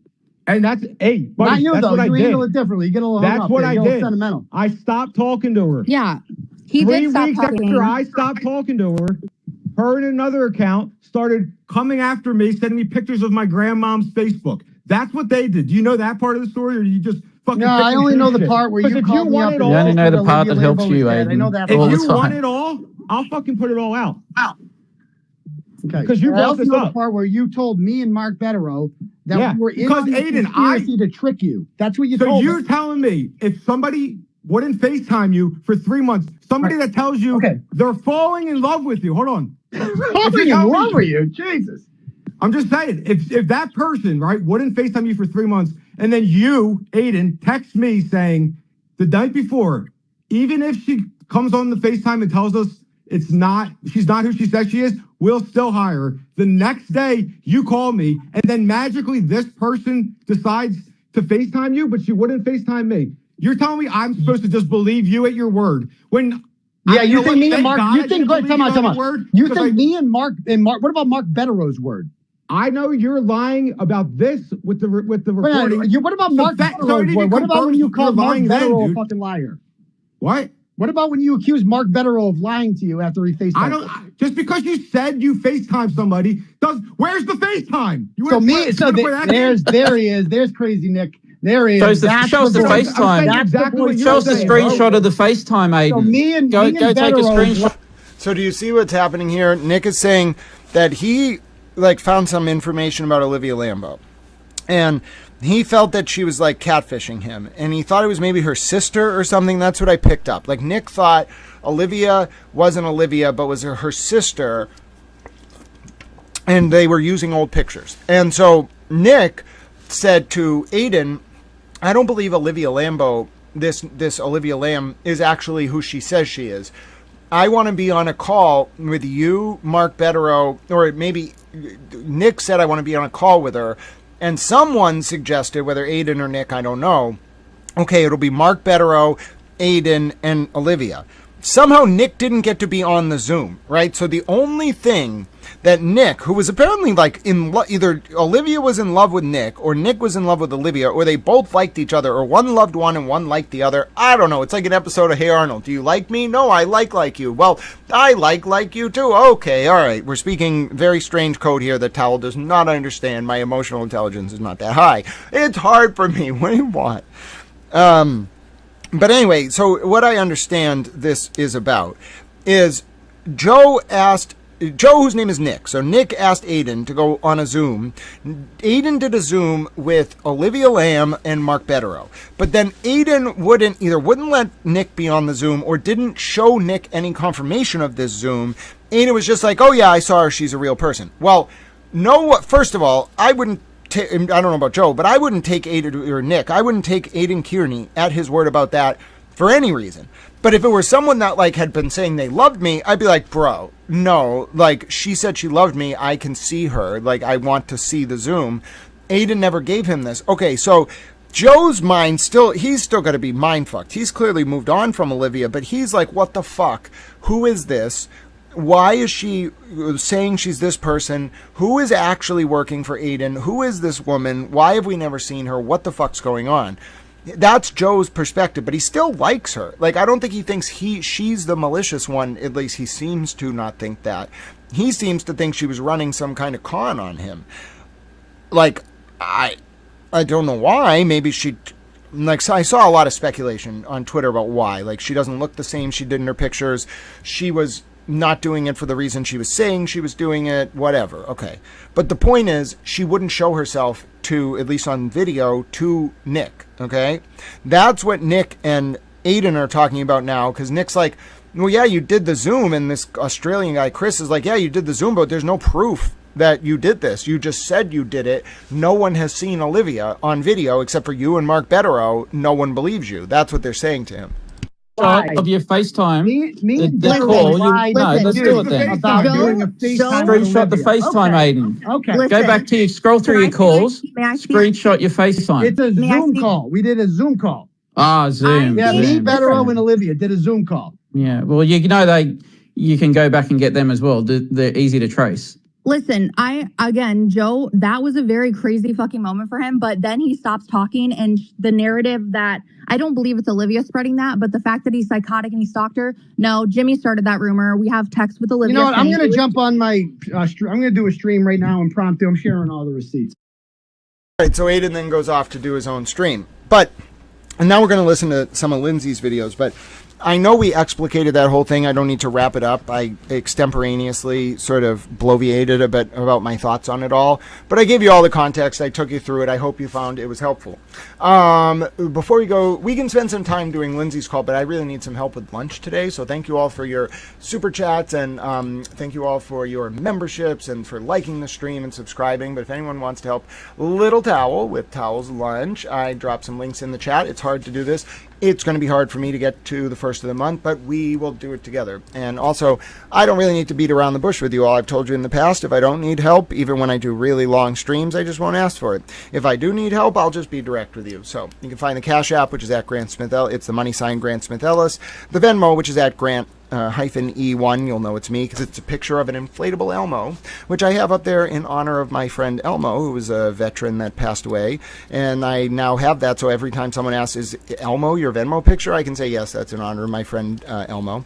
And the PayPal link is down in the chat as well. I think it's paypal.me/Grant Ellis. So thank you to anyone who helps out with Towel Lunch today. It will go towards a good cause. I haven't eaten anything but frozen pizza and chicken nuggets in like 4 days because I just haven't been taking care of myself. And there's a really good lunch place that I would like to go to, and I think I can get it for like $22. The only reason it's a little expensive is they make homemade honey mustard. So anyone wants to help Towel with lunch, I'll keep doing this. Eventually I have to go eat the lunch, but let's just get Towel some lunch and I'll feel happy. All right, let's continue. We're going to listen to the next segment here. We're going to listen to get caught up on some of what's been going on Lindsay Gattani's feed. Now, if you're not following Lindsay Gattani on X, at Lindsay Gattani, you should be following her, all right? There's a lot going on. I'm not going to speak for her. She doesn't need anyone to speak for her. Just read what she's writing. The whole point of this is you should be hearing her voice. So what we're going to do is I don't need to comment on anything about any of the following videos. I'm just going to sit here and listen to them with you. I'll take some of your feedback. Let's take a look at our poll. So the poll that I put up was, how do you feel about Kate Peter and her people smearing Lindsay Gattani as demented and as a liar? 49% of you, 51% of you voted Kate Peter sucks. 49% of you voted Kate is the female turtle boy. You all are fucking hilarious. I love every one of you. Sorry for all the cussing today. I'm not feeling that good. Hi, DJ. It's great to see you. I agree, DJ. I think that Kate Peter and Aidan Kearney were going to try to turn Karen Reed's people against her, so she moved first. Hi, Peggy. How are you feeling? What do you think, Peggy? Who do you support in this, Karen Reed or TurtleBoy? I seem to see you leaning towards Karen Reed and all this. And then the question, Peggy, is who do you support, Kate Peter or Lindsay Gattani? All right. So let's do our first poll. All right. Who do you support in the current ongoing war between Lindsay Gattani and Kate, Kate, what's her last name? It's not Shrek. I don't remember what her last name is. Kate Peter. There you go. Lindsay, 100%. I love America. Kate, because I love commies. All right, who's going to declare themselves a commie in order to defend Kate Peter? Yes, I'm hilarious. Oh, someone sent $5 towards lunch. God bless you. I will get 7-Eleven pizza. That is more than enough for 7-Eleven pizza. You all are wonderful little towels. I'm so excited. I haven't had 7-Eleven pizza in a while, and that is enough for 2 slices. All right, let's go to Lindsay's video. I forget to look at my phone sometimes when all that's happening, so. Hey, I'll give you my video back until we start playing the video. 1 second.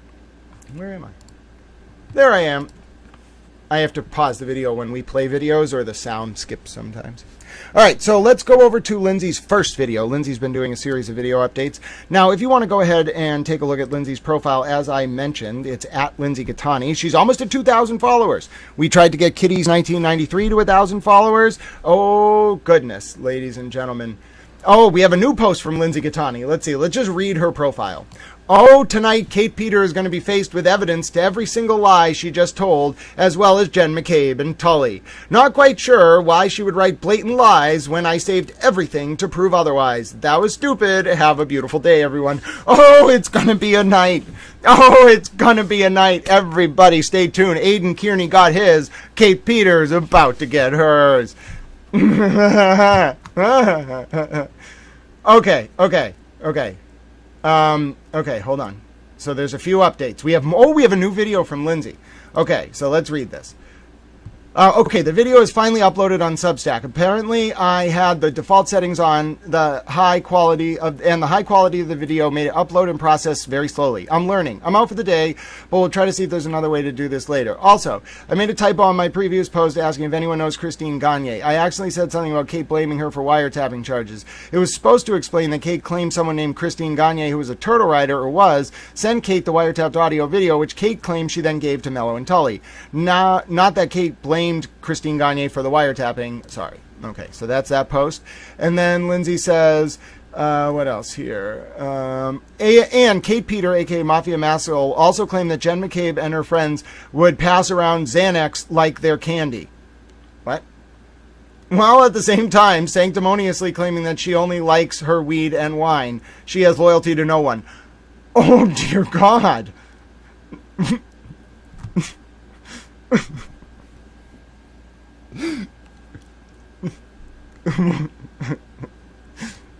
What?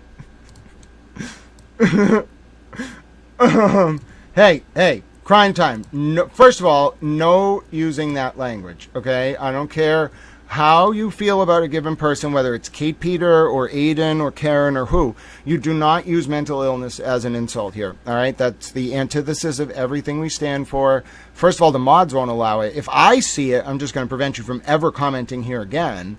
Don't do that, okay? We don't appreciate it. It's rude. A lot of people, whether you have a mental sort of disability or whatever, your child does or your parent does, everyone in this world has been impacted by mental illness in some way, shape, or form, whether it's them or someone they love or care about. Every mental illness is different. We do not use the general idea of mental illness towards anyone. I don't care if you support them or hate them as an insult. It's wrong and it's not appreciated. Don't do it. That was in the chat, by the way. I got the person removed, but I just don't want to see it. And any of you in the blue wall of justice, if you see someone doing that, just boot them, okay? You don't even have to ask twice. All right, so there's a video uploaded to the Substack. But before we do that, let's start with Lindsay's first video, okay? Because that video is... Where's the first video? Hold on. Oh, Lindsay's posted a lot of stuff here. Hold on. Okay, this is video update number 1. So let's listen to this, then we'll watch number 2, then we'll watch the Substack video, okay? So 1 second. 1 second. All right. Hold on. Saturday. All right, so let me just make this video is filmed in widescreen or vertical, so let me just make it more legible for you. Sorry about that. All right. There we go. And you can see it has 233,000 views. I'm pretty sure that's more than Kate Peter has ever gotten in her entire life. That's why Kate's so worried, because Lindsay's a boss and Kate gets humiliated constantly. Lindsay she doesn't even try. Lindsay just does it. And because she's so authentic, people listen. Kate has to try and they still don't listen. All right, let's listen to Lindsay. September 20th, 2025. I'm trying to decide how I'm going to go about doing this. Let me first be clear that the series of video clips that I'm about to put out there, the series of the truthful statements that I'm about to put out there, and I know everybody, the turtle riders are going to say that I'm not going to. You just might want to listen, though, to what I'm about to say. But let me be clear that the series of things that I'm about to start putting out there have nothing to do with Aidan Kearney, or the ones that I'm going to start putting out there are going to have no relevance, have nothing to do with Aidan Kearney. They're instead going to have to do with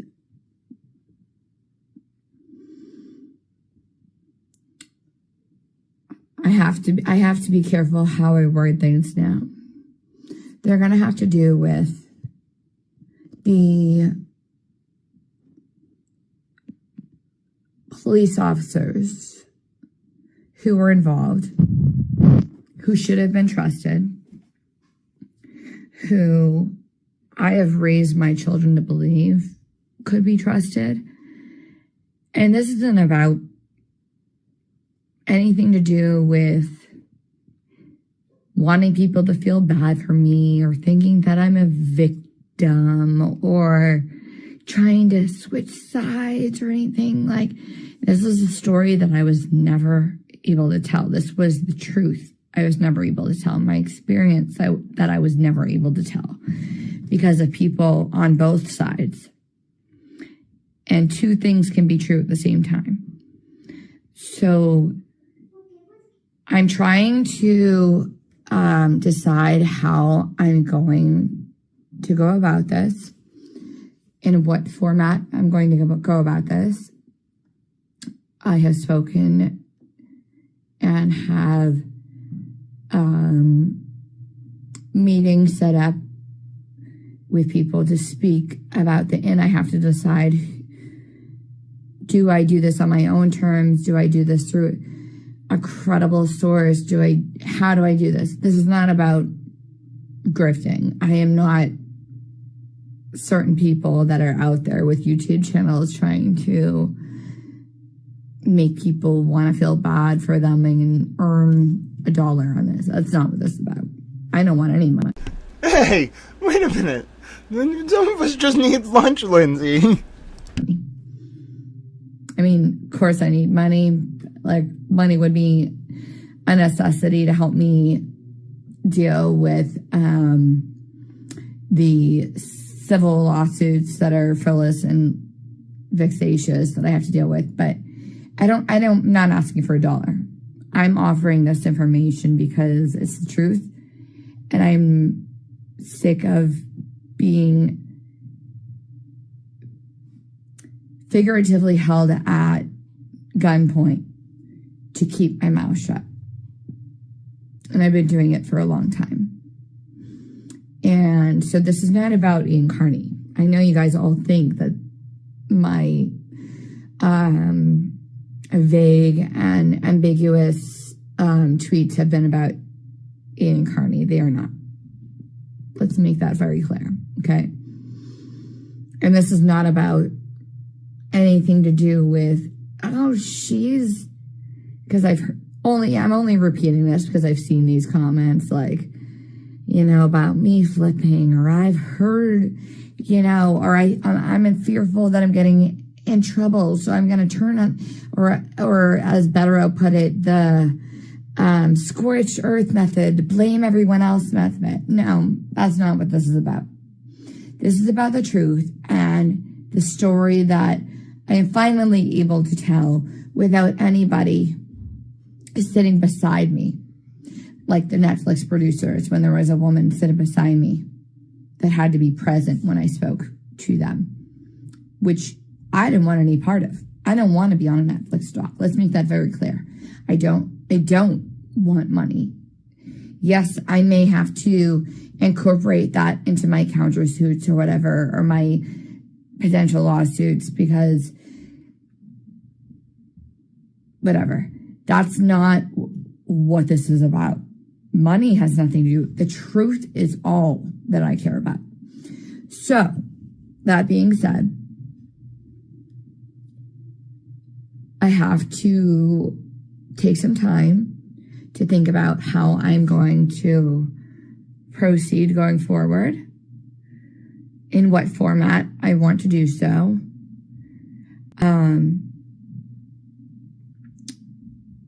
whom I trust to put this information out there with, because and this was a question that was asked of me, I believe, in court under oath, about whether I hate Aidan Kearney. And let's be very clear about something. To hate someone has to mean that you care about someone. I don't hate it. That's one thing I can say for certain. There are a lot of other people out there way more powerful than him, and these people have been for a long time deceiving a lot of people. And I'm going to leave that at that for now.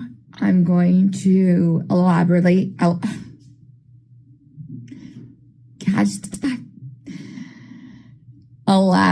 more in the future, in the near future.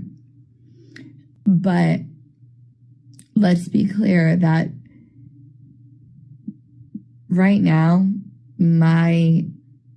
there's no goal here, I guess, other than getting the truth out there. And finally, for the first time in the past 3 years, however long it's been, being able to tell my side, my truth, my experience, the truth that I've experienced.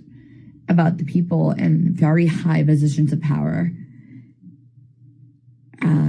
without any repercussions, because at this point they've done the damage.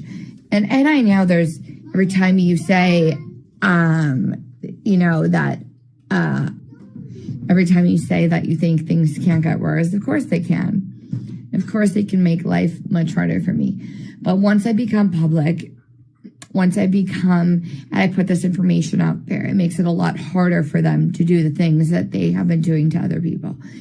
And regardless of the things that I believe Aidan Kearney, I don't believe, but the things that Aidan Kearney has done to me that have hurt me and my children, that I can set aside. I can compartmentalize that and put that way over there. Because right now, that doesn't matter. Right now, the truth to me matters. And the truth to me is that Aidan Kearney is a blogger. Like, he's a YouTuber. He's done a lot of horrible things to me and my kids and has collaborated with a lot of horrible people. And at this point, I'm probably accepting the fact that his charges are not going to go forward. So that... Now, this video was made before Judge Doolin's order to continue to appoint a new special prosecutor. Just keep that in mind. Being said, what do I have to lose? There are certain individuals that were determined, what I now know, were determined to take this person down. And I knew nothing of that. I knew what he had done to me and my children, and I was concerned about that. But these individuals had other motives, clearly. So, since I have now found out that these charges are likely not going forward, and the damage has been done to me and my children, irreparable harm that will never be able to be undone. Yes, a lot of it was his fault, but the people that are supposed to be trusted by citizens of the United States, by taxpayers, by the police officers, the local police, the state police, the feds, the people that are supposed to be trusted, that's where the highest accountability takes place. That's where we have to really start to speak up. And sure, call me not credible. I know I've got all these people that want to say all these things about me. Not one of you knows a damn thing about my actual life. But I will tell you that you're going to be surprised when you hear what I have to say, and when you hear what has actually occurred, and actually the conversations that actually took place. And I would just ask that you at least give it a listen. Just at least listen. If you hear what I have to say, and then, excuse me 1 second. I'm sorry about that. After what you hear, if you still want to judge me and say the horrific things you say about me, I can't stop you. Freedom of speech, right? But I would ask that, sorry, I do have children, so and that's the other thing. I get very few. I have four kids that I'm raising alone, so I don't have the free time that you think that I do. But just give it a listen after you hear what I have to say. After and I'm probably gonna have to do this in segments. After everything that I have said and you have heard, if you still feel the same way, great, go ahead, whatever. Free speech at it. But I would ask that you at least listen and pay attention. And some things I cannot say still at the moment, because there's there's still things going on that I have to watch myself. There's still threats being made by certain individuals. There's still a lot of people in high positions of power. I still have minor children, and I'm not asking you to feel bad for me. I'm not asking you to portray me as this is not what that's about. Okay. Let's make that very clear. Just listen to what I have to say. And then once you hear what I have to say in its conclusion, then make your own determination. Because there is a lot that a lot of people don't know.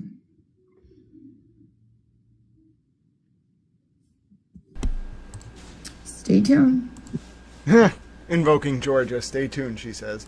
All right, so let's go to the next video, and then we're going to try to get the Substack video to pull up after. So let's look at video number 2, and then we'll do the next one after, okay? So video number 2 is here. Okay, so while we're waiting for my video on Substack to upload, it's taking a little longer than this is my first time ever using that app. I'm not going to be able to do the videos on X because they're just way too long.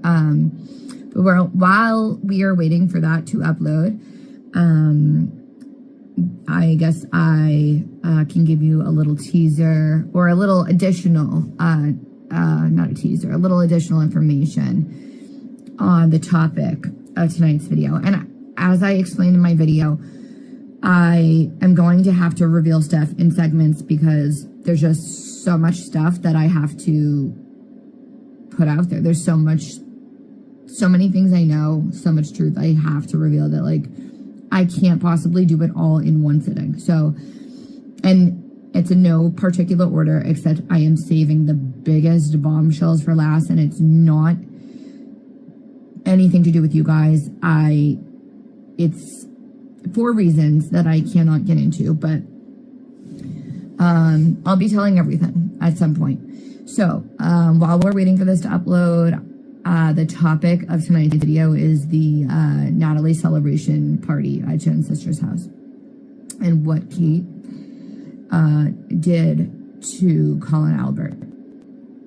So, I wanted to add, my battery is dying.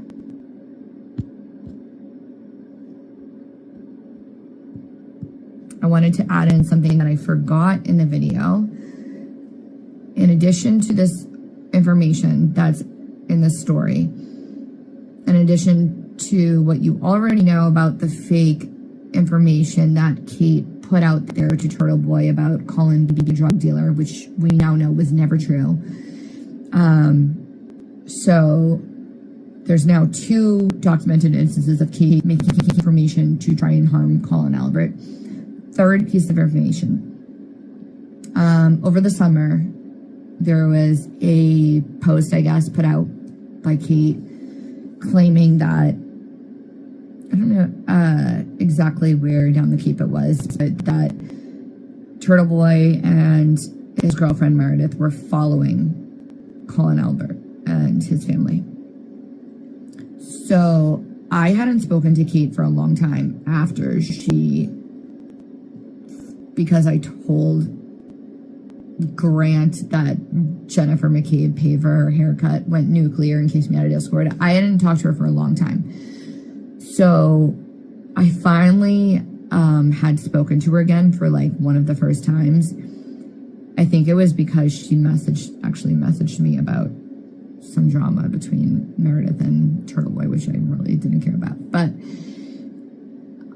she told me the story about, well, I had seen a post about this thing on the beach down the Cape, alleging that TurtleBoy and Meredith were following Colin. And somehow a conversation with Kate and I struck. I don't know if she called me, I called her. I really don't remember how it began, but I said, what the hell is going on with this? Like, I mean, is there any truth to this? Like, what's going on? And she literally laughs, tells me that the whole thing was made up, that she decided to just put this out there. There was no truth to it. But then she proceeds to try and blame Colin. She says that Colin is on drugs now. Colin is completely out of his mind on drugs. He's hallucinating, he's paranoid, he's making things up in his head that aren't really there.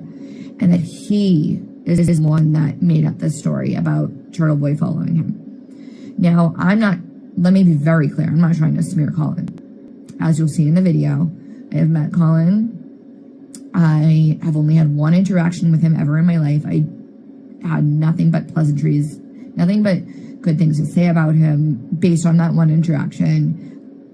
I mean, I am saying this because not to perpetuate any rumors by Kate, but to call her out on her bullshit and let the Alberts know that this is the woman you're aligning with. She is purposely going out there and talking badly about your son, lying.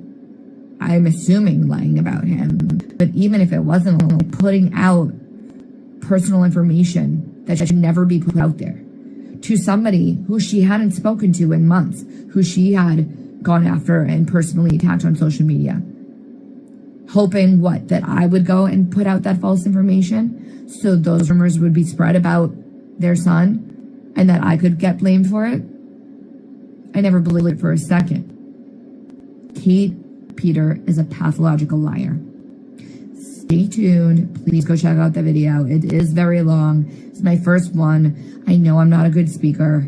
I'm much better at writing. You don't need to criticize me. And I will get to the much juicier stuff. I promise you. I just have to do this in parts because there's a lot. All right. Okay, so let's begin with the Substack. So we can't watch the video. First of all, I can't subscribe right now, but give me 1 second. So I have the video here for you. I can show you how to get to it. So what you're going to want to do, let me open up a new tab. That was what that delay was. I'm going to open up this tab. So I want you to go to substack.com/@LindsayGattani. Okay. When you do that, and so even if I bought and unlock this, I would not right now play it for you, and it's because I want you to support Lindsay, okay? So you go ahead. I haven't had time to sign up. I'll do this as soon as I can, but go ahead to substack.com/LindsayGattani, okay? That's what you're going to want to do. Now, you can see right here at the top of Lindsay's Substack, that's the video she was just telling you about, okay? So you all go support her if you don't mind. It's Lindsay Gattani, so it's substack.com/@LindsayGattani. So you all can go ahead and unlock that video. You go ahead, support Lindsay. You do have to subscribe to unlock. Now, she does have a free option, but it won't unlock the video. So it's good. It's a way to directly help Lindsay with her life, and I think she's worthy of it. So go ahead and visit that link. Now, if you need that direct link, let me go grab it for you, okay? I'm going to post it right in the chat, and you go ahead and grab that. LA Connection, you might want to back up as much of that as you can, my dear friend, into screenshots. Okay, so there's a way to support Lindsay Gattani. Now, as I mentioned, Tal's a little tired. We went way longer than I planned on today. I really would like to get some lunch. So along with supporting Lindsay Gattani, did you know you can support journalists like Little Towel as well? And obviously keep an eye out for more coming from Lindsay Gattani later tonight, as you saw in her posts on her Twitter. If you want to support Little Towel directly, I would appreciate it. You don't have to send a super chat directly. You can, though. We like when Towel YouTube is supported. There are donation links directly in this chat. If you benefited from this, just remember there's no ads, there's no sponsors. Well, other than the ads that YouTube runs. There's no sponsors. This is completely user supported. Much like PBS or any other public information service, the reason you were able to get this information today, the streaming software, the space, all of it comes from your support. So if you want to help Little Towel get lunch today, know how far your donations will go. All you have to do is click those links. You can, of course, support Lindsay directly as well. well in the link above. This is about making sure all people are supported and feel they can go day to day. So thank you all so much for watching today. What I will say is this is a public information service. So if you've been thinking, oh, I'll wait till Towel says he needs help, that's what this is all about. All right. When I need help, I'll tell you. And the public information service that's provided here is designed to educate, inform, and entertain the wider public. We use entertainment as a hook, such as to engender cogent public discourse and ward off the usurpation of representative forms of government worldwide. As you can see, it involves some philosophy, it involves some religion, but fundamentally it's rooted in compassion and a love for others. If you found this information helpful today, there is no better way to pay it forward than a like, a subscription, a donation. But really, you know what I'm going to say. It's not about me. It's about the ethos that you take away from this stream, what you internalize, what you externalize, how you take the lessons here and bring them to your life. Now, there is one more thing. I almost closed, but there is one more thing we have to do. It was actually found by the absolutely wonderful LA Connection. Now, before we do that, what Lindsay had said about Kate Peter saying that stuff about Aidan Kearney, about Colin Albert, 100% true. You know how I know that? We can listen to this video. Let's listen before we watch one more update. This was 100% a fabrication out of my own mind. It is not rooted in reality at all. I sent this just to fuck with Aiden to prove that he does not vet information at all. He will run with any sort of gossip that bolsters his claims. And I want to prove this. So anyone who believes him should realize that a lot of this is getting sent out. I just went ahead and I emailed turtleboysports@gmail.com. I wrote based on a movie plot. This is based on a movie plot. You could do the same thing. He would probably run with it too. If anyone gets their fake stories mentioned by this schmuck, please email me. We'll have a prize for you. Listen to this. All right. Again, this is an honor. Like, I don't know who this person is, but I'm just going to read the email that I got out loud. All right, bear with me. Because I have been really scared to talk to anyone about this. And I know I'm not the only one. But I see you're keeping people anonymous, and I think it's important people know. The problem that Colin Albert had with John O'Keefe is that Colin Albert sells pills and weed, and John knew about it because he lived across the street from one of Colin's friends who runs Colin. Colin's dad knows, and sometimes the drugs go through the pizza shop, from what I've heard. The whole Albert family makes money from it. I don't know, that's that's what makes it a little far-fetched. Like, you're making the Albert family relies on marijuana sales and what other pill sales. Come on, that sounds.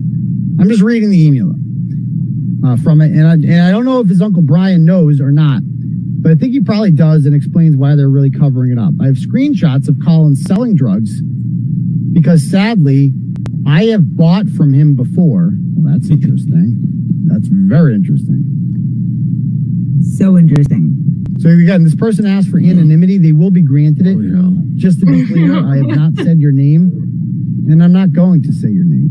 Yeah, very trustworthy man. You are until you don't dance to what I tell you to dance Oh, he said you're safe with me. Well, I don't want anonymity. I sent you that email, you dumb motherfucker.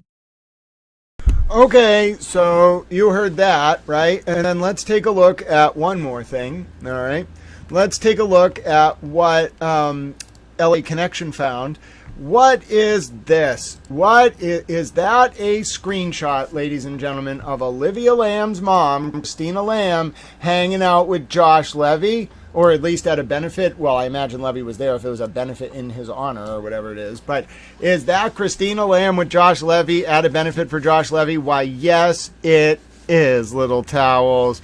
Yes, it is. LA Connection is a master of their craft. Look at that. Plain as day. We might be dealing with feds or Fed adjacent people in terms of Karen Reed. I've been saying this all along.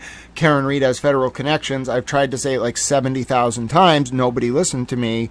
I don't know why. I think it's because they didn't want to believe it, because the implications would be that Brian Tully's unit is dirty on the Birchmore thing, not on the investigation of John's death. But yeah, I think Karen's had federal connections for a long time. I think she gets help. Like, why do you... All right, listen, Sean's never said anything directly to me about it, but why do you think Karen's orbit was like Sean McDonough, former DEA, redacted, and then also why do you think there was like this guy Nick, who's clearly, I'm sorry, I don't know what you do, Nick, but you're very good at counter interrogation and interrogation. I don't know what you do, but like you give me a military vibe. Sorry, like you're cool and calm and you seem like a nice guy, but I think you're former military, or at least former intelligence, maybe current, I don't know, at least intelligence adjacent. And then if you think about like some of the other people in Karen's orbit and Alan's orbit, like they're all like very close to the former federal apparatus with Levy. It's different now. Okay, you have to understand, President Trump is in charge. The DOJ under AG Pam Bondi is very different. The Boston DOJ under U.S. Attorney Leah Foley is very different. Okay, it's just a very different environment. It's complete. Like these people are liberals. Like Karen supporters were this liberal militant resistance wing of the DOJ and adjacent people like Medved, the professor, and all that, and Rachel Rollins. It was liberals with a grudge who were using the U.S. Attorney's office to go after cops and prosecutors, and Karen just rode the train. Okay, but you only get to be in that world and ride the train, quote unquote, if you're trusted. Karen trusted Aiden. Aiden revealed information to Lindsay about Karen talking to Josh Levy. That screwed Karen over, and then it was just a matter of time. What really ended Karen's hopes, although she got acquitted, what ended her hopes of covering this all up was President Trump getting elected. Once President Trump got elected, it was only a matter of time until U.S. Attorney Foley, who just happened to know Hank Brennan back in 2018 due to a case where U.S. Attorney Foley under Andrew Lelling, the then U.S. Attorney, was prosecuting the case, just happened to know Hank Brennan, who was defending the defendant.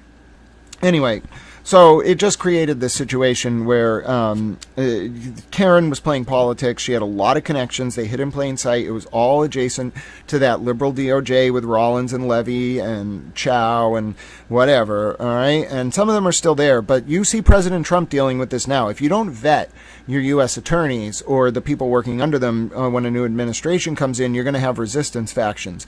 I think the Levy faction is mostly gone from the DOJ. That's why Levy's now suing President Trump on behalf of Harvard. However, there's definitely some loyalists there, and I think Karen doesn't have a lot of allies, but she's Fed adjacent. So, I mean, I don't know. I don't know what if this means that the feds are really going to go after TurtleBoy because he went after Karen. I don't know, but that's what I'm thinking. You see what I'm saying? Yeah, Karen 100% has Fed connections. I'm showing you what should be an impossible picture, which is Olivia Lamb's mother, Christina Lamb, at a benefit for Josh Levy. Okay, like that. That's it. We already, and then we have the admission, right? We have Exhibit O from Karen Reed's search warrant affidavit, right? And I'll read you it. And remember, this is why so many people, I think, tried to smear Lindsay, because Kate and Tully and whatever didn't want people to know that the feds really were looking into Birch Moore's murder and the cover-up thereof. And then the other side, Karen and Aiden, didn't want anyone to know that Aiden had told Lindsay that Josh Levy was talking to Karen in November of 2023. Josh Levy was personally in charge of the grand jury that Jessica Leslie leaked from, at least some of it. All right. So then you get these messages from Aiden to Lindsay. Aiden says, and this is November 28, 2023 at 18:33 Eastern, so 6:33. I have found out some information on the way home about the feds that I will not be making public. Questions been asked. Lindsay says back a little bit later, it's unclear. Oh, she sends back a minute later. Really? Good or bad? After like a few minutes. Aiden says, yes. They requested a conference call over the weekend, the feds, Josh Levy himself, asking questions like, is there any chance the trial date, this was trial 1, could be delayed? Only one reason to ask that. Asking, the DOJ asked for all communications with the district attorney's office, the Norfolk DA. The U.S. attorney asked for all Jen McCabe's cell phone records, then be asked that they be sent to them as soon as they can get them. Keep in mind, the feds likely have Jen's phone records already, so they may want to see them because they suspect whoever hands them over to the Reed defense will delete things that won't match up with their records. All right, so listen. That means that what the feds were looking for is the feds subpoenaed Jen McCabe's cell phone. That's how TurtleBoy got those texts from Jen McCabe to KF, John O'Keefe's niece, and from Jen McCabe to her daughter, I think Allie McCabe. It's because the feds clearly in November of 2023 subpoenaed Jen McCabe's cell phone, or before that. When you subpoena a cell phone, you go to the record, and then they got that. And so that, it's a federal subpoena too, so it's very different than a state subpoena, the scope. And so they got that, the feds, and then I guess what they did, according to what Aiden's saying here, and only Josh Levy could have told this to Karen, the Fed's plan was to then go to Jen McCabe or go to the DA and ask Karen for her discovery from the state trial to see if Jen McCabe's evidence that she turned over as part of state criminal discovery matched up with the subpoenaed phone records. I'm thinking they might be going after Jen McCabe here because it's possible she obstructed, although I don't know why, it's possible she obstructed the investigation. Because if there's evidence that those texts from Jen McCabe to KF and Allie McCabe were not in the production given to the Norfolk County District Attorney's Office that was then turned over to Karen Reed in discovery of her criminal case, but the feds had the messages, that's a disparity, that's obstruction. So that's one thing. Like, I'm not entirely convinced that Jen McCabe and Brian Tully are not under investigation for multiple things. That's just my opinion. It has nothing to do with, per se, the night of John's death. It's what they did after the fact. And then for Tully in particular, I think it's Sandra Birchmore's murder and his unit and how they covered it up. And I really think that that's why Kate Peter's so worried, and all, like, Tully's people and Yuri's people and Fanning's people, everybody's really fucking worried because they have a lot of liability here for Birchmore, and then for even they may have, so if you're playing loose and fast with evidence and you know the prosecutor, you don't really get in trouble, okay? But if the feds find out you're playing loose and fast and the prosecutor went along with it, yikes. That's not okay.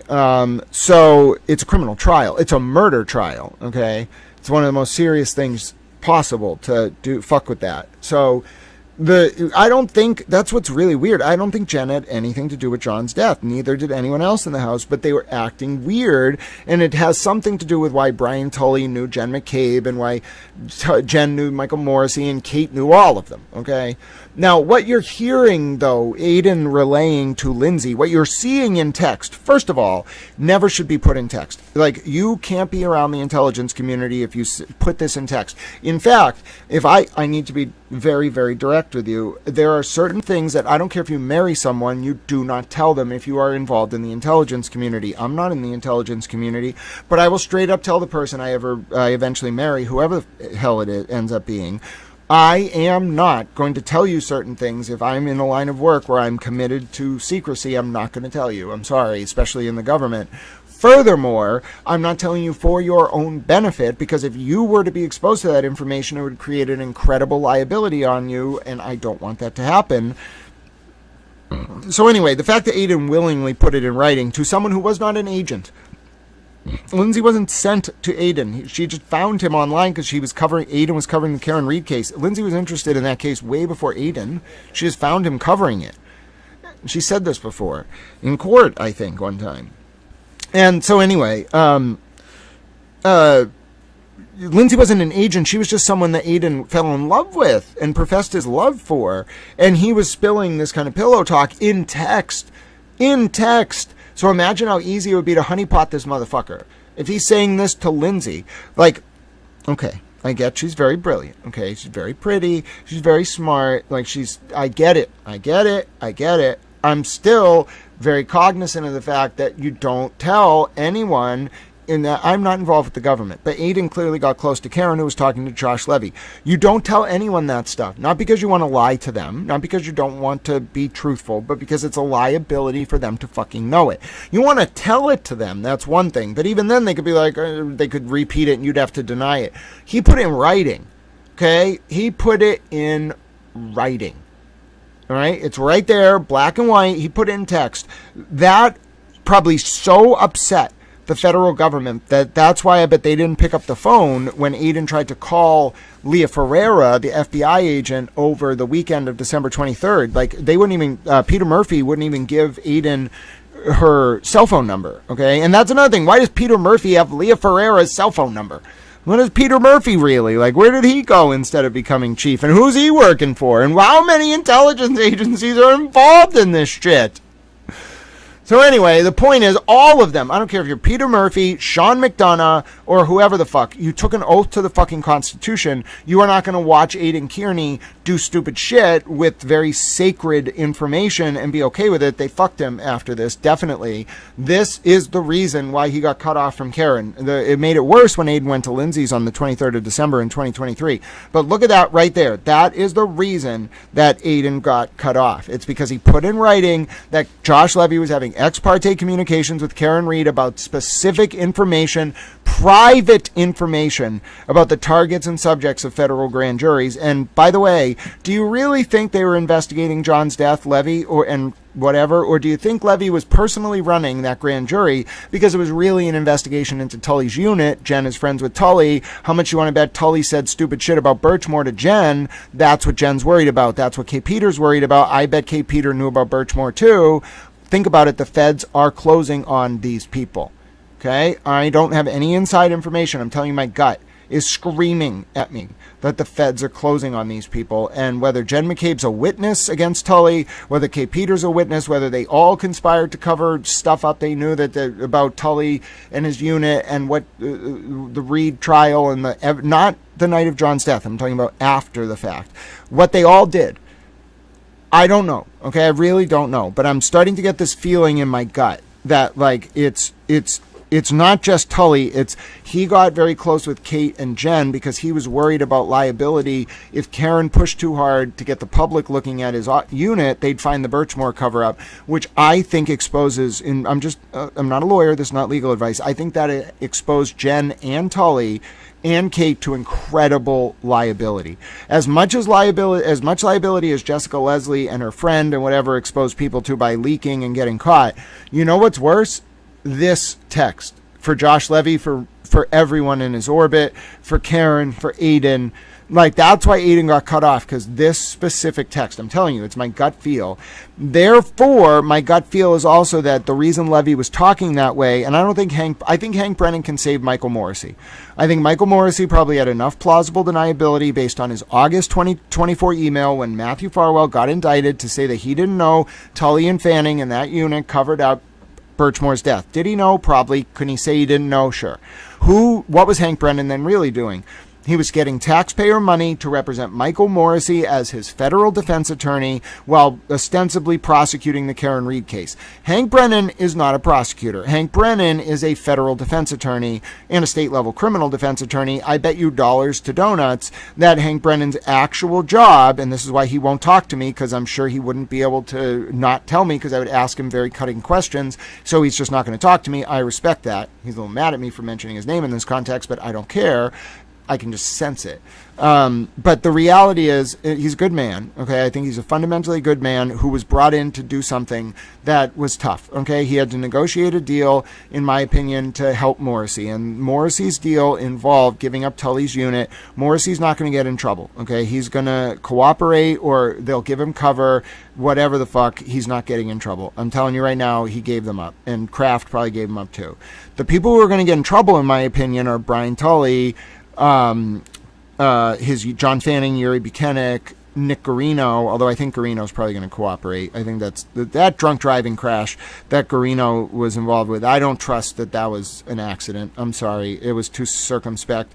It was too suspect in timing, and there have been things that happened that I'm not going to talk about where, like, the vibe that I got, and I know how to do a fucking read. I know what I saw. I know what I experienced. I'm telling you, I think that was not an accident. I think the state police or somebody wanted him gone. He lived. Now he's alive. They can't really fuck with him, because I'm sure if Birchmore is still being investigated, which it definitely is, that's why Farwell's hearings keep getting pushed off. If somebody fucked with him at this point, they'd be walking into a trap. It would be like Donna Adelson fleeing to Vietnam. I don't think they're going to fuck with Garino. That's why I'm saying his name. But I truly believe that that's what's coming down the pipe here. And I think Jen McCabe, for whatever reason, and this is really scary, I think she had inculpatory information about Tully's unit unrelated to Karen Reed's case, and that's why they subpoenaed her records. It was a completely backhand investigation. The feds under Levy wanted Tully and all his friends and the unit and Morrissey and Kate and everyone to think that it was an investigation of John's death. It wasn't. It was an investigation of Birchmore. How much do you want to bet that these people were talking on their... How much do you want to bet Michael Proctor got his cell phone subpoenaed, not because of what he said about Karen Reed, but because of what his unit was talking about Birchmore? Who was going to fucking oversee them? It's the state police and then God in Massachusetts, okay? Who was going to catch them doing any of this? No one. They had covered it up. The only reason the feds found any of this was because of Karen's case, I think, and Ken Berkowitz, the former Canton police chief, who went to the FBI, because I think the Canton PD really did a good investigation. I'm not saying they're 100% clean. I just think they caught Farwell, and then the state police covered it up. Fanning and Urey used to work in Stoughton with Farwell. And Tully and Fanning were partners for like 20 years. Tully was the unit commander. Garino did the extraction. Tully had Garino fucking with Lindsay's extraction. It all lines up. Which means that I think these interviews that people have been talking about on social media, Jen McCabe going to the Lakeville FBI, Kate Peter, Kim Fair, Brandon Kearney was saying that one of Kate Peter's people, Kim Fair, hooked him up with the FBI. Bullshit. I think you're all being interviewed by the fucking FBI and you're trying to cover it up because you know you're being seen being interviewed because they make you walk in the door. So you know you run the risk of either being tailed there or someone seeing you go in or people talking. And so you're spreading rumors that you're like helping them, but they're targeting you. I truly believe that. I'm not saying Aidan Kearney is going to get spot clean off either, because I think him leaking this information to Lindsay made him... It made the IC, the intelligence community, hostile towards Kierney all the way back in the fall of 2023. They just didn't act on it. Out of self-preservation, whatever. I don't know what the fuck was going on there. Whether Aiden had other connects to different powerful people. Rollins, that's a whole different story. Rollins' connection to TurtleBoy via the 2020 Senate primary with Ed Markey and Joe Kennedy Jr. And the Biden White House appointing Rollins after TurtleBoy, at Rollins' request, sent Rayla Campbell, a Republican spoiler candidate, to Joe Kennedy Jr. events, so Joe Kennedy Jr. couldn't win JFK's old Senate seat. They're in preemptively warding off a primary challenge to Joe Biden. Rollins gets the appointment as U.S. attorney as a thank you. Rollins immediately weaponizes the office to interfere in the primary between Kevin Hayden and Ricardo Arroyo by leaking information with the help of Daniel Medved in this weird alleged quid pro quo involving a book signing. And then it involves leaks to the Herald and the Globe implying that Hayden was under investigation when he wasn't. Hayden beats Arroyo in the primary. Rollins gets caught by her own top people, Josh Levy being one of them, along with Dustin Chow, the head of the public corruption unit, Bill Abley, the criminal division chief, and the executive officer and press secretary or communications director of the U.S. Attorney's Office, all turn against Rollins, reported to the DOJ OIG, cooperate with the investigation. She's interviewed by the OIG in November of 2022, which is the exact same time that Karen Reed, Alan Jackson, and David Yannetti walk into Josh Levy's office, allegedly in the Moakley courthouse, to get involved in all this, and that's simultaneous with Rachel Rollins, by the way, who had just exercised a political vendetta by trying to weaponize the U.S. Attorney's Office to interfere in the Suffolk County DA primary between Arroyo and Hayden, moving on to immediately, in my opinion, take out her one final grudge as the DOJ OIG is moving to take Rollins out. Rollins hated Michael Morrissey for two different reasons over a 10-year span. One was Rollins had a do not prosecute list of 25 minor offenses, and that pissed off other DAs. Rollins was ultra-liberal and progressive, hated cops, etc., etc., etc. And so Morrissey and four other DAs called her out. Rollins responded by calling Morrissey a meatball. And then another time, Rollins submitted an amicus curiae brief, or Rollins submitted a formal motion to the Supreme Court, or the SJC, or the appellate court, in a criminal case with a youthful offender under the age of 25 who had killed someone. Rollins asked that there be no mandatory life term, which would have changed the precedent and allowed for non-statutory life terms for murder defendants under 25 on a theory that they aren't fully intellectually developed. Morrissey and other DAs called her out. They submitted their own position. They submitted an amicus curiae brief, became parties to that case through the amicus curiae process. And then in turn, you have all these issues with Rollins because Rollins signed an ethics agreement with the DOJ when she got hired as U.S. attorney in January of 2022, I want to say. Well, it might have been a little earlier than that. But whenever she signed her ethics agreement, it was right around then, it was binding for 12 months, and it prohibited for her from getting involved in any matters that involved the Suffolk DA, because she had used to work there, okay, or she was the Suffolk DA before becoming U.S. Attorney, or any parties to cases that she had been involved with while Suffolk DA. Well, Rachel Rollins violated that provision and got caught by the DOJ OIG because she used Medved to facilitate a recusal letter from a case involving Hayden that didn't exist, right? So she violated that, got caught. Violated the Hatch Act by going to an event with Dr. Jill Biden in Andover, showing her proximity to the Biden White House. The president appoints U.S. attorneys, so, well, it would have gone through the AG at the time. Who was it? It wasn't Garland, was it? It might have been... who's the AG under Biden? I don't remember there at the end. But anyway, it had to go through, not Eric Holder, that was a while ago, but it had to go through the AG. The president signs off on it. And needless to say, Jill Biden knew Rachel Rollins directly. Well, Rollins also, and I don't think this has fully been revealed, but I should file a formal public complaint with the DOJ OIG about this so they can investigate it. I believe Rollins breached her ethics agreement again in the fall of 2022 in November by being involved in, and the reason this makes it all make sense, Rollins had to be recused from any matters involving Morrissey. She probably didn't recuse herself, but she had to under the ethics agreement, because if you read it, which, by the way, I've read all 163 pages of the DOJ OIG report, so I know Rachel Rollins' ethics agreement inside and out because it's quoted in there verbatim. Rachel Rollins agreed to not be involved for 12 months in any cases where a party to a case while she was Suffolk DA was involved in the matter. Okay, Michael Morrissey filed an amicus brief against Rachel Rollins while she was Suffolk DA, challenging her position on not giving full life terms to youthful murder defendants under 25. That makes him a party. It's a friend of the court brief, but for all purposes, he's on that docket as a party to the litigation, not in the terms of being a party, but of being party to the litigation. Do you understand the distinction? You can have a role in litigation. You can have standing in litigation. I'm not a lawyer. This is not legal advice. Without being a party.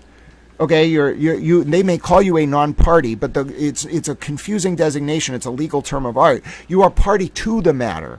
You are not a party under the definition of party on the docket, but you are party to the matter because you have an interest in the outcome. And so when you have an ethics agreement that talks about parties to matters, that's different than parties of a matter. But it's so nuanced, I don't want to get into the term of art. I want to talk about the concept, which is Rollins was not supposed to be involved in any prosecutions with people who were involved as parties in cases when she was the Suffolk DA. Of course not.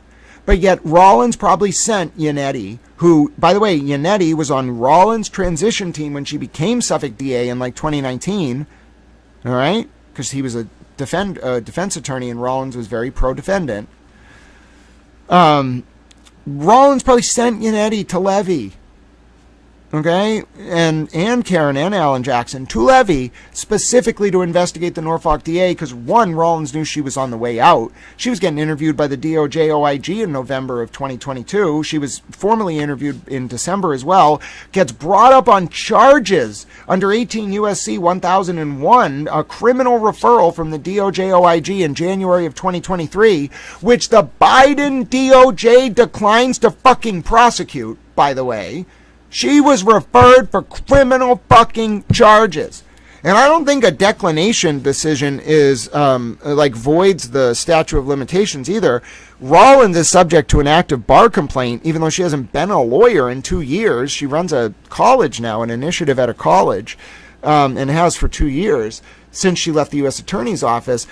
Rollins is under a bar complaint that started sometime in June 2025, or at least was made public around then. And I'm telling you, there's something up about how that investigation even started, how Karen Reed got even into Josh Levy's office, and there's questions about what Josh Levy was looking into at that time. I don't think Josh Levy just welcomed in Karen Reed and Alan Jackson and was like, hey, bro, want me to investigate and help your murder defendant client? No, bro. He was investigating, in my opinion, and Rollins passed it off to him before she left the office. I'm sure this is all in the file somewhere, and one day we'll see it all. And by God, I want to see these conversations. We have a right to, eventually, when they're disclosed after the exemptions to the FOIA law sunset for the active investigation, we will see these communications. And I'm telling you right now, we are going to see Rachel Rollins being intimately involved with a probe starting about Sandra Birchmore's murder, because Ken Berkowitz, the former Canton police chief, and Sandra's family went to the FBI after Fanning wrote a report absolving Matthew Farwell for liability for Sandra's death, right? Immediately, Berkowitz went to the FBI. That's what my sources tell me, not in the FBI, not in the DOJ. I have really good sources in different places. This is a non-governmental source, but I'm telling you right now, Ken Berkowitz went to the FBI before he died. I'm telling you on everything I know, on everything I believe, it's firm. I'm firm on this. I didn't speak to Ken Berkowitz directly before he died, okay?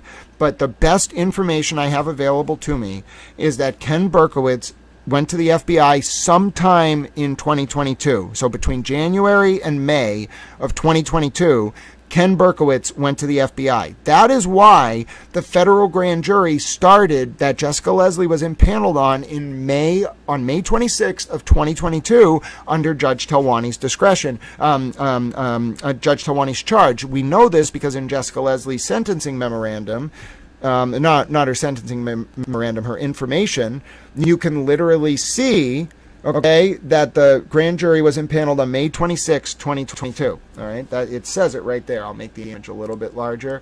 But the point is, like, I'm telling you it from memory and showing you the source on the screen, but that was exactly the month that Alan Jackson joined Karen Reed's legal team. That was just a few months before Alan Jackson joined Karen Reed's legal team. Then in August of 2022, all of a sudden, Leslie starts leaking, according to the information, and that's the same month that Alan joins the legal team. Okay, are you seeing where this is all going? In November of 2022, Alan, David, and Karen got that meeting with Levy because they were able, either through Rollins or directly to Levy, to say, hey, we know this unit's dirty because of Birchmore. We heard some rumblings. Maybe they claimed it was Birchmore's family that told them. Remember, one of the biggest advocates for Sandra Birchmore is also, and the Birchmore family is also a big Free Karen Reed person, okay? So it's very simple to think either Leslie or someone close to Sandra's family leaked information, or both, to someone who then talked to Karen. Karen was then able to go with Alan Jackson and David Yannetti to Josh Levy. Rollins tells Levy, hey, I know you got that probe going on Morrissey starting back in May on the Birchmore thing. Take a listen to this woman, Karen Reed here, and Yannetti. You know, Yannetti was my guy on the transition team. They think this unit was dirty on her case, too. All right, maybe Levy, humors them, but at the same time, Levy reads him in eventually and is like, bro, we'll start up a grand jury into your case, okay? But I need you to know right now that it's not actually into John's death or the investigation of John's death. We are going to backhand Brian Tully's unit. This is what I would say to Karen if I were Levy. We're going to backhand these motherfuckers. We're going to make them think they're under investigation for covering up John's death. What we're actually going to do is use it as a bump, like an analogy to a bump in the Donna Adelson case, to get them to get nervous so they start doing stupid shit and reveal how they covered up the Birchmore murder to help Farwell. All right, well, that all tracks because Karen's and John O'Keefe's federal grand jury ends in the summer of 2023 for the most part. That's when it winds down. August of 2023 is when the Farwell grand jury starts up, like really gets going into specifically Farwell. We know this because when Josh Levy announced the indictment of Farwell under 28 USC 1853 for murder of a cooperating federal witness, he said that the Farwell probe started in the specific Farwell part of the grand jury started in August of 2023, 1 year before Farwell was indicted. Okay, well, think about the timeline now. Now you're after August of 2023. The Farwell grand jury is active, and this is November of 2023 when we have Aidan Kearney telling Lindsay Gattani that Josh Levy wants to talk about, or Josh Levy is telling Karen that he wants to get Jen McCabe's cell phone and figure out what's not there. Jen McCabe's close to Brian Tully. How much do you want to bet we're going to... And I don't even know if Aiden was read in on all of this because he couldn't be trusted, and this was a good decision by the IC. I think that from the very jump, this was the federal probe of John's death was pretextual. By the fall of 2023, they had moved on. Okay, they were investigating Farwell, but they were still using the fact that Jen McCabe and Tully and his whole unit and the Norfolk DA and Kate thought they were under federal investigation for John's death to keep investigating Farwell and the cover-up by Tully's unit of Sandra's death. So therefore, what Tully didn't realize was when he was going around in December of 2023 and investigating Kierney, but actually asking the people in Kierney's orbit who the targets of the federal probe were, they were telling him it was fucking Morrissey. Like, come on, they were telling him this. And so Tully's got to be mind-fucked now because he was too slow on the uptake. The feds had him fucked from day one, and this motherfucker's walking around like a fucking, what is it, Matlock, trying to be like, or like a wannabe Sherlock Holmes, being like, what are the feds looking into? Bro, they were already looking into you. They were already on you and Jen in November of 2023, not because of Karen and John, but because of Birchmore. They were on you. They had everything. Proctor's cell phone, they clearly got that because they were looking at what your unit was talking about Birchmore. They were just tricking you, making you think it was about Karen's case. And they were giving Karen, Levy was grateful to Karen. I think the only reason Levy made the case against Farwell, and the only reason U.S. Attorney Foley is going to make the case against Tully's unit is because of Karen. That's the fucked up part of this. I don't think they get any of them. Even Sandra's family probably realizes it. They don't get these guys without Karen. Because it wasn't just Karen bringing Karen telling the DOJ what happened to her, which was not corrupt. I think it was just sloppy. It was the DOJ saying to Karen, listen, we really need you. Your case is a good high-profile distraction.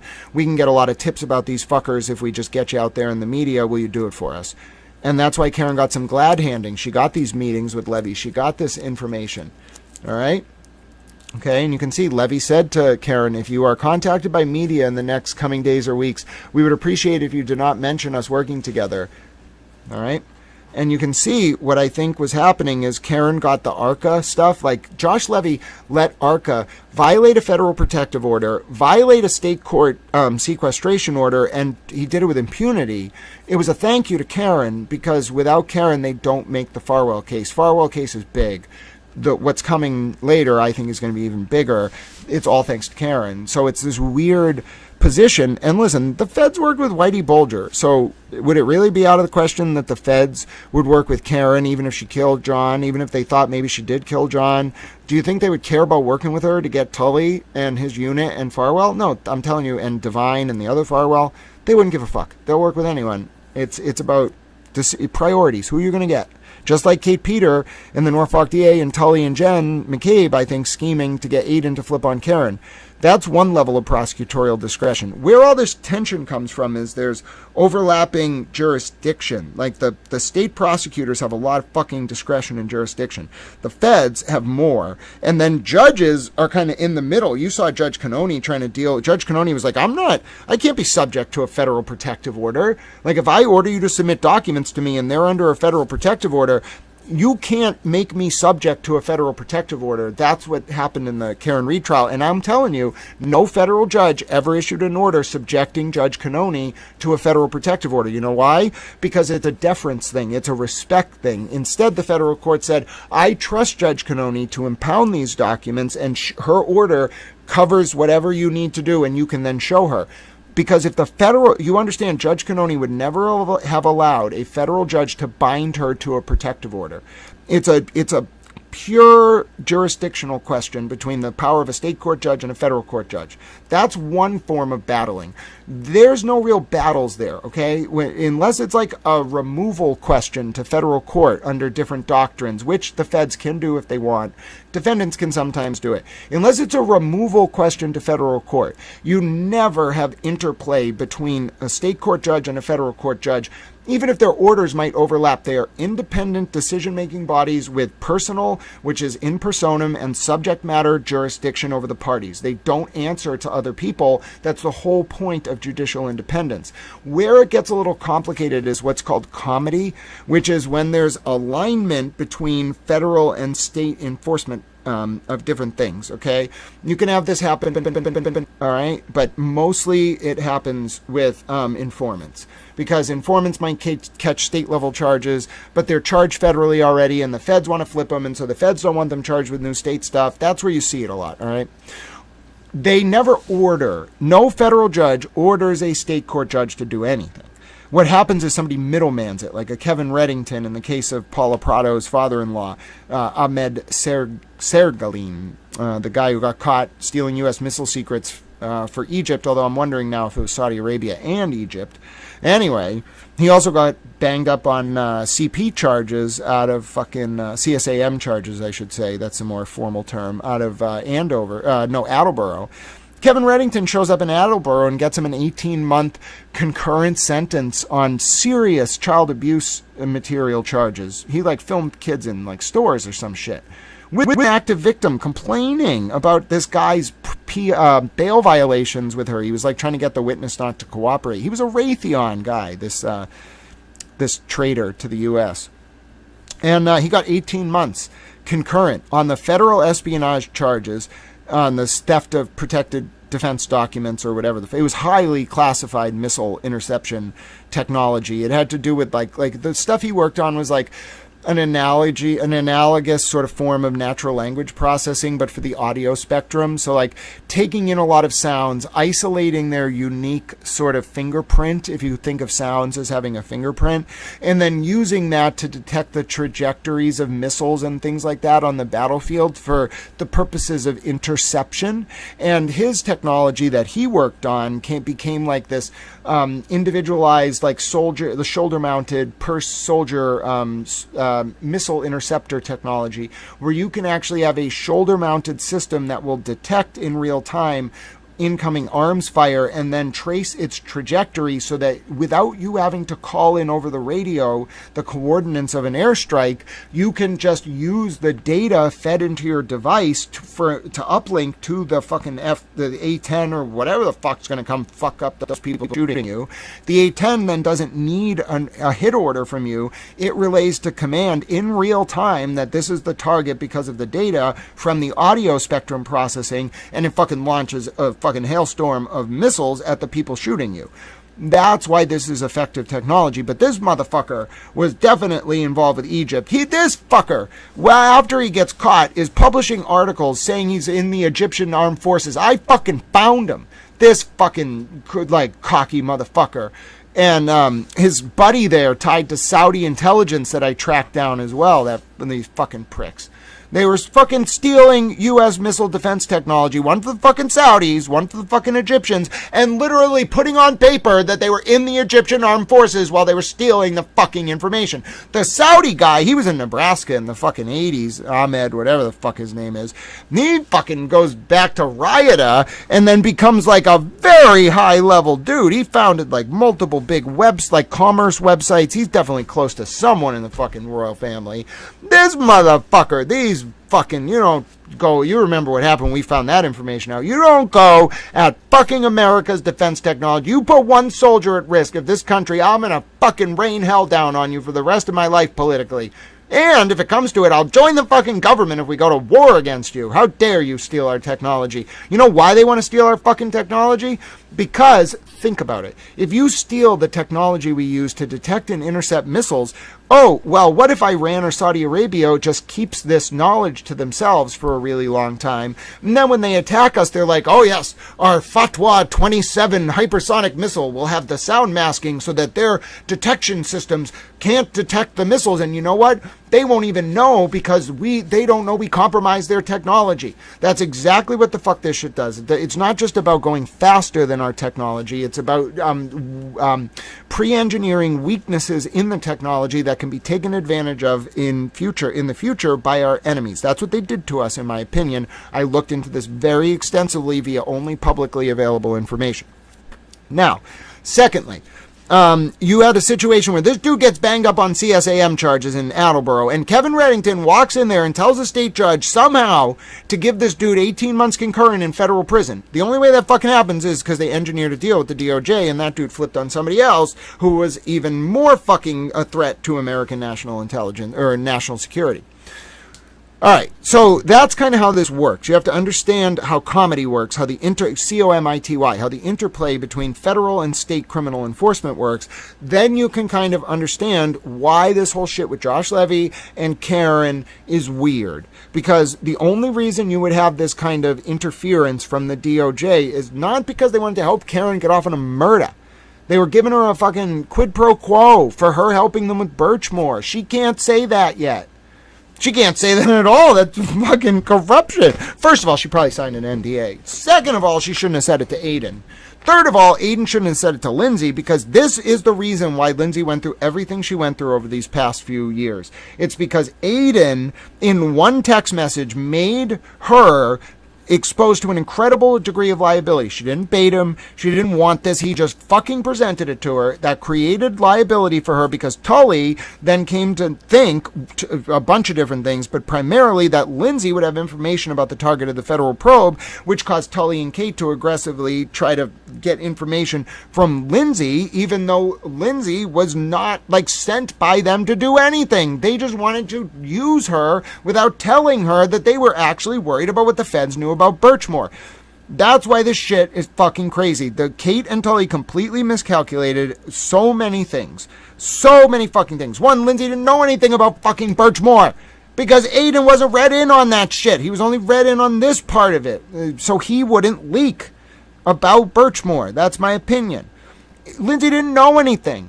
So Tully and Kate doing all this shit was so fucking stupid, because it didn't benefit them. And then all it did, this is why I really get pissed off, all it did was lead to Tully and Kate having the brilliant idea that they would release Lindsay's phone extraction after only removing messages from Tully to Lindsay and from Kate to Lindsay, somehow because they thought, I believe, that that would distract the Turtle Riders from Jen McCabe. These people are morons. Okay? And they tormented Lindsay for no reason, because they thought they had all the pull in the world and that no one would be able to help her. Fuck all you people. How dare you? I'm not talking to any of you in the chat. But the point with all of this is, let me just continue to bring this back to where we're going. The point with all of this is, there was something rotten in that U.S. Attorney's Office. And between November of 2022 and May of 2023, and then into the fall of 2023, there was these evolving series of probes that seemed to be primarily about Sandra Birchmore, but using the John O'Keefe and Karen Reed case as cover to trick Brian Tully's MSP unit. By February of 2024, the last interview for the John O'Keefe grand jury takes place, and then it closes. Who is it? Michael Proctor. What does Michael Proctor probably know about but wasn't involved in? The Sandra Birchmore murder. Now, I have no reason to believe, and I have no knowledge of what the federal grand jury was discussing, but I have reason to believe that I think they used Proctor's phone to find out if Tully's unit covered up Sandra Birchmore's murder. That explains why Proctor was the fall guy, because Proctor was probably one of the people who didn't cover up Sandra Birchmore's murder, so they were just like, oh, fuck that guy, whatever. It was all about insulating the liability for the cover-up of Birchmore's murder. Anyway, so that probe, John O'Keefe's probe into his death and the investigation thereof, the federal probe closes right about then. We know that now from announcements from the U.S. Attorney, otherwise. It actually closed sometime in 2024, probably around February, March, right before Karen's first trial, okay? It was open until February, maybe until March, okay? But that's when it closes. I'm telling you, that's when it closes. Simultaneous to this, Jessica Leslie is leaking to her friend, who is leaking to someone else. Aidan Kearney announces on a stream that Jessica Leslie's friend had been talking to him and then suddenly deleted her messages and Twitter profile in July of 2025, right after Leslie's criminal charges got announced. All right, now we're seeing the full picture and the full scope of this. It was just chaos. It was a lot of glad handing, a lot of you scratch my back, I'll scratch yours, all around on the state level with Tully and Kate and Jen McCabe and Morrissey, on the federal level with Levy and Rollins and Yannetti and Karen and Jackson and TurtleBoy, and then Arca and all this other shit. It was wheeling and dealing. It was friends helping friends all around, both sides. Nobody's completely innocent.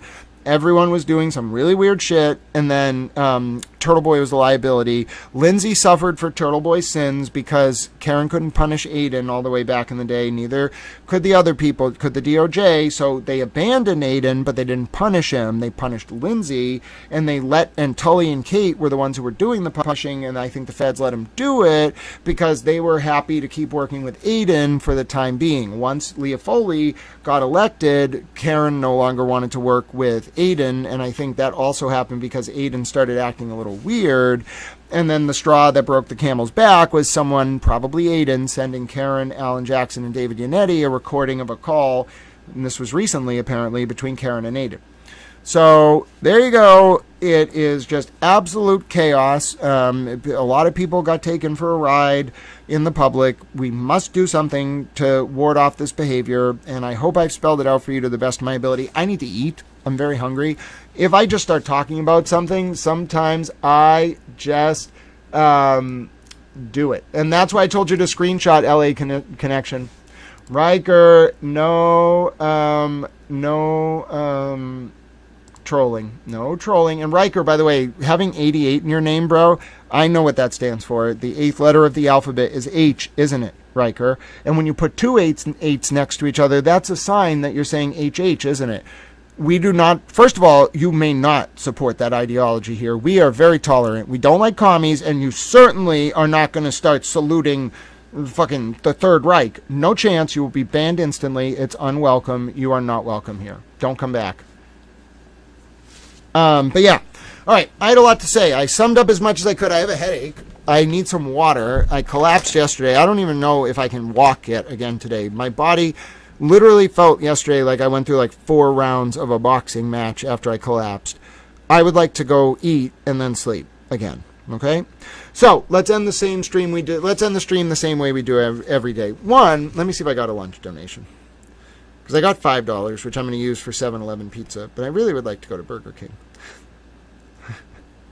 Someone sent $2 and said that is enough for a slice of pizza. Thank you. Whoever you are, it was anonymous.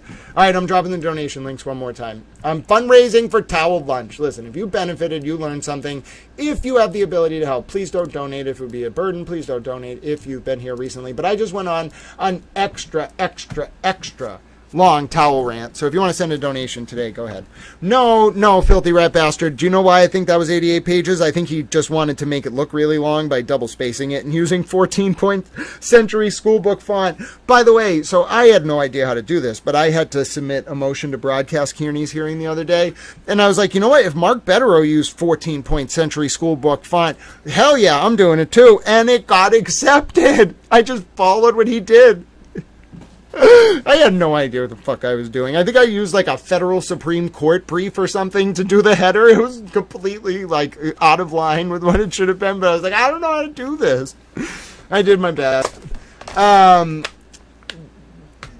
no, don't worry about it, kiddies. No trolling will take place in the chat. But yeah, anyway, so Towel has a lot going on. You want to support Towel, go ahead, click the links in the chat. It goes to a good cause. And the only reason I'm asking is because I genuinely actually need help to get through the end of the month. I don't want to be a burden on Towel Mom. And I don't want to be a burden on any of you either. So there's other ways to help the stream. Share it, subscribe, tell your family, come hang out in the chat. Sorry I didn't get to answer any questions during that last soliloquy. I was Towel ranting. Sometimes Towel gets in a bit of a flow state. You just gotta let Towel do his thing. Filthy rat bastard, you are very funny. All right. Okay, so let's end the same way we do every time. If you really benefited from today, if you learned something, you know what I'm going to say. The best way to pay it forward is to look for reasons to do small acts of service and kindness. One of the things that I think you can do that I really think is important, more so, forget about helping me. If you want to help a good cause, we need to start donating more to our veterans in the United States of America. In particular, veterans experiencing homelessness. Now, you've heard me pontificate on this before, which is that there should not be one veteran homeless against their will in the United States of America. If they want to go live in the woods, we're not going to stop them. You serve this country, you want to go live out in the woods and sustain off the land, I'll come hang out with you. You make moonshine, I'll eat your vegetables, we'll have a good time. All right? I love talking to veterans. They're my favorite people because they understand what the Constitution means, and I love that. Secondly, if a veteran is homeless against their will, that's a different category of people, okay? If they need help, if they need support, there should not be one veteran in the United States of America who is homeless against their will. We can donate to support them. We can help them. Look for a charity. Look for a reason to do that today. If there's even one such veteran against their will, homeless on the streets of the United States, we have failed. We failed as a society. We failed as a country. And this is not communist. No. These are the people who fought to protect our way of life. We cannot abandon them. There cannot be one homeless veteran in the United States of America. I mean that. But there's another way you can help. What if you also like animals? Say you like veterans and you like animals. You could donate to an animal shelter run by veterans. Now, I'm not saying they're easy to find. They are out there. There are even some charities that train service dogs for veterans. How do I know this? I did research after I was talking about giving people options to donate to charities run by veterans. There's like 50 of them. They train service dogs. How wonderful is that? Our veterans need service dogs. Charities train the service dogs. The dogs get like really fun parks to go to apparently while they're training. It's like a very important form of training, so they really pamper the dog because it has to be able to know how to respond to like acute medical crises like diabetic shock or like panic attacks. They're good dogs. Or they have to like walk sometimes they'll walk like a vision impaired veteran across the street. Like, they are smart dogs, but they have to pamper them. Costs a lot of money to train them. It's a great way to donate and help out. Now, another way that you can donate and help out is just donating to animal shelters in general. We have a lot of animals that need our help. Okay, they're very vulnerable. They can't speak for themselves, but we can at least house them. And so animal shelters are very important. Now, if you're in the UK, like our dear friend LS, you know what I'm going to say, which is the big issue. All right, the best way to help. At least I think the best way to help populations experiencing homelessness in the UK is to donate to the big issue. It's a great newspaper. It really helps support the homeless community throughout the UK, and it gives back. It's a good structure. They give them papers every day. It gives them sort of something to do. It gives them a way to earn towards a future independent living, and they do pay them well. So they pay them, I think, 50% of each sale, but don't quote me on that. It's been a while since I've been in England, so I don't know the exact percentages. But it's a very good cause. Likewise, though, it can be as simple as smiling at someone on the street, reaching out to a friend or family member you haven't talked to in a while. I haven't talked to Towel Nana in a week. I'm going to call her later today after my nap, hopefully, if I'm feeling better. That is a perfect way to do so as well. It can even be something as simple as donating 200 tomato plants and having them designated honorary towels, as Francis Frutrell did one time, and therefore they forevermore ended up in the outro. Yes, in that way, ladies and gentlemen, I believe those small acts of service and kindness will be able to ripple outwards, and in that regard, we will come to live up to our towel eudaimonia or summum bonum in the ancient Greek or Latin, respectively, our greatest good, and therefore will be able to bring about a new digital epoch defined by Aquarius the water bearer, standing tall and carrying a towel. I believe it's possible to change up the current realpolitik from one centered on preserving, expanding, and demonstrating our power to one centered on preserving, expanding, and demonstrating our capacity to engage in small acts of service and kindness based on unconditional love. And I think that's possible because of you. So God bless your towel friends. I saw Selena in there, and Kitties, and Filthy Rat Bastard, and Peggy, LA Connection, it was great to see you. Ruth Lang, Jesse was in there. Dale, great to see you, my friend. Butterflies are free. Meredith, thank you for your input. LA Connection, thank you for your great leads. Love 7 Loyalty, it was great to see you, my friend. Thank you so much for stopping by. Truth Exposed, I was so happy to see you earlier. God bless you, my friend. DJ, thank you so much for popping in. Always great to see you, my friend. Carolyn Phillips, God bless you. You're such a wonderful human being. I appreciate you so much. Thank you for all your kind words. Who else? Bunny Towel was here. Bunny Towel. Pete Bunny Towel's napping. Hold on, I'll get him for you. Pete Bunny Towel. Bunny Towel would like to say hi. See what I mean? I'm a dedicated towel. I went and got Pete Bunny Towel for you. There's Pete Bunny Towel. Hi, Pete. How you doing? You're still upset about the commies? You've been in mourning. I understand. He's very upset about the communist takeover of America, but he's here, Bunny Towel, and he would like to say hi. You want to go take a nap? All right, he says he loves you all. He'll be back soon. He can lay on the pillow for now. All right, who else? Through. Who else? Oh, Claudia Montano, my friend, Elizabeth Lander, and Tiggy Towel, and Chris. It was great to see all of you. Christopher Preston, welcome to the stream. Thanks so much for stopping by. Heartstar was here. Thank you so much for joining, my friend.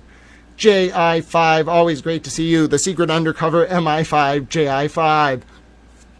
Jill Young Smith, it was great to see you, my friend. Meredith, not that Meredith, it's the towel Meredith. Good to see you. Respect, thanks so much for popping in. It was great to see you, my friend. Kathy McCarthy, appreciate you being here. Ruth Lang, it's always great to see you, my friend. Laura Lee Dixon was here. Oh, I'm so happy to see you. Tanya Vincent, Tanya Vincete, I might be saying that right now. It was great to see you as well. Thank you so much for all your support. I loved all the fire emojis. Peggy Towel, I saw you hiding in there. Allie and Rue were here, ladies and gentlemen. We had a day of it. Thank you so much for all your support. As I mentioned, you can find Towel's donation links. Towel's going to go eat now. Try to enjoy the rest of your day, Towel friends. Towel loves you all very much. I'm going to end the X stream a few minutes early because, as you know, friends on the X, you got a few minutes in the beginning. I'll give Towel friends a few minutes at the end on the YouTube. God bless you. Be well. Enjoy your Sunday. I don't normally stream Sundays. I could not go to church today. I'm still disorientated and weak from yesterday, and I want a cheeseburger, frankly.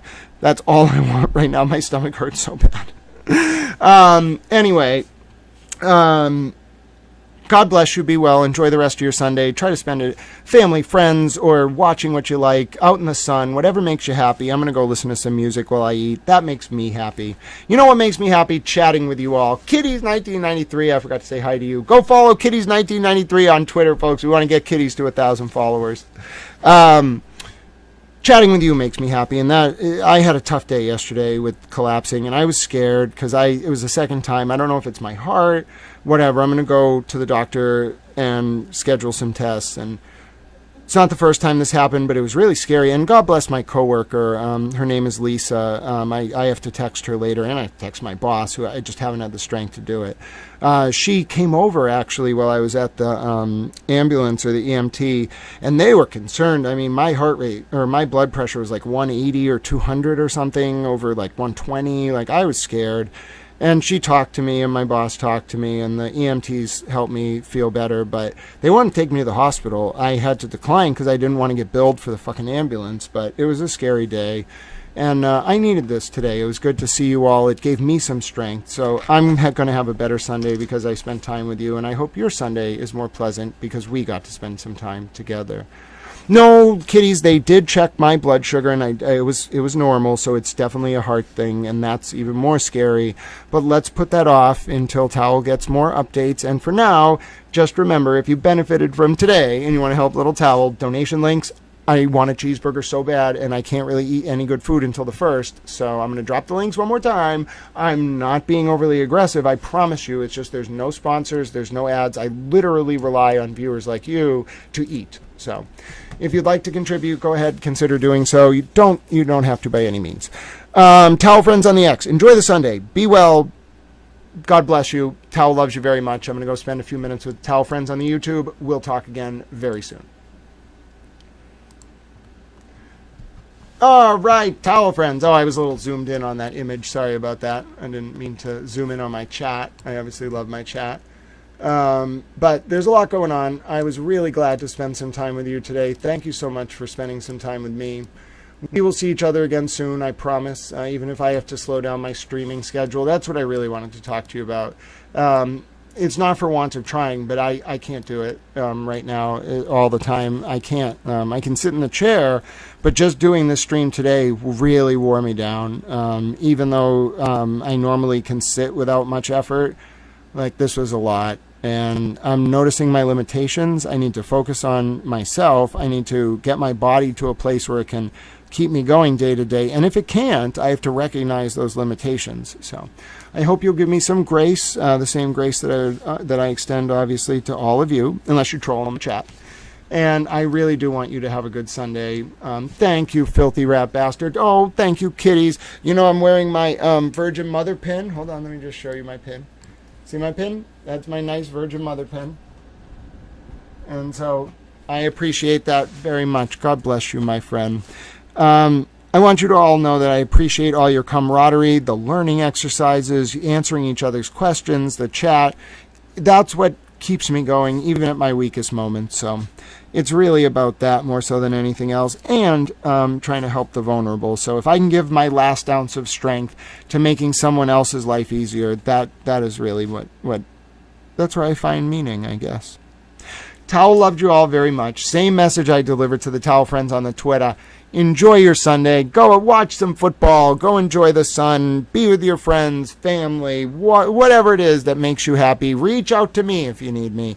Towel loves you very much. I don't know when we'll see each other again soon, but it will happen, even if less frequently. But we know that we're all there for each other, and anytime you need to find me, email, Twitter, Instagram, Facebook, you just send up the towel flag, and I will come locate you as quickly as possible. It's like getting lost in a supermarket or a corn maze. Oh, thank you, Selena. Towel loves you all very much. Have a good Sunday. God bless. Thank you